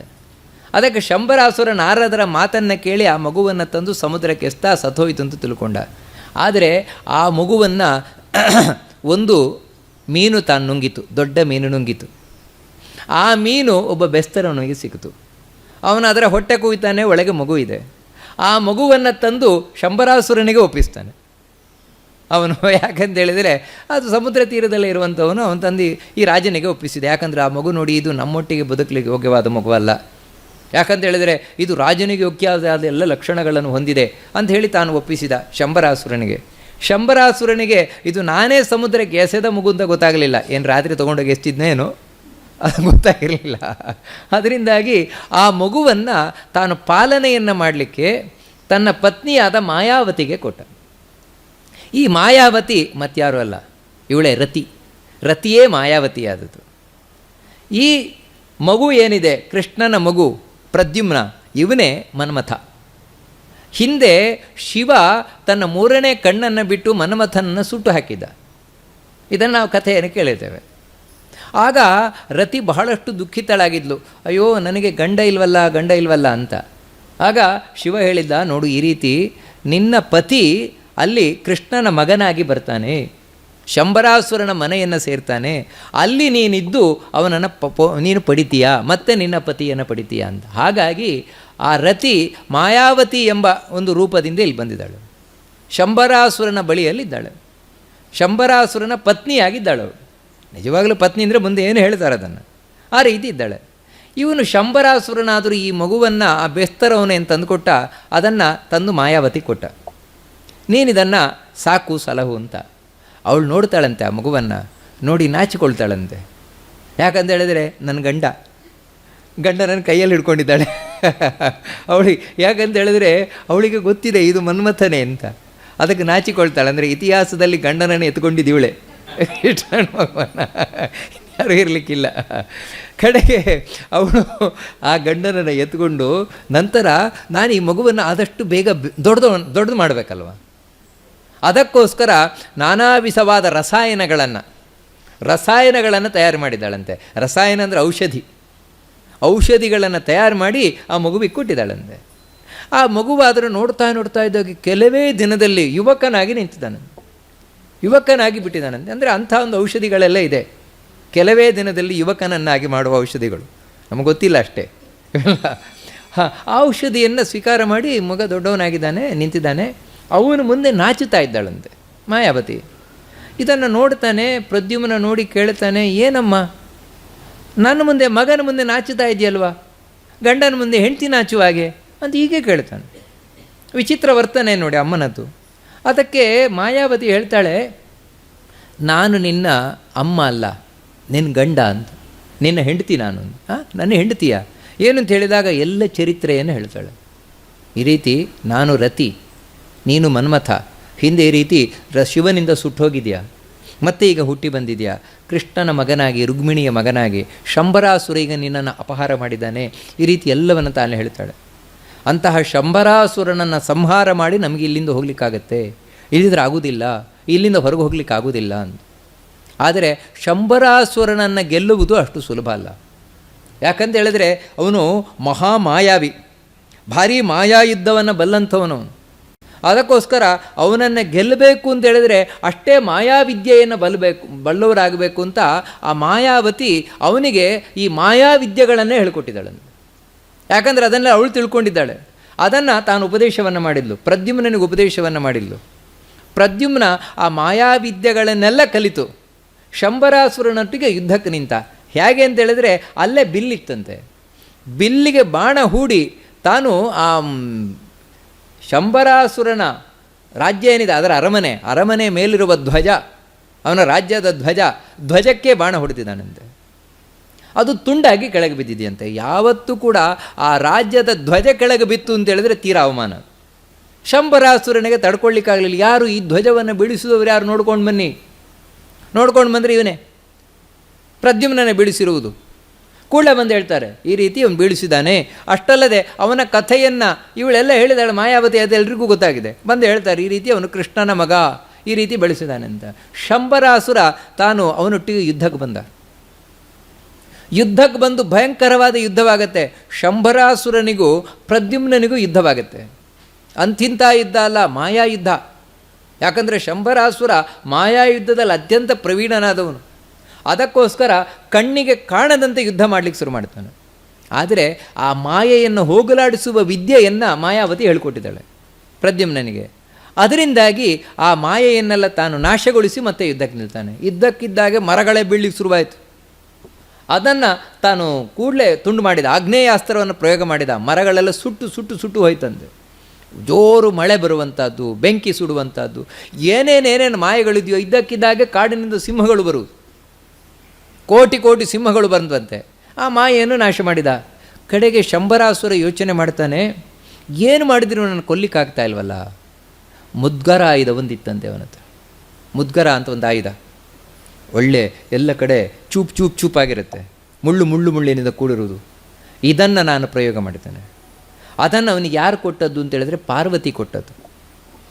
ಪಾರ್ವತಿ ಅಂತ ಹೇಳಿದ್ರೆ ಬರೀ ಪಾರ್ವತಿ ಅಲ್ಲ, ದುರ್ಗೆ. ಅಂದರೆ ದುರ್ಗೆಯಲ್ಲಿ, ಪಾರ್ವತಿಯಲ್ಲಿ ಸನ್ನಿಹಿತಳಾಗಿರುವಂತಹ ದುರ್ಗೆ.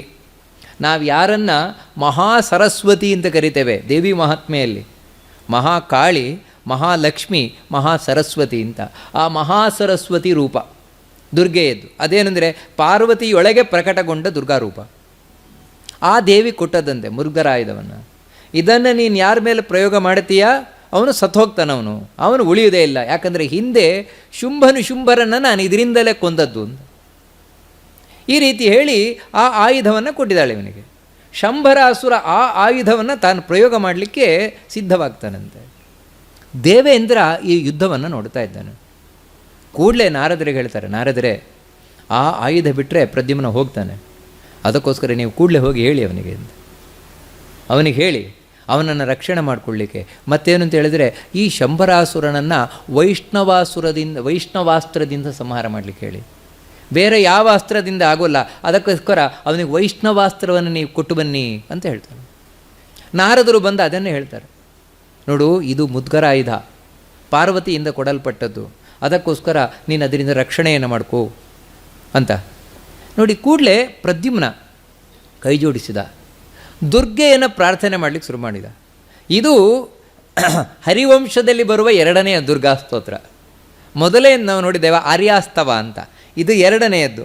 ಓಂ ನಮಃ ಕಾತ್ಯಾಯನ್ಯೇ ಗಿರೀಶಾಯೇ ನಮೋ ನಮಃ, ನಮಸ್ತ್ರೈಲೋಕ್ಯ ಮಾಯಾಯೇ ಕಾತ್ಯಾಯನ್ಯೇ ನಮೋ ನಮಃ, ನಮಃ ಶತ್ರುವಿನಾಶಿನ್ಯೇ ನಮೋ ಗೌರ್ಯೇ ಶಿವಪ್ರಿಯೇ, ನಮಸ್ಯೇ ಶುಂಭಮಥನೀಂ ನಿಶುಂಭಮಥನೀಮಪಿ. ತಾನು ಆ ದುರ್ಗೆಯನ್ನು ಕಾತ್ಯಾಯನಿ ಅಂತ, ಆ ಕಾತ್ಯಾಯನಿಯನ್ನು ಪ್ರಾರ್ಥನೆ ಮಾಡ್ಕೊಳ್ತಾಳೆ.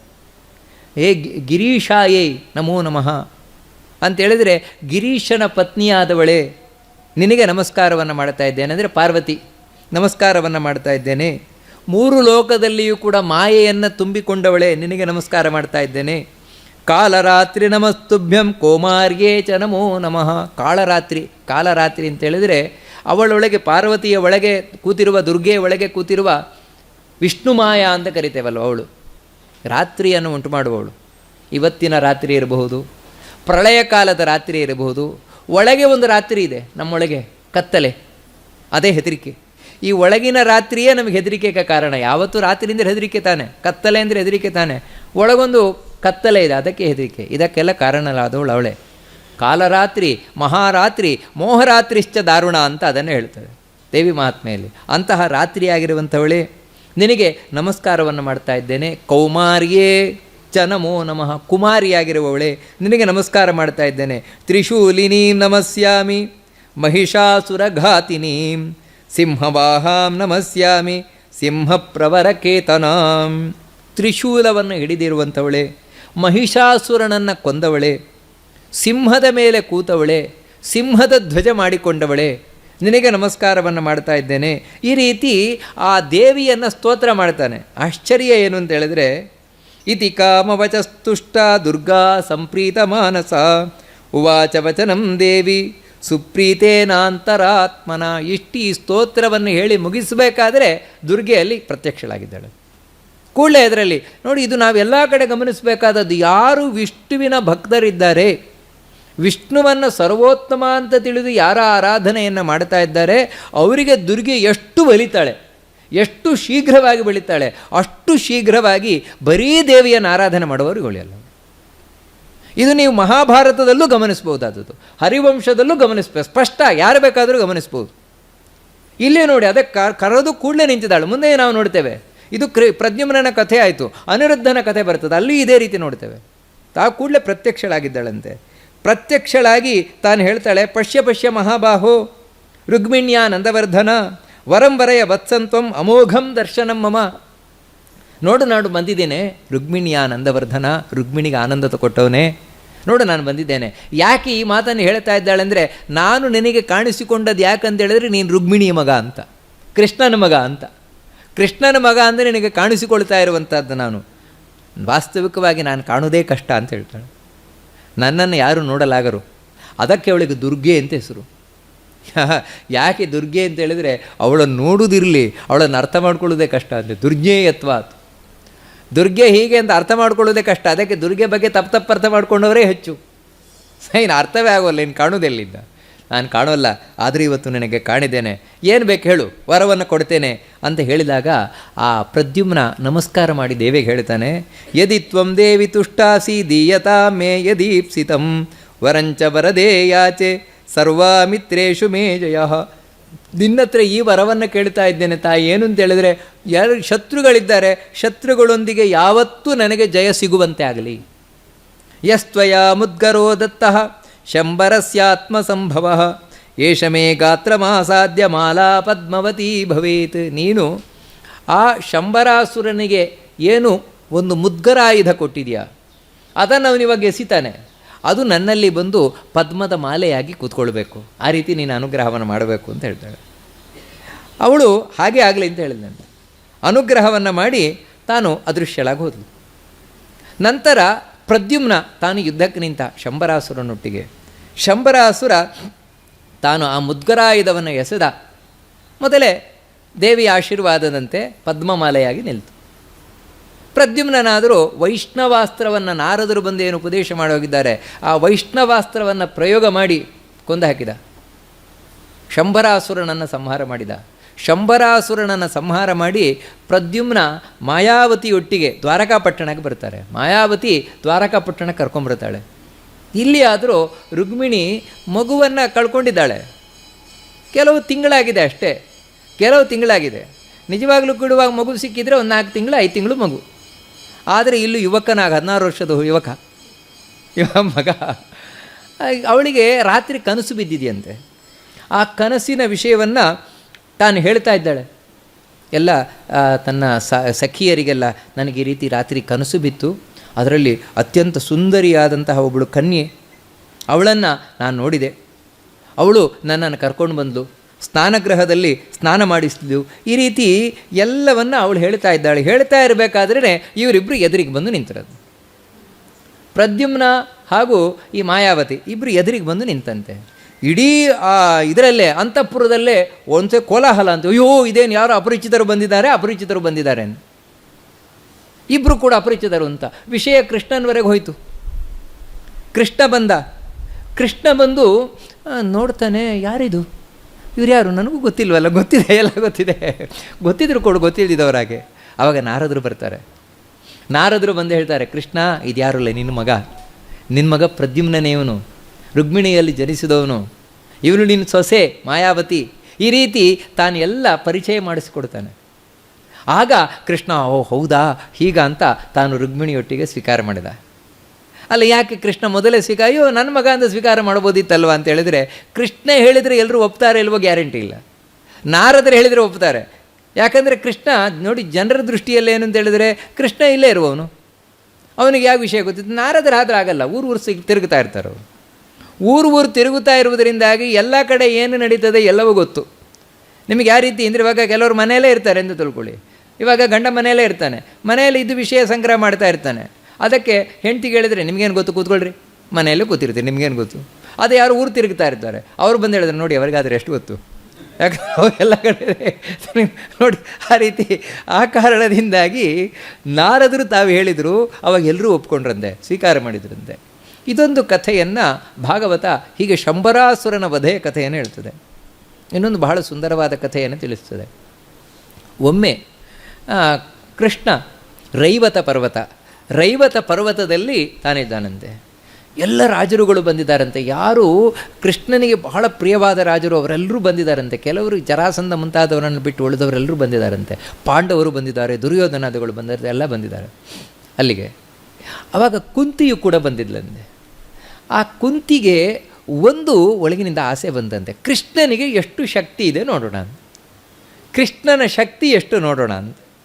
ಅದಕ್ಕೆ ಅವಳು ಕೃಷ್ಣನ ಹತ್ರ ಪ್ರಾರ್ಥನೆ ಮಾಡ್ಕೊಂಡ್ಲಂತೆ, ಕೃಷ್ಣ ನಿನ್ನ ಶಕ್ತಿ ಎಷ್ಟು ಅಂತ ನಾನು ನೋಡಬೇಕು ಅಂತ. ಆಯಿತು, ನನ್ನ ಸೋದರತ್ತೆ ಆಸೆ. ಅದಕ್ಕೋಸ್ಕರ ಕೃಷ್ಣ ಹೇಳಿದಂತೆ, ನೋಡಿ ಯಾರ್ಯಾರು ರಾಜರುಗಳು ಬಂದಿದ್ದೀರಿ ನೀವೆಲ್ಲರೂ ಕೂಡ, ನಾನು ರಥದಲ್ಲಿ ಕೂರ್ತೇನೆ, ನನ್ನ ರಥ ಮುಂದೆ ಹೋಗದಂತೆ ನೀವು ತಡಿಬೇಕು. ನಿಮ್ಮೆಲ್ಲರನ್ನ ಮೀರಿ ನಮ್ಮ ರಥ ಹೋಯಿತು ಅಂತ ಹೇಳಿದರೆ ನಿಮಗೆಲ್ಲರಿಗಿಂತಲೂ ನಾನು ಬಲಿಷ್ಠನಾಗಿದ್ದೇನೆ ಅಂತ. ಆಯಿತು ಅಂತ ಎಲ್ಲ ರಾಜರುಗಳೂ ಕೂಡ ತಡೆಗಟ್ಟಿದ್ದಾರೆ.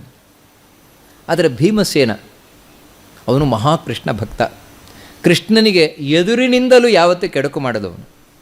ಅದಕ್ಕೇನೆಂದರೆ ಹಿಂದಿಂದ ಹೋಗಿ ಚಕ್ರ ಹಿಡ್ಕೊಂಡಂತೆ, ಯಾಕಂದರೆ ಚಕ್ರ ಮುಂದೆ ಹೋದರೆ ತಾನೆ.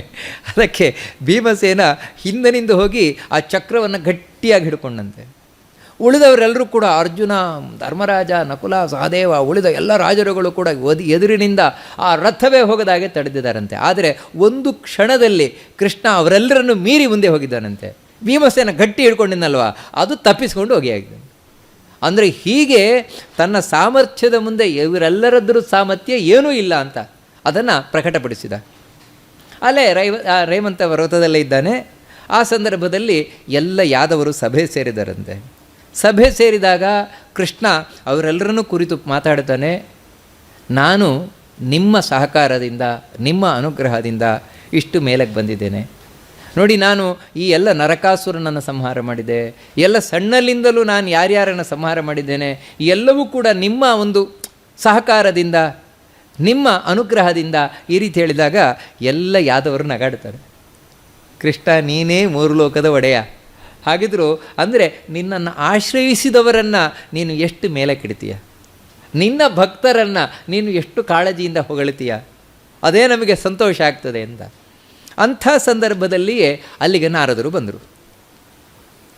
ತಸ್ಮಿನ್ ನಿಪತಿತೆ ಭೂಮೋ ನಾರದೇ ಮುನಿಪುಂಗವೇ ತದದ್ಭುತಂ ಮಹಾಮೇಘಂ ವ್ಯಪಾಕೃಷ್ಯತ ದುರ್ದಿನಂ ಸೋವಗಾಖ್ಯ ನರೇಂದ್ರಾಣ ಮಧ್ಯೆ ಸಾಗರ ಸನ್ನಿಭಃ ಆಸನಸ್ಥಂ ಯದುಶ್ರೇಷ್ಠಂ ಉವಾಚ ಮುನಿಮವ್ಯಯಂ. ಎಲ್ಲ ರಾಜರುಗಳು ಸೇರಿದರಲ್ಲಿ. ನಾರದರು ಮೇಲಿಂದ ಇಳಿದ್ರಂತೆ, ಎಲ್ಲೂ ಹೋಗಿದ್ರು, ಇಳ್ಕೊಂಡು ಬಂದರು. ಕೃಷ್ಣ ಎದ್ದ, ಎಲ್ಲರೂ ಸತ್ಕಾರವನ್ನು ಮಾಡಿದರು. ನಾರದರಾದರೂ ಕೃಷ್ಣನನ್ನು ನೋಡಿದರು. ಕೃಷ್ಣನ ಎಡಭಾಗದಲ್ಲಿ, ಎಡತೊಡೆಯಲ್ಲಿ ರುಕ್ಮಿಣಿ ಕೂತಿದ್ದಾಳಂತೆ. ನಾರದರು ನೋಡಿದರು. ನೋಡಿ ಆಶ್ಚರ್ಯಂ ಖಲು ದೇವಾನಾಂ ಏಕತ್ವಂ ಪುರುಷೋತ್ತಮಃ ಧನ್ಯಶ್ಚಾಸಿ ಮಹಾಬಾಹೋ ಲೋಕೆ ಜ್ಞಾನ್ಯೋಸ್ತಿ ಕಶ್ಚನ. ಒಂದು ಮಾತು ಹೇಳಿದರು, ಕೃಷ್ಣ ನೀನೇ ಆಶ್ಚರ್ಯ, ನೀನೇ ಧನ್ಯ ಅಂತ ಹೇಳಿದರು. ಆಶ್ಚರ್ಯಂ ಖಲು ದೇವಾನಾಂ, ನೀನೇ ದೇವತೆಗಳ ಪೈಕಿ ನೀನೇ ಆಶ್ಚರ್ಯನಾಗಿರುವವನು. ಏಕತ್ವಂ ಪುರುಷೋತ್ತಮ, ನೀನೇ ಒಬ್ಬನೇ ಒಬ್ಬನು. ಅಂದರೆ ನಿನಗೆ ಸರಿಸಾಟಿಯಾದವರು ಯಾರೂ ಇಲ್ಲ. ಅಷ್ಟು ಮಾತ್ರ ಅಲ್ಲ, ನೀನು ಧನ್ಯನೂ ಆಗಿದೆಯಾ, ನಿನಗಿಂತ ಧನ್ಯರು ಲೋಕದಲ್ಲಿ ಯಾರೂ ಇಲ್ಲ ಅಂತ ಹೇಳಿದ್ ನಾನು. ಈ ಮಾತನ್ನು ಕೇಳಿದ ಕೂಡಲೇ ಕೃಷ್ಣ ನಗಾಟ್ನಂತೆ, ಮುಗುಳುನ ಕೇಳಿದ್ನಂತೆ. ಆಶ್ಚರ್ಯಚೈವ ಧನ್ಯಶ್ಚ ದಕ್ಷಿಣಾಭಿಸ್ಸಹೇತ್ಯಹಂ. ಉತ್ತರ ಕೊಟ್ಟ, ದಕ್ಷಿಣಾಭಿಸ್ಸಾಕಂ ಅಂತ. ಹೌದು, ನಾನು ಆಶ್ಚರ್ಯವಾಗಿದ್ದೇನೆ, ಧನ್ಯವಾಗಿದ್ದೇನೆ. ಯಾವಾಗ ಅಂತ ಹೇಳಿದ್ರೆ ದಕ್ಷಿಣೆಯಿಂದ ಸಹಿತವಾದಾಗ ಅಂತ ಈ ರೀತಿ ಹೇಳಿದ. ಅಂದರೆ ನಮಗೇನು ದಕ್ಷಿಣೆಯಿಂದ ಸಹಿತವಾದಾಗ ಅಂತ ಆ ರೀತಿ ಇಲ್ಲ, ಆ ಅರ್ಥದಲ್ಲಲ್ಲ, ಮತ್ತು ಬೇರೆ ಅರ್ಥದಲ್ಲಿ ಹೇಳಿದ್ದು. ನಾನು ದಕ್ಷಿಣೆಯಿಂದ ಸಹಿತವಾದಾಗ ನಾನು ಧನ್ಯ, ಆಶ್ಚರ್ಯ ಅಂತ ಕೃಷ್ಣ ಹೇಳಿದ. ಹೌದಾ ಅಂತ ನಾರದರು ಸಂತೋಷಪಟ್ರಂತೆ. ಕೃಷ್ಣೋ ಪರ್ಯಾಪ್ತ ವಾಕ್ಯೋಸ್ಮಿ ಗಮಿಷ್ಯಾಮಿ ಯಥಾಗತಂ. ಎಲ್ಲ ರಾಜರುಗಳನ್ನು ನೋಡಿದ್ರಂತೆ. ನಾರದರು ಹೇಳಿದರು, ಹಾಂ ತೃಪ್ತಿ ಆಯಿತು, ನನಗೆ ಸಂತೋಷ ಆಯಿತು, ಬರ್ತೇನಾಯ್ತಾ ನಾನಿಂತ ಹೊರಟರು. ಎಲ್ರಿಗೂ ರಾಜರುಗಳ ಆಶ್ಚರ್ಯ, ಇದೇನು ಬಂದರು, ಈಗ ತಾನೇ ಬಂದರು, ನೀನು ಧನ್ಯ, ನೀನು ಆಶ್ಚರ್ಯ ಅಂತ ಹೇಳಿದರು. ಕೃಷ್ಣ ದಕ್ಷಿಣೆಯಿಂದ ಸಹಿತವಾದಾಗ ಅಂತ ಹೇಳಿದರು. ತೃಪ್ತಿ ಆಯಿತು ಅಂತ ಹೊರಟರು. ಇಲ್ಲಿ ಅನ್ನೋ ಥರ ನಾಟಕ ಇದ್ದಾಗಿದೆಯಲ್ವ. ಉಳಿದ ರಾಜರುಗಳಿಗೇನು ಅರ್ಥ ಆಗಲಿಲ್ಲ. ಅವರು ಕೃಷ್ಣನ ಹತ್ರ ಕೇಳ್ತಾರೆ, ಏನು ಕೃಷ್ಣ ಇದು, ನಮ್ಗೆ ಅರ್ಥ ಆಗಲಿಲ್ಲ ಸರಿಯಾಗಿ ಅಂತ. ಅದಕ್ಕೆ ಕೃಷ್ಣ ಹೇಳ್ತಾನೆ, ಕೇಳ್ರಿ ನಾರದರ ಹತ್ರನೇ, ನಾರದರು ಆ ಕಥೆ ಎಲ್ಲ ಹೇಳ್ತಾರೆ ಅಂತ. ಅಂದರೆ ಅಲ್ಲಿ ಏನು ದೊಡ್ಡ ಕಥೆ ನಡೆದಿದೆ, ಆ ಕಥೆ ಕೃಷ್ಣನಿಗೆ ಗೊತ್ತಿದೆ, ನಾರದರಿಗೆ ಗೊತ್ತಿದೆ, ಉಳಿದವರು ಯಾರಿಗೂ ಗೊತ್ತಿಲ್ಲ. ಅದೇನು ಕಥೆ ಅದನ್ನು ನಾರದರ ಹತ್ರ ಕೇಳಿದಾಗ ನಾರದರು ಹೇಳ್ತಾರೆ, ಶ್ರೂಯತಾಂಭೋ ನೃಪಶ್ರೇಷ್ಠ ಯಾವಂತಸ್ಥ ಸಮಾಗತಾ ಅಸ್ಯ ಕೃಷ್ಣಸ್ಯ ಮಹತೋ ಯಥಾಪಾರಮಹಂಗತಃ. ಎಲ್ಲ ರಾಜರುಗಳೇ ಕೇಳಿ, ನಾನಿವಾಗ ಈ ಕೃಷ್ಣನ ಮಹಾತ್ಮೆಯನ್ನು ನಿಮಗೆ ಹೇಳಲಿಕ್ಕಿದ್ದೇನೆ. ಕೃಷ್ಣ ಎಷ್ಟು ಪಾರಂಗತಃ ಅಂತೇಳಿದರೆ ಎಷ್ಟು ಎಲ್ಲವನ್ನು ಮೀರಿ ನಿಂತಿದ್ದಾನೆ. ಸಾಕಾಷ್ಠ ಸಾ ಪರಾಗತಿ ಅಂತೇಳಿದರೆ ಎಲ್ಲಕ್ಕಿಂತ ಎತ್ತರದಲ್ಲಿನವನು, ಎಲ್ಲಕ್ಕಿಂತ ಸರ್ವೋತ್ತಮನಾಗಿರುವವನು ಈ ಕೃಷ್ಣ. ಅದಕ್ಕೆ ಸಂಬಂಧಪಟ್ಟಾಗಿ ನಾನು ಹೇಳ್ತೀನಿ ಕೇಳಿ ಅಂತ ಹೇಳ್ತಾರೆ. ಅಹಂ ಕದಾಚಿತ್ ಗಂಗಾಯಾಸ್ತೀರೆ ತ್ರಿಷವಣಾತಿಥಿ ಚರಾಮ್ಯೇಕಕ್ಷಪಾಪಾಯೇ ದೃಶ್ಯಮಾನೇ ದಿವಾಕರೇ. ನಾನು ಒಂದು ದಿನ ಗಂಗಾ ತೀರದಲ್ಲಿ ಮುಳುಗಿ ಸ್ನಾನ ಮಾಡಲಿಕ್ಕೋಸ್ಕರ ಹೋಗಿದ್ದೇನೆ. ಇನ್ನು ರಾತ್ರಿ ಮುಗಿದು ಹಗಲಾಗ್ತಾ ಇದೆ, ಅಂದರೆ ಮುಂಜಾನೆಯಲ್ಲಿ ನಾನು ಸ್ನಾನ ಮಾಡ್ತಾ ಇದ್ದೇನೆ. ಅಂಥ ಸಂದರ್ಭದಲ್ಲಿ ಗಂಗಾ ನದಿಯಲ್ಲಿ ಒಂದು ವಸ್ತುವನ್ನು ಕಂಡೆ. ಹೇಗಂತೇಳಿದ್ರೆ ಅದು ಬಹಳ ದೊಡ್ಡದಿತ್ತಂತೆ. ಕ್ರೋಶ ಅಂತ ಹೇಳಿದ್ರೆ ಒಂದು ಗಾವುದದಷ್ಟು, ಒಂದು ಫರ್ಲಾಂಗ್ ಅಂತ ಹೇಳ್ತೇವಲ್ವ, ಅಷ್ಟು ದೊಡ್ಡವಾದ ಒಂದು ಚಿಪ್ಪು ಕಾಣಿಸ್ತಾ ಇದೆಯಂತೆ. ಚತುಶ್ಚರಣ ಸಂಶ್ಲಿಷ್ಟಂ, 4 ಕಾಲುಗಳಿದೆಯಂತೆ, ಅದಕ್ಕೆ 4 ಕಾಲುಗಳಾಗ್ತಾ ಇದೆಯಂತೆ. ಸಪಿಂಗಲಂ, ಸಾಮಾನ್ಯ ಕೆಂಪು ಒತ್ತಿದ ಬಣ್ಣದಿಂದ ಇದೆಯಂತೆ. ಮಮ ವೀಣಾಕೃತಿಂ ಕೂರ್ಮಂ ಗಜಚರ್ಮಚಯೋಪಮಂ.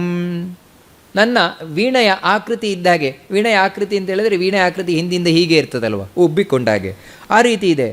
ಸೋಹಂ ತಂ ಪಾಣಿನಾ ಸ್ಪೃಷ್ಟ ಪ್ರೋಕ್ತವಾನ್ ಜಲಚಾರಿಣಂ. ನಾನು ಅದನ್ನು ನನ್ನ ಕೈಯಿಂದ ಮುಟ್ಟಿದೆ. ದೊಡ್ಡದು, ಗೊತ್ತಾಯಿತು ಇದೊಂದು ಆಮೆ ಅಂತ, ಗಂಗಾ ನದಿಯಲ್ಲಿರುವ ಆಮೆ, ಅಷ್ಟು ದೊಡ್ಡದಾದ ಆಮೆ. ಇದನ್ನು ನೋಡಿ ನನಗೆ ಕಾಣಿಸ್ತು, ಇಂಥ ಪ್ರಾಣಿ ಎಲ್ಲಿ ಕಾಣಲಿಕ್ಕೆ ಸಾಧ್ಯ ಇದೆ. ಅದಕ್ಕೆ ಹೇಳಿದೆ ನಾನು, ತ್ವಮಾಶ್ಚರ್ಯ ಶರೀರೋಸಿ ಕೂರ್ಮ ಧನ್ಯೋಸಿ ಮೈಮತಃ. ನೀನೇ ಆಶ್ಚರ್ಯ, ನೀನೇ ಧನ್ಯ ಅಂತ ನಾನು ಆ ಆಮೆಗೆ ಹೇಳಿದೆ. ಯಸ್ತ್ವಮೇವ ಅಭೇದ್ಯಾಭ್ಯಾಂ ಕಪಾಲಾಭ್ಯಾಂ ಸಮಾವೃತಃ. ಯಾಕಂತೇಳಿದರೆ ನೀನು 2 ಚಿಪ್ಪುಗಳು ಸೇರಿಕೊಂಡಿದೆ, 2 ಚಿಪ್ಪುಗಳಿಂದ ಸೇರಿಕೊಂಡು ನಿಂತ ಗಟ್ಟಿಮುಟ್ಟಾದ ದೇಹವುಳ್ಳವನಾಗಿದ್ದೀಯಾ. ತೋಯೇ ತೆರಸಿ ನಿಶಂಕಂ ಕಚ್ಚಿದನ್ಯ ಮಚಿಂತೆಯನ್. ಆ ನೀರಿನಲ್ಲಿ ಯಾವುದೇ ಯೋಚನೆ ಇಲ್ಲದೆ ಆರಾಮಾಗಿ ಹೋಗ್ತಾ ಇದೆಯಲ್ವ. ಜೀವನದಲ್ಲಿ ಹೀಗೆ ತಾನೇ, ಯಾವುದೇ ನಮಗೆ ತಲೆಬಿಸಿ ಇರಬಾರ್ದು, ಟೆನ್ಷನ್ ಇರಬಾರ್ದು, ಏನಿಲ್ಲ, ಆವಾಗಲೇ ಧನ್ಯ ನಾವು. ಆ ರೀತಿ ಯಾವುದೇ ಟೆನ್ಷನ್ ಇಲ್ಲದೆ ಆರಾಮಾಗಿ ಬದುಕ್ತಾವಲ್ವ, ಅದೇ ಆಶ್ಚರ್ಯ. ಅದೇ ನಮ್ಮಲ್ಲಿ ಹೇಳೋದುಂಟಲ್ಲ, ಏನ್ರಿ ಆಶ್ಚರ್ಯ, ಮಲ್ಕೊಂಡು ಕೂಡಲೇ ನಿದ್ರೆ. ಏನು ನೀವು ಬೇಕಿದ್ರೆ ಬೆಟ್ಟದ ಮೇಲೆ ಬೆಟ್ಟ ಬೀಳಲಿ, ಇವ್ರಿಗೇನಿಲ್ಲ. ಮಲ್ಕೊಂಡ್ರ 2 ನಿಮಿಷ ಗೊರಿಲಿಕ್ಕೆ ಶುರು ಮಾಡ್ತಾರೆ.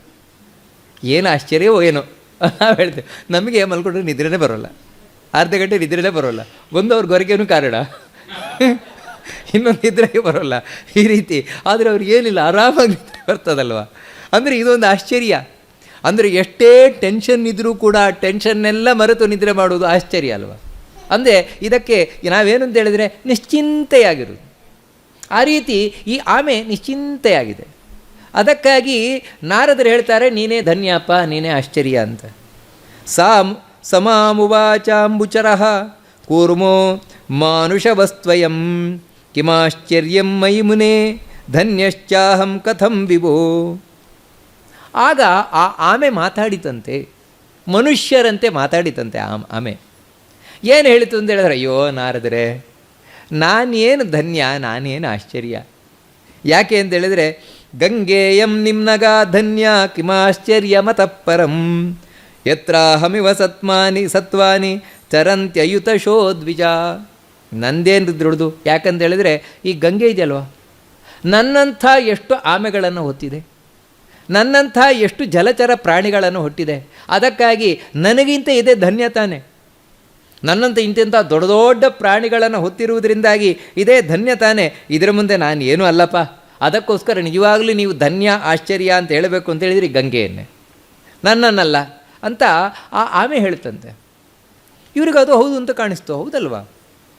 ಆ ಆಮೆ ಹೇಳಿದ್ದು ಕರೆಕ್ಟೇ. ಯಾಕಂದರೆ ಇಂಥ ಎಷ್ಟು ಜಲಚರಗಳನ್ನು ಹೊತ್ತಿರುವ ದೊಡ್ಡ ನದಿ ಗಂಗೆ, ಕೆಲವು ಕಡೆಯಿಂದ ಮೈಲಿಗಟ್ಟಲು ಇದೆ ವಿಸ್ತೀರ್ಣ. ಅಂತ ಗಂಗೆ ಹತ್ರ ಹೋದರು. ಗಂಗೆ ಹತ್ರ ಹೋಗಿ, ಧನ್ಯೋಸಿ ತ್ವಂ ಸರಿಶ್ರೇಷ್ಠ ನಿತ್ಯಮಾಶ್ಚರ್ಯಭೂಷಿತ ಯಾ ತ್ವಮೇವಂ ಮಹಾದೇಹೈ ಶ್ವಾಪದೈರುಪಶೋಭಿತ ಹ್ರಾದಿನಿ ಸಾಗರಂ ಯಾಸಿ ರಕ್ಷಂತಿ ತಾಪಸಾಲಯಾನ್. ನೀನು ಧನ್ಯ ಆಶ್ಚರ್ಯಪ್ಪ ಗಂಗೆ.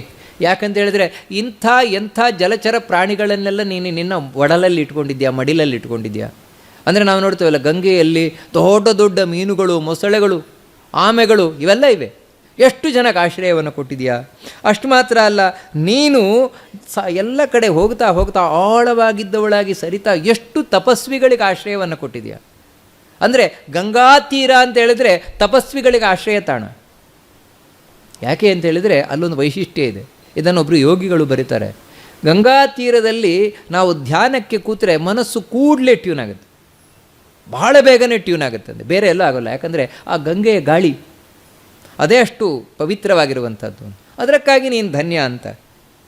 ಆಗ ಆ ಗಂಗೆ ಹೇಳ್ತಾಳಂತೆ, ಏವ ಮುಕ್ತೋ ತಥಾ ಗಂಗಾ ರೂಪಿಣಿ ಪ್ರತ್ಯಭಾಷತ. ಅಲ್ಲಿವರೆಗೆ ನದಿಯಾಗಿದ್ದವಳು ಇವಾಗ ಹೆಣ್ಣಾಗಿ ಕಾಣಿಸಿಕೊಂಡ್ಲಂತೆ ಗಂಗೆ. ನಾರದರಿಗೆ ಹೆಣ್ಣಾಗಿ ಕಾಣಿಸಿಕೊಂಡು ಗಂಗಾದೇವಿಯಾಗಿ ತಾನು ಹೇಳ್ತಾಳಂತೆ, ಮಾಮೇವಂ ದೇವಗಂಧರ್ವ ಸಂಗ್ರಾಮ ಕಲಹಪ್ರಿಯ ನಾಹಂ ಧನ್ಯ ದ್ವಿಧಶ್ರೇಷ್ಠ ನೈವಾಶ್ಚರ್ಯೋಪಶೋಭಿತ. ಅವಳು ಹೇಳ್ತಾಳೆ, ಓ ದೇವಗಂಧರ್ವರಾದ ನಾರದರೇ, ನನಗೆ ಗೊತ್ತು ನೀವು ಕಲಹಪ್ರಿಯರು ಅಂತ. ಅಂದರೆ ನನ್ನನ್ನು ಹೊಗಳಿ ಏನಾದರೂ ಯುದ್ಧ ಹಚ್ಚಲಿಕ್ಕಿದ್ದೀರಾ, ಜಗಳ ಹಚ್ಚಲಿಕ್ಕಿದ್ದೀರಾ? ಇಲ್ಲ ತಾನೆ. ಆ ರೀತಿ ಹೇಳ್ತಾಳೆ, ನಾಹಂ ಧನ್ಯ ದ್ವಿಜಶ್ರೇಷ್ಠ ನೈವಾಶ್ಚರ್ಯೋ, ನಾನು ಧನ್ಯಲೂ ಅಲ್ಲ, ನಾನು ಆಶ್ಚರ್ಯಳು ಅಲ್ಲ. ತವ ಸತ್ಯೇ ನಿವಿಷ್ಠಸ್ಯ ವಾಕ್ಯಂ ಮಾಂ ಪ್ರತಿಬಾಧತೆ ಸರ್ವಾಶ್ಚರ್ಯಕರೋ ಲೋಕೆ ಧನ್ಯಾಶ್ಚೈವ ಆರ್ಣವೋ ದ್ವಿಜ ಯತ್ರಾಹಮವ ವಿಸ್ತೀರ್ಣಾ ಶತಶೋ ಯಾಂತಿ ನಿಮ್ನಗಾಹ. ನೀನು ಯಾವತ್ತೂ ಸತ್ಯದಲ್ಲಿ ಇರುವವನು. ನಾರದರಿಗೆ ಹೇಳುವಂಥದ್ದು, ನೀನು ಸತ್ಯ ಧರ್ಮ ಮಾರ್ಗದಲ್ಲಿರುವಂಥವನು. ಅದಕ್ಕೋಸ್ಕರ ನಿನ್ನ ಮಾತು ನನಗೆ ಅಷ್ಟು ಬೇಜಾರನ್ನುಂಟು ಮಾಡೋಲ್ಲ. ಅಂದರೆ ನೀನು ಮುಖಸ್ತುತಿ, ಯಾಕಂದರೆ ಕೆಲವರು ಇರ್ತಾರೆ, ಅವರೇನು ಅಂತ ಹೇಳಿದ್ರೆ ನಿಮ್ಮನ್ನು ಸುಮ್ಮನೆ ಹೊಗಳುವುದು, ಏನು ಗೊತ್ತಿದೆ ನೀವೇನು ಅಂತ, ಆದರೆ ನಿಮ್ಮ ಎದುರಲ್ಲಿ ಹೊಗಳುವುದು, ನೀವೇ ಇಂದ್ರ, ನೀವೇ ಚಂದ್ರ ಅಂತ. ಒಳಗೇನಿರೋಲ್ಲ. ಅಂದರೆ ಇದು ಸುಳ್ಳು ಮಾತುಗಳು. ಒಳಗೆ ಮನಸ್ಸಿನಲ್ಲಿಲ್ಲದೆ ಹೊರಗಿನಿಂದ ಆಡುವಂಥದ್ದು ಸುಳ್ಳು ಮಾತುಗಳು. ಆದರೆ ನಾರದರೆ ನನಗೆ ಗೊತ್ತು, ನೀವು ಆ ರೀತಿ ಮೋಸ ಕಪಟ ಇಲ್ಲದೆ ಇರುವಂಥವ್ರು, ಪ್ರಾಮಾಣಿಕರು. ಅದಕ್ಕೋಸ್ಕರ ನಾನು ಹೇಳ್ತೇನೆ, ನಾನು ಧನ್ಯಳು ಅಲ್ಲ, ನಾನು ಆಶ್ಚರ್ಯಗಳಲ್ಲ. ಯಾಕಂದರೆ ನನ್ನಂಥ ನದಿಗಳನ್ನು, ಎಷ್ಟು ನದಿಗಳನ್ನು ತನ್ನ ಒಡಲಲ್ಲಿ ಸೇರಿಸಿಕೊಳ್ತಾನೆ ಸಮುದ್ರ. ಅದಕ್ಕಾಗಿ ಸಮುದ್ರನೇ ಧನ್ಯ, ಸಮುದ್ರನೇ ಆಶ್ಚರ್ಯ ಅಂತ. ನಾರದರಿಗೂ ಅದು ಹೌದು ಅಂತ ಕಾಣಿಸ್ತಾ, ಹೌದಲ್ವಾ? ಯಾಕಂತೇಳಿದರೆ ಇಂಥ ನದಿ, ಗಂಗಾ ನದಿಗಳಂಥ ನದಿಗಳನ್ನು ಎಷ್ಟು ತನ್ನ ಒಡಲಲ್ಲಿ ಸೇರಿಸಿಕೊಳ್ತೈತೆ ಸಮುದ್ರ, ಅಷ್ಟು ಸೇರಿಸಿಕೊಂಡು ಉಕ್ಕ ಹರಿಯುವುದಿಲ್ವಲ್ಲ. ವಾಹ್, ಹಾಗಿದ್ರೆ ಸಮುದ್ರವೇ ಶ್ರೇಷ್ಠ. ಈ ರೀತಿ ಸೋಹಂ ತ್ರಿಪಥಗ ವಾಕ್ಯಂ ಶುತ್ವಾರ್ಣಾಂ ಉಪಸ್ಥಿತ. ನಾನು ಸಮುದ್ರದ ಹತ್ರ ಹೋದೆ, ಸಮುದ್ರ ಹತ್ರ ಹೇಳಿದೆ, ನೀನೇ ಧನ್ಯ, ನೀನೇ ಆಶ್ಚರ್ಯ ಅಂತ ಹೇಳಿದೆ. ಸ್ಥಾನೇ ತ್ವಾಂ ವಾರಿವಾಹಿನ್ಯ ಸರಿತೋ ಲೋಕಪಾವನಾ ಇಮಾ ಸಮಭಿಗಚ್ಚಂತಿ ಪತ್ನ್ಯೋ ಲೋಕ ನಮಸ್ಕೃತಾ. ನೀನೇ ಧನ್ಯ, ನೀನೇ ಆಶ್ಚರ್ಯ ಸಮುದ್ರ. ಯಾಕೆಂತೇಳಿದರೆ ಲೋಕಪಾವನೀಯರಾದಂತಹ ಎಂಥೆಂಥ ನದಿಗಳು, ಗಂಗಾ, ಯಮುನಾ, ಸರಸ್ವತಿ, ಸಿಂಧು, ಏನೋ ಎಲ್ಲ ನದಿಗಳು ಎಲ್ಲ ಬಂದು ಸೇರುವುದು ನಿನ್ನನ್ನೇ, ನಿನ್ನ ಪತ್ನಿಯವರೆಲ್ಲರೂ ಕೂಡ. ಅದರಿಂದಾಗಿ ನೀನೇ ಇಂತಹ ಲೋಕಪಾವನೆಯರಾದಂತಹ ನದಿಗಳನ್ನು ನಿನ್ನ ಬಳಿಗೆ ಸೇರಿಸಿಕೊಳ್ಳುವುದರಿಂದಾಗಿ ನೀನೇ ಧನ್ಯ, ನೀನೇ ಆಶ್ಚರ್ಯ ಅಂತ ನಾನು ಯಾವಾಗ ಹೇಳಿದೆ ಆವಾಗ ಸ್ವಂ ಜಲೋಘತಲಂ ಭಿತ್ವಾ ವ್ಯುತ್ಥಿತ ಪವನೇರಿತಃ, ಆವಾಗ ಜೋರು ಗಾಳಿ ಬೀಸಿ ಸಮುದ್ರ ಉಕ್ಕೇರಿತಂತೆ, ದೊಡ್ಡದಾಗಿ ಉಕ್ಕೇರಿತಂತೆ. ಉಕ್ಕೇರಿ ಸಮುದ್ರ ಮಾತಾಡಿದಂತೆ ನಾರದರ ಬಳಿ, ಮಾಮೈವನ್ ದೇವಗಂಧರ್ವ ನಾಸ್ಮ್ಯಾಶ್ಚರ್ಯೋ ದ್ವಿಜೋತ್ತಮ ವಸುಧೇಯಂ ಮುನೇ ಧನ್ಯ ಯತ್ರಾಹಮುಪರಿಸ್ಥಿತಃ ಋತೇತು ಪೃಥಿವೀಂ ಲೋಕೆ ಕಿಮಾಶ್ಚರ್ಯ ಮತಃ ಪರಂ ಸೋಹಂ ಸಾಗರವಾಕ್ಯೇನ. ನಾನೇನು ದೊಡ್ಡದು, ನೀವಾಗಲೇ ನಾನು ಆಶ್ಚರ್ಯವಲ್ಲ, ಧನ್ಯವಲ್ಲ. ಯಾಕಂದರೆ ನಾನು ನಿಂತಿರುವುದು ಭೂಮಿ ಮೇಲೆ, ಸಮುದ್ರ ಇರುವುದು ಭೂಮಿ ಮೇಲೆ. ಭೂಮಿಯೇ ಇಲ್ಲ ಅಂದರೆ ಸಮುದ್ರ ಎಲ್ಲಿಂದ? ಅದಕ್ಕೆ ನನಗೆ ಆಶ್ರಯವನ್ನು ಕೊಟ್ಟಿರುವ ಭೂಮಿಯೇ ಶ್ರೇಷ್ಠ ಅಷ್ಟೇ ಅಂತ ನಾರದರಿಗೆ ಸಮುದ್ರ ಹೇಳ್ತಂತೆ. ಅದು ಹೌದು, ಒಂದು ಕಾಣಿಸ್ತು, ಕರೆಕ್ಟು. ಭೂಮಿ ಇದ್ದರೆ ತಾನೇ ಸಮುದ್ರ, ಭೂಮಿ ಎಲ್ದಿದ್ರೆ ಸಮುದ್ರ ಎಲ್ಲಿಂದ? ಅದಕ್ಕೋಸ್ಕರ ತಾವು ಭೂಮಿ ಹತ್ರ ಹೋದ್ರಂತೆ. ಭೂಮಿ ಹತ್ರ ಹೋಗಿ ಕೇಳಿದ್ರಂತೆ, ಆ ಪೃಥ್ವಿಯ ಬಳಿ ಕೇಳಿದ್ರಂತೆ, ವಸುಧೇಯಂ ಮುನೇ ಧನ್ಯ ಸೋಹಂ ಸಾಗರವಾಕ್ಯೇನ ಕ್ಷಿತಿಂ ಕ್ಷಿತಿತಲೇ ಸ್ಥಿತಃ ಕೌತೂಹಲ ಸಮಾವಿಷ್ಟೋ ಹ್ಯಬ್ರುವಂ ಜಗತೋ ಹಿತಂ ಧರಿತ್ರೇ ದೇಹಿನಾಂ ಯೋನೆ ಧನ್ಯಾ ಖಲ್ವಸಿ ಶೋಭನೆ ಆಶ್ಚರ್ಯಂ ಚಾಪಿ ಭೂತೇಷು ಮಹತ್ಯಾ ಕ್ಷಮಯಾಯುತೆ ತೇನ ಖಲ್ವಸಿ ಭೂತಾನಾಂ ಧರಣಿ ಮನುಜಾರಣಿ ಕ್ಷತ್ತ ಕ್ಷಮಾ ತ್ವತ್ತಸ್ ಪ್ರಭೂತಾ ಚ ಕರ್ಮಚಾಂಬರಗಾಮಿನಾಂ. ಭೂಮಿ ಮೇಲೆ ನಿಂತರಂತೆ, ಭೂಮಿಯನ್ನು ತಾವು ಮುಟ್ಕೊಂಡು ಹೇಳಿದ್ರಂತೆ, ನೀನೇ ಆಶ್ಚರ್ಯ, ನೀನೇ ಧನ್ಯ. ಯಾಕಂತ ಹೇಳಿದರೆ ಎಲ್ಲರೂ ಹುಟ್ಟಿ ಬರುವುದು ನಿನ್ನಿಂದಲೇ, ನೀನಿಲ್ಲದಿದ್ದರೆ ಹುಟ್ಟೇ ಇಲ್ಲ. ನೋಡಿ ಎಷ್ಟು ಚಂದವಾದ ಮಾತು. ಮರ, ಗಿಡ, ಬಳ್ಳಿ ಪ್ರತಿಯೊಂದು ಹುಟ್ಟಿ ಬರುವುದು ಭೂಮಿಯಿಂದ ತಾನೆ. ಇವಾಗ ನಾವು ಕೂಡ ನಾವೇ ಹುಟ್ಟಿ ಬರುವುದು ಭೂಮಿಯಿಂದಲೇ. ಭೂಮಿಯಿಂದ ಅಂತ ಹೇಳಿದರೆ ತಿಂದ ಆಹಾರ ವೀರ್ಯವಾಗಿರ್ತದೆ. ಆ ಆಹಾರ ಬರಬೇಕು ಅಂದರೆ ಭೂಮಿಯಿಂದ ತಾನೆ. ಈ ರೀತಿ ಭೂಮಿಯಿಂದ ಆಹಾರ ನಿರ್ಮಾಣ ಆಗ್ತದೆ. ಆ ಆಹಾರವನ್ನು ತಿಂದುವುದರಿಂದ ವೀರ್ಯದ ನಿರ್ಮಾಣ ಆಗ್ತದೆ, ವೀರ್ಯದಿಂದ ಮಗುವಿನ ನಿರ್ಮಾಣ ಆಗ್ತದೆ. ಈ ರೀತಿ ಎಲ್ಲದವೂ ಹುಟ್ಟುವುದು ಭೂಮಿಯಿಂದ. ಎಲ್ಲದಕ್ಕೆ ಕಾರಣವಾಗಿದೆಯಾ? ಅಷ್ಟು ಮಾತ್ರ ಅಲ್ಲ, ನೀನೇ ಆಶ್ಚರ್ಯ, ನೀನೇ ಧನ್ಯ. ಯಾಕೆ ಅಂತ ಹೇಳಿದರೆ ಕ್ಷಮಾ ಗುಣದಿಂದ ನೀನು ಕಂಗೊಳಿಸ್ತಾ ಇದೆಯಾ. ಕ್ಷಮಾ ಎಂಬಂತಹ ಗುಣ ಬಂದದ್ದೇ ನಿನ್ನಿಂದ, ಸಹನೆ. ಅದಕ್ಕೋಸ್ಕರ ನೀನು ಆ ಕ್ಷಮಾ ಸಹನೆಯಿಂದ ಕೂಡಿಕೊಂಡವಳಾಗಿ ನಿನ್ನಷ್ಟು ಶ್ರೇಷ್ಠ ಇನ್ಯಾರೂ ಇಲ್ಲ ಅಂತ ಹೇಳ್ತಾಳೆ. ಆಶ್ಚರ್ಯ ಇನ್ಯಾರೂ ಇಲ್ಲ ಅಂತ. ತಥೋ ಭೂಸ್ತುತಿವಾಕ್ಯೇನ ಸಾಮಯೋಕ್ತೇನ ತೇಜಿತ ವಿಹಾಯ ಸಹಜಂ ಧೈರ್ಯಂ ಪ್ರತ್ಯಕ್ಷ ಮಾಮಭಾಷತ. ನಾನು ಈ ಮಾತನ್ನು ಯಾವಾಗ ಹೇಳಿದೆ, ಭೂಮಿ ದೇವಿಗೆ ಬಹಳ ಉತ್ಸಾಹ ಬಂದುಬಿಡ್ತಂತೆ. ಉತ್ಸಾಹ ಬಂದು ಕಾಣಿಸಿಕೊಂಡ್ಲಂತೆ ನಾರದರಿಗೆ. ಕಾಣಿಸಿಕೊಂಡು ತಾನು ಹೇಳ್ತಾಳಂತೆ, ದೇವಗಂಧರ್ವ ಮಾಮೈವನ್ ಸಂಗ್ರಾಹ ಕಲಹ ಪ್ರಿಯ ನಾಸ್ಮಿ ಧನ್ಯ ನಾನಾಶ್ಚರ್ಯಂ ಪಾರಕ್ಯೇಯಂ ಧೃತಿರ್ಮಮ. ಅವಳು ಕೂಡ ಹೇಳ್ತಾಳೆ, ಹೇ ದೇವಗಂಧರ್ವನೇ, ಸಂಗ್ರಾಮ ಕಲಹ ಪ್ರಿಯ, ಜಗಳ ಇಷ್ಟಪಡುವವನೇ, ಸಂಗ್ರಾಮವನ್ನು ಇಷ್ಟಪಡುವವನೇ. ಯಾಕಂತೇಳಿದರೆ ನೋಡಿ, ಇಬ್ಬರು ಹೆಣ್ಮಕ್ಳು.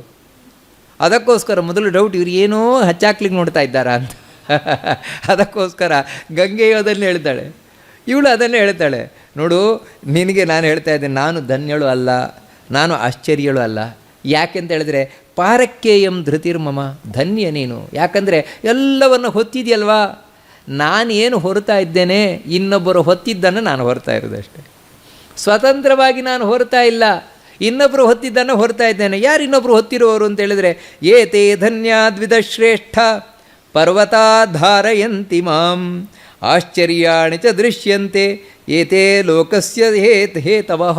ನಿಜವಾಗಿ ಕೂಡ ನನ್ನನ್ನು ಹೊರತಾ ಇರುವುದು ಪರ್ವತಗಳು ಅಂತ ಹೇಳ್ತಾರೆ. ಪರ್ವತಗಳು ನನ್ನನ್ನು ಹೊರತಾ ಇರುವುದು, ಭೂಮಿಯನ್ನು ಹೊರತಾ ಇರುವುದು ಪರ್ವತಗಳು. ಅದರಿಂದಾಗಿ ಆಶ್ಚರ್ಯ ಧನ್ಯ ಅಂತ ನೀನು ಹೇಳಬೇಕಾದದ್ದು ಪರ್ವತಗಳಿಗೆ. ನಮಗಿದೊಂದು ತಲೆಬಿಸಿ ಆಗಲಿಕ್ಕೆ ಶುರುವಾಗತ್ತೆ. ಭೂಮಿಯ ಮೇಲೆ ಪರ್ವತ ಇರುವುದು, ಅದರಿಂದಾಗಿ ಪರ್ವತ ಭೂಮಿಯನ್ನು ಹೇಗೆ ಹೊರತಾ ಇದೆ ಅಂತ ಇದು ಬರುವಂತಹ ಪ್ರಶ್ನೆ. ಆದರೂ ನೋಡಿ ಇದೇನಂದರೆ ನಾವು ಸರಿ ಅರ್ಥ ಮಾಡ್ಕೊಳ್ಬೇಕಾದದ್ದು. ಈ ಪರ್ವತಗಳಿರುವುದರಿಂದಾಗಿ ಏನಂದರೆ ಭೂಮಿ ಬ್ಯಾಲೆನ್ಸಿಂಗ್ ಆಗಿದೆ. ಅಂದರೆ ಭೂಮಿಯನ್ನು ಹೊತ್ತಿರುವುದು ಅಂತ ಹೇಳಿದ್ರೆ ಭಾರ ಕೆಳಗಿಂದ ಹೊತ್ತಿದೆ ಅಂತಲ್ಲ. ಮತ್ತೇನು ಅಂತ ಹೇಳಿದ್ರೆ ಪರ್ವತಗಳು ಎಲ್ಲ ಕಡೆಯೂ ಕೂಡ ಹಂಚಿ ಹೋಗಿರುವುದರಿಂದಾಗಿ ಭೂಮಿ ತನ್ನ ಭಾರವನ್ನು ಕಾಯ್ದುಕೊಂಡಿದೆ, ಸರಿಯಾಗಿ ಕಾಯ್ದುಕೊಂಡಿದೆ ಅಷ್ಟೆ. ಇಲ್ಲದೇ ಇದ್ದ ಪಕ್ಷದಲ್ಲಿ, ಯಾಕಂತ ಹೇಳಿದ್ರೆ ಭಾರ ಇಲ್ಲದೇ ಇದ್ದ ಪಕ್ಷದಲ್ಲಿ ಅದು ತನ್ನ ಇದನ್ನು ಒಂದೇ ಕಡೆ ಇರಲಿಕ್ಕಾಗೋದಿಲ್ಲ. ಅಂದರೆ ತನ್ನ ಒಂದು ಇದೇನಿದೆ ಕಕ್ಷೆ ಅದರಲ್ಲಿ ಇರಲಿಕ್ಕಾಗೋದಿಲ್ಲ. ಅದಕ್ಕೋಸ್ಕರ ಪರ್ವತ ಭೂಮಿಯನ್ನು ಹೊರತಾ ಇದೆ ಅಂತ ಹೇಳುವಂಥದ್ದು ಆ ರೀತಿಯಿಂದ. ಅದಕ್ಕಾಗಿ ಧನ್ಯ ಆಶ್ಚರ್ಯ ಪರ್ವತಗಳೇ ಅಂತ ಆ ಭೂದೇವಿ ಹೇಳಿದ್ದು. ನಾರದರಿಗೆ ಅದು ಹೌದು ಅಂತ ಕಾಣಿಸ್ತು. ಹೌದಲ್ವಾ, ಪರ್ವತಗಳು ಮುಖ್ಯವೇ. ಯಾಕೆಂತ ಹೇಳಿದರೆ ಆ ಪರ್ವತಗಳಿರುವುದರಿಂದಲೇ ಭೂಮಿ ತಾನು ತನ್ನಾಗಿ ನಿಂತಿರುವಂಥದ್ದು. ಅದಕ್ಕೆ ಹೋಗಿ ಪರ್ವತದ ಹತ್ರ ಕೇಳಿದ್ರಂತೆ. ಸೋಹಂ ಧರಿಣ್ಯವಾಕ್ಯೇನ ಪರ್ವತಾನ್ ಸಮುಪಸ್ಥಿತ ಧನ್ಯ ಭವಂತೋ ದೃಶ್ಯಂತೆ ಬಹ್ವಾಶ್ಚರ್ಯಾಶ್ಚ ಭೂತರಾಹ. ನೀವೇ ಧನ್ಯ, ನೀವೇ ಆಶ್ಚರ್ಯ ಅಂತ. ಅದಕ್ಕೆ ಯಾಕೆ ಅಂತ ಹೇಳಿದರೆ ಕಾಂಚನಸ್ಯ ಅಗ್ರರತ್ನಸ್ಯ ಧಾತೂನಾಂಚ ವಿಶೇಷತಃ ತೇನ ಖಲ್ವಾ ಕರ ಸರ್ವೇ ಭವಂತೋ ಭುವಿ ಶಾಶ್ವತಃ. ನೀವೇ ಬಂಗಾರದ ನಿಕ್ಷೇಪ, ರತ್ನಗಳ ನಿಕ್ಷೇಪ, ನಾನಾ ವಿಧವಾದ ಖನಿಜಗಳ ನಿಕ್ಷೇಪ ಇರುವುದು ಪರ್ವತದಲ್ಲಿ. ಅದಕ್ಕಾಗಿ ನೀವೇ ಧನ್ಯ, ನೀವೇ ಆಶ್ಚರ್ಯ ಅಂದ. ಅದಕ್ಕೆ ಪರ್ವತಗಳು ಹೇಳಿದ್ವಂತೆ, ಊಚುರ್ಮಾಂ ಸಾಂತ್ವಯುಕ್ತಾನಿ ವಚಾಂಸಿ ವನಶೋಭಿತಾ. ಪರ್ವತಗಳು ಹೇಳಿದ್ವಂತೆ, ಬ್ರಹ್ಮರ್ಷೇನ ವಯಂ ಧನ್ಯ ನಾಪ್ಯಾಶ್ಚರ್ಯಾಣಿ ಸಂತಿನಃ ಬ್ರಹ್ಮ ಪ್ರಜಾಪತಿರ್ಧನ್ಯ ಸರ್ವಾಶ್ಚರ್ಯ ಸುರೇಶ್ವಪಿ. ನೋಡಿ, ಬ್ರಹ್ಮರ್ಷಿಯಾದ ನಾರದರೆ ನಾವು ಧನ್ಯರು ಅಲ್ಲ, ನಾವು ಆಶ್ಚರ್ಯವೂ ಅಲ್ಲ ಪರ್ವತಗಳು. ಮತ್ತೇನೆಂದರೆ ನಮ್ಮನ್ನೆಲ್ಲ ಸೃಷ್ಟಿ ಮಾಡಿದ ಚತುರ್ಮುಖ ಬ್ರಹ್ಮ ಇದ್ದಾನಲ್ವಾ, ಅವನೇ ಶ್ರೇಷ್ಠ, ಅಂದರೆ ಅವನೇ ಧನ್ಯ, ಅವನೇ ಆಶ್ಚರ್ಯ ಅಂತ ಹೇಳ್ತಾನೆ. ಅದು ಹೌದಲ್ವಾ? ಯಾಕಂದರೆ ಭೂಮಿಯನ್ನು ಸೃಷ್ಟಿ ಮಾಡಿದ್ದೇ ಚತುರ್ಮುಖ ಬ್ರಹ್ಮ. ಅದಕ್ಕೆ ಚತುರ್ಮುಖ ಬ್ರಹ್ಮನ ಹತ್ರ ಹೋದ್ರಂತೆ ನಾರದರು. ಇಲ್ಲಿಗೆ ನನ್ನ ಕಥೆ ಮುಗಿಬಹುದು, ಆಶ್ಚರ್ಯ ಧನ್ಯ, ಈ ಕಥೆ ಮುಗಿಬಹುದು ಅಂತ. ಅದಕ್ಕೆ ಹೋಗಿ ಹೇಳಿದರು ಚತುರ್ಮುಖ ಬ್ರಹ್ಮನ ಹತ್ರ, ನೀನೇ ಧನ್ಯ, ನೀನೇ ಆಶ್ಚರ್ಯ ಅಂತ.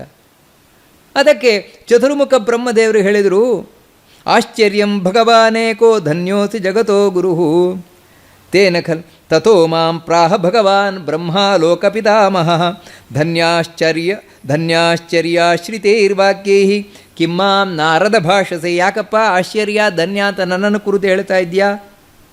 ನಾನಲ್ಲ ಧನ್ಯ, ಆಶ್ಚರ್ಯ. ಮತ್ಯಾರು ಅಂದರೆ ವೇದಗಳು ಧನ್ಯ ಆಶ್ಚರ್ಯವಾಗಿರುವಂಥದ್ದು. ಋಗ್ವೇದ, ಯಜುರ್ವೇದ, ಸಾಮವೇದ, ಅಥರ್ವವೇದ. ತನ್ಮಯಂ ವಿದ್ಧಿಮಾಮಿಪ್ರ ಧೃತೋಹಂ ತೈರ್ಮಯಾಚತೆ. ಯಾಕಂತ ಹೇಳಿದ್ರೆ ನಾನು ವೇದಮಯನಾಗಿರುವಂಥವನು, ವೇದಗಳೇ ನನ್ನನ್ನು ರಕ್ಷಣೆ ಮಾಡ್ತಾ ಇರುವಂಥವುಗಳು. ವೇದ ಇಲ್ಲ ಅಂದರೆ ನಾನಿಲ್ಲ. ಅದಕ್ಕೆ ಚತುರ್ಮುಖ, 4 ಮುಖಗಳು. ಯಾಕಂದರೆ 4 ಮುಖದಿಂದ ನಿರಂತರ 4 ವೇದಗಳನ್ನು ಹೇಳ್ತಾ ಇದ್ದೇನೆ. ಅದೇ ನನ್ನನ್ನು ರಕ್ಷಣೆ ಮಾಡ್ತಾ ಇರುವುದು. ನೀನೇನು ನನ್ನನ್ನು ಹೊಗಳಿದೆ, ನೀನು ಜಗತ್ತನ್ನು ನಿರ್ಮಾಣ ಮಾಡಿದೆಯಾ, ಹಾಗೆ ಎಲ್ಲ ವೇದಗಳಿಂದ ಸಾಧ್ಯವಾಯ್ತಪ್ಪ. ಅದಕ್ಕೆ ವೇದವೇ ಧನ್ಯ, ವೇದವೇ ಆಶ್ಚರ್ಯ ಅಂತ. ನಾರದರಿಗೆ ಅದೂ ಹೌದು, ಇನ್ನು ಚತುರ್ಮುಖನು ನಾನಲ್ಲ ಧನ್ಯ ಆಶ್ಚರ್ಯ ಅಂದರೆ ಆಗಿವ ಕಡೆಯದು ವೇದವನ್ನು ಹೋಗಿ ಕೇಳಿಬಿಡೋಣ ಅಂಥೇಳಿ ತಾವು ವೇದವನ್ನು ಹೋಗಿ ಕೇಳ್ತಾರೆ. ಅಂದರೆ ವೇದ ಅಂತ ಹೇಳಿದ್ರೆ ವೇದ ಜಡ ಪುಸ್ತಕ ಅದಲ್ಲ, ಅಂದರೆ ವೇದದ ಅಭಿಮಾನಿ ಇದ್ದಾಳೆ ದೇವತೆ. ಅದು ಯಾರು ಮತ್ತೆ ನೋಡೋಣ. ಅವಳ ಹತ್ರ ಕೇಳ್ತಾಳೆ, ನೀನೇ ಧನ್ಯ, ನೀನೇ ಆಶ್ಚರ್ಯ ಅಂತ. ಅದಕ್ಕೆ ಪ್ರತ್ಯೂಚುಸ್ತೆ ತಥೋ ವಾಕ್ಯಂ ವೇದಾಮಾಂ ಅಭಿತಸ್ಥಿತಾ. ಆ ವೇದಗಳು ನನ್ನ ಮುಂದೆ ನಿಂತುವು. ಮುಂದೆ ಹೇಳ್ತವೆ, ನಾವು ಧನ್ಯರೂ ಅಲ್ಲ, ನಾವು ಆಶ್ಚರ್ಯರು ಅಲ್ಲ. ಮತ್ತು ನಮಗಿಂತಲೂ ಧನ್ಯ ಆಶ್ಚರ್ಯ ಆಗಿರುವುದು ಯಜ್ಞಗಳು ಅಂತ. ಯಾಕೆ ಅಂತ ಹೇಳಿದರೆ ವೇದಗಳು ಬಳಸಲ್ಪಡುವುದೇ ಯಜ್ಞಗಳಲ್ಲಿ. ಯಜ್ಞ ಯಾಗಗಳೇ ಇಲ್ಲ ಅಂತ ಹೇಳಿದರೆ ನಮ್ಮ ಬಳಕೆಯೇ ಇಲ್ಲ. ಅದಕ್ಕೋಸ್ಕರ ನಿಜವಾಗಿಯೂ ಕೂಡ ನಮಗಿಂತಲೂ ಆಶ್ಚರ್ಯ ಧನ್ಯವಾಗಿರುವಂಥದ್ದು ಯಾವುದು ಅಂತ ಹೇಳಿದರೆ ಯಜ್ಞಗಳು ಅಂತ. ನಾರದರಿಗೆ ಅದು ಹೌದು ಅಂತ ಕಾಣಿಸ್ತು. ಬರೀ ವೇದ ಇಟ್ಕೊಂಡು ಏನು ಮಾಡೋಣ? ಯಾಕಂದರೆ ವೇದ ಮಂತ್ರಗಳನ್ನು ನಾವು ಯಜ್ಞಕ್ಕೆ ಬಳಸಿದಾಗ ಅದಕ್ಕೆ ಒಂದು ಫಲ ಸಾರ್ಥಕ ಆಗೋ. ಹಾಗಿದ್ರೆ ಯಜ್ಞವೇ ಶ್ರೇಷ್ಠ, ಯಜ್ಞವೇ ಧನ್ಯ, ಯಜ್ಞವೇ ತಾನು ಆಶ್ಚರ್ಯ ಅಂತ ಹೋಗಿ ಯಜ್ಞದ ಹತ್ರ ಕೇಳಿದ್ರಂತೆ ನಾರದರು. ನೀನೇ ಧನ್ಯ, ನೀನೇ ಆಶ್ಚರ್ಯ ಅಂತ ಕೇಳಿದ್ರಂತೆ. ಅದಕ್ಕೆ ಯಜ್ಞ ಹೇಳಿತಂತೆ ಆಶ್ಚರ್ಯಂ ಶಬ್ದೋ ನಾಸ್ಮಾಸು ಧನ್ಯ ಶಬ್ದೋಪಿ ವಾ ಮುನೇ ಆಶ್ಚರ್ಯಂ ಪರಮಂ ವಿಷ್ಣು ಸಹ್ಯಸ್ಮಾಕಂ ಪರಾಗತಿ. ಯಜ್ಞ ಹೇಳ್ತವೆ ನಾವು ಧನ್ಯರು ಅಲ್ಲ, ನಾವು ಆಶ್ಚರ್ಯರು ಅಲ್ಲ. ಮತ್ತು ಎಲ್ಲಕ್ಕಿಂತ ಆಶ್ಚರ್ಯಕ್ಕಿಂತಲೂ ಆಶ್ಚರ್ಯ ಯಾರು ಅಂದರೆ ವಿಷ್ಣು. ಧನ್ಯನಾದವನು ವಿಷ್ಣು. ಯಾಕಂತೇಳಿದ್ರೆ ಅಸ್ಮಾಕಂ ಪರಾಗತಿ ಯಜ್ಞೋ ಯಜ್ಞ ಪ್ರತಿರ್ಯಜ್ವಾ ಯಜ್ಞಾಂಗೋ ಯಜ್ಞವಾಹನ ಯಜ್ಞಭೃತ್ ಯಜ್ಞಕೃತ್ ಯಜ್ಞಿ ಯಜ್ಞಭುಕ್ ಯಜ್ಞ ಸಾಧನ ಯಜ್ಞಾಂತಕೃತ್ ಯಜ್ಞಗುಹ್ಯ. ಇಷ್ಟು ಇಷ್ಟೆಲ್ಲ ಯಜ್ಞಕ್ಕೆ ಸಂಬಂಧಪಟ್ಟದ್ದು ಏನೇನೇನೇನಿದೆ ಎಲ್ಲವೂ ವಿಷ್ಣುವೇ. ವಿಷ್ಣುವಿನಿಂದಲೇ ಯಜ್ಞ ನಡೀತಾ ಇರುವುದು. ಅದಕ್ಕಾಗಿ ನಾವಿರುವುದೇ ವಿಷ್ಣುವಿನಿಂದ. ಅದಕ್ಕಾಗಿ ಧನ್ಯ ಆಶ್ಚರ್ಯ ಅಂತ ನೀನು ಯಾರಿಗಾದರೂ ಹೇಳ್ತೀಯ ಅಂತ ಹೇಳಿದ್ರೆ ಅದು ವಿಷ್ಣುವಿಗೆ ಮಾತ್ರ. ಸೋಹಂ ವಿಷ್ಣೋರ್ ಗತಿಂ ಪ್ರೇಪ್ಸುಹು ಇಹ ಸಂಪತಿತೋ ಭುವಿ. ಅದಕ್ಕೋಸ್ಕರ ನನಗೆ ಕಡೆಗೆ ಹಾಗಿದ್ರೆ ವಿಷ್ಣುವೇ ಧನ್ಯ, ವಿಷ್ಣುವೇ ಆಶ್ಚರ್ಯ ಅಂತಾಯಿತು. ಆ ವಿಷ್ಣುವೇ ಇವಾಗ ಕೃಷ್ಣನಾಗಿ ಇರುವುದು ತಾನೆ ದ್ವಾರಕೆಯಲ್ಲಿ. ಅದಕ್ಕೋಸ್ಕರ ನಾನು ಇಲ್ಲಿಗೆ ಬಂದೆ. ಅಂದರೆ ಇಷ್ಟು ಕಥೆ ಇದೆ ನಾರದರದ್ದು. ಇಲ್ಲಿ ಬಂದು ಕೃಷ್ಣನ ಮುಂದೆ ನಾನು ಅದಕ್ಕೆ ಹೇಳಿದ್ದು, ನೀನೇ ಧನ್ಯ, ನೀನೇ ಆಶ್ಚರ್ಯ ಅಂತ. ಕೃಷ್ಣ ದಕ್ಷಿಣಾಭಿಸಾಕಂ ಅಂತ ಹೇಳಿದ. ಅಂದರೆ ನಾನು ದಕ್ಷಿಣೆಯಿಂದ ಸಹಿತವಾದಾಗ ಅಂತ ಹೇಳಿದ. ನನಗೆ ಉತ್ತರ ಸಿಕ್ತು. ಯಾಕಂದರೆ ನಂದು ಆಶ್ಚರ್ಯ ಧನ್ಯ ಪ್ರಕರಣ ಇಲ್ಲಿ ಮುಗೀತು. ಯಾಕಂದರೆ ಕೃಷ್ಣನು ಅಯ್ಯೋ ನಾನು ಆಶ್ಚರ್ಯ ಅಲ್ಲ, ನಾನು ಧನ್ಯ ಅಂದರೆ ಇನ್ನು ಹುಡ್ಕೊಂಡು ಹೊರಡಬೇಕಿತ್ತು ನಾನು. ಆ ರೀತಿ ಆಗಲಿಲ್ಲ. ಮತ್ತು ಹೌದು ನಾನೇ ಧನ್ಯ, ನಾನೇ ಆಶ್ಚರ್ಯ. ಆದರೆ ಯಾವ ರೀತಿ ಅಂತೇಳಿದರೆ ದಕ್ಷಿಣಾಭಿಸಾಕಂ ಅಂತ ಹೇಳಿದ. ನನಗೆ ಉತ್ತರ ಆಯಿತು. ಇವರಿಗಿನ್ನೂ ಅರ್ಥ ಆಗಿಲ್ಲ ಏನಿದು ದಕ್ಷಿಣಾಭಿಸಾಕಂ, ದಕ್ಷಿಣೆಯಿಂದ ಸಹಿತ ಇದ್ದಾಗ ಅಂತ ಹೇಳಿದ್ರೆ ಏನು ಅರ್ಥ ಇದು ಗೊತ್ತಾಗಲಿಲ್ಲ ಅವರಿಗೆ, ದೇವತೆಗಳಿಗೆ ಗೊತ್ತಾಗಲಿಲ್ಲ ಏನಿದು ಅಂತ. ಮತ್ತು ನೋಡಿ ಇಲ್ಲಿ ಪ್ರತಿಯೊಂದರಲ್ಲೂ ಕೂಡ ಯಾರೂ ನಾವು ಧನ್ಯ ಆಶ್ಚರ್ಯ ಅಂತ ಒಪ್ಕೊಳ್ಳಿಲ್ಲ. ನಾರದರಿಗೆ ಯಾಕೆ ಅಂತೇಳಿದರೆ ಇದೇ ಪ್ರಾಮಾಣಿಕತೆ, ಪ್ರತಿಯೊಂದು ವಸ್ತುವಿನಲ್ಲಿರುವ ಪ್ರಾಮಾಣಿಕತೆ. ಒಂದು ಆಮೆಯಿಂದ ಹಿಡಿದು ಯಜ್ಞದವರೆಗೆ ಪ್ರತಿಯೊಂದರಲ್ಲಿರುವ ಪ್ರಾಮಾಣಿಕತೆ ಏನಂದರೆ ತಮ್ಮಲ್ಲಿಲ್ಲದೆ ಇರುವುದನ್ನು ಯಾವತ್ತೂ ಒಪ್ಕೊಳ್ಳಲ್ಲ. ನಮ್ಮ ಹತ್ರ ಯಾರಾದರೂ ಬಂದರೆ ನೀವೇ ಧನ್ಯ ಅಂದರೆ ಹೌದ್ರಿ ನಾವೇ ಧನ್ಯ, ಜೀವನದಲ್ಲಿ ಏನು ಮಾಡಬೇಕಿತ್ತು ಎಲ್ಲ ಮಾಡಿಯಾಗಿದೆ, ಇನ್ನೇನು ಬಾಕಿ ಇಲ್ಲ. ಎಲ್ಲಿವರೆಗಿದ್ರೆ ಒಬ್ಬರು ನನಗೆ ಹೇಳಿದ್ದು ಉಂಟು, ನನ್ನ ಅವತಾರ ಕಾರ್ಯ ಎಲ್ಲ ಮುಗಿದಿದೆ ಅಂತ. ಹೀಗೆ ಹೇಳಿದ್ದುಂಟು.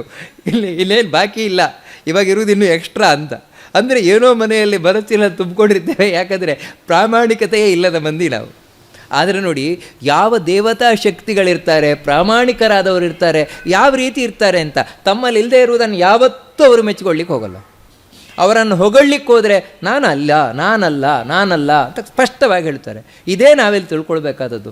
ಆದರೆ ಈ ದಕ್ಷಿಣಾಭಿಸಾಕಂ ಅಂತ ಹೇಳಿದರೆ ಏನು, ಇದರ ಹಿನ್ನೆಲೆ ಇದೊಂದು ದೊಡ್ಡ ರಹಸ್ಯದ ಕಥೆ, ಬಹಳ ರಹಸ್ಯವಾದದ್ದು. ಅದೇನು ಅಂತ ನಾಳೆ ದಿನ ನೋಡೋಣ ಅಂತ ಹೇಳ್ತಾ. ಯಾಕಂತೇಳಿದರೆ ಈ ಆಮೆ ಅಂತ ಹೇಳಿದ್ರೆ ಬರೀ ಆಮೆ ಅಲ್ಲ, ಗಂಗೆ ಅಂದರೆ ಗಂಗೆ ಅಲ್ಲ, ಭೂಮಿ ಅಂದರೆ ಭೂಮಿ ಅಲ್ಲ, ಮತ್ತು ಇದರಿಂದ ಬೇರೆಯೇ ಒಂದು ಅಡಗಿ ಕೂತಿದೆ. ಅದೇನು ಅಂತ ನಾಳೆ ದಿನ ನೋಡೋಣ ಅಂತ ಹೇಳ್ತಾ ಇವತ್ತಿನ ಉಪನ್ಯಾಸವನ್ನು ಆ ಮಧ್ವಾಂತರ್ಗತ ಗೋಪಾಲಕೃಷ್ಣನಿಗೆ ಅರ್ಪಣೆಯನ್ನು ಮಾಡೋಣ. ಶ್ರೀಕೃಷ್ಣ ಅರ್ಪಣಮಸ್ತು.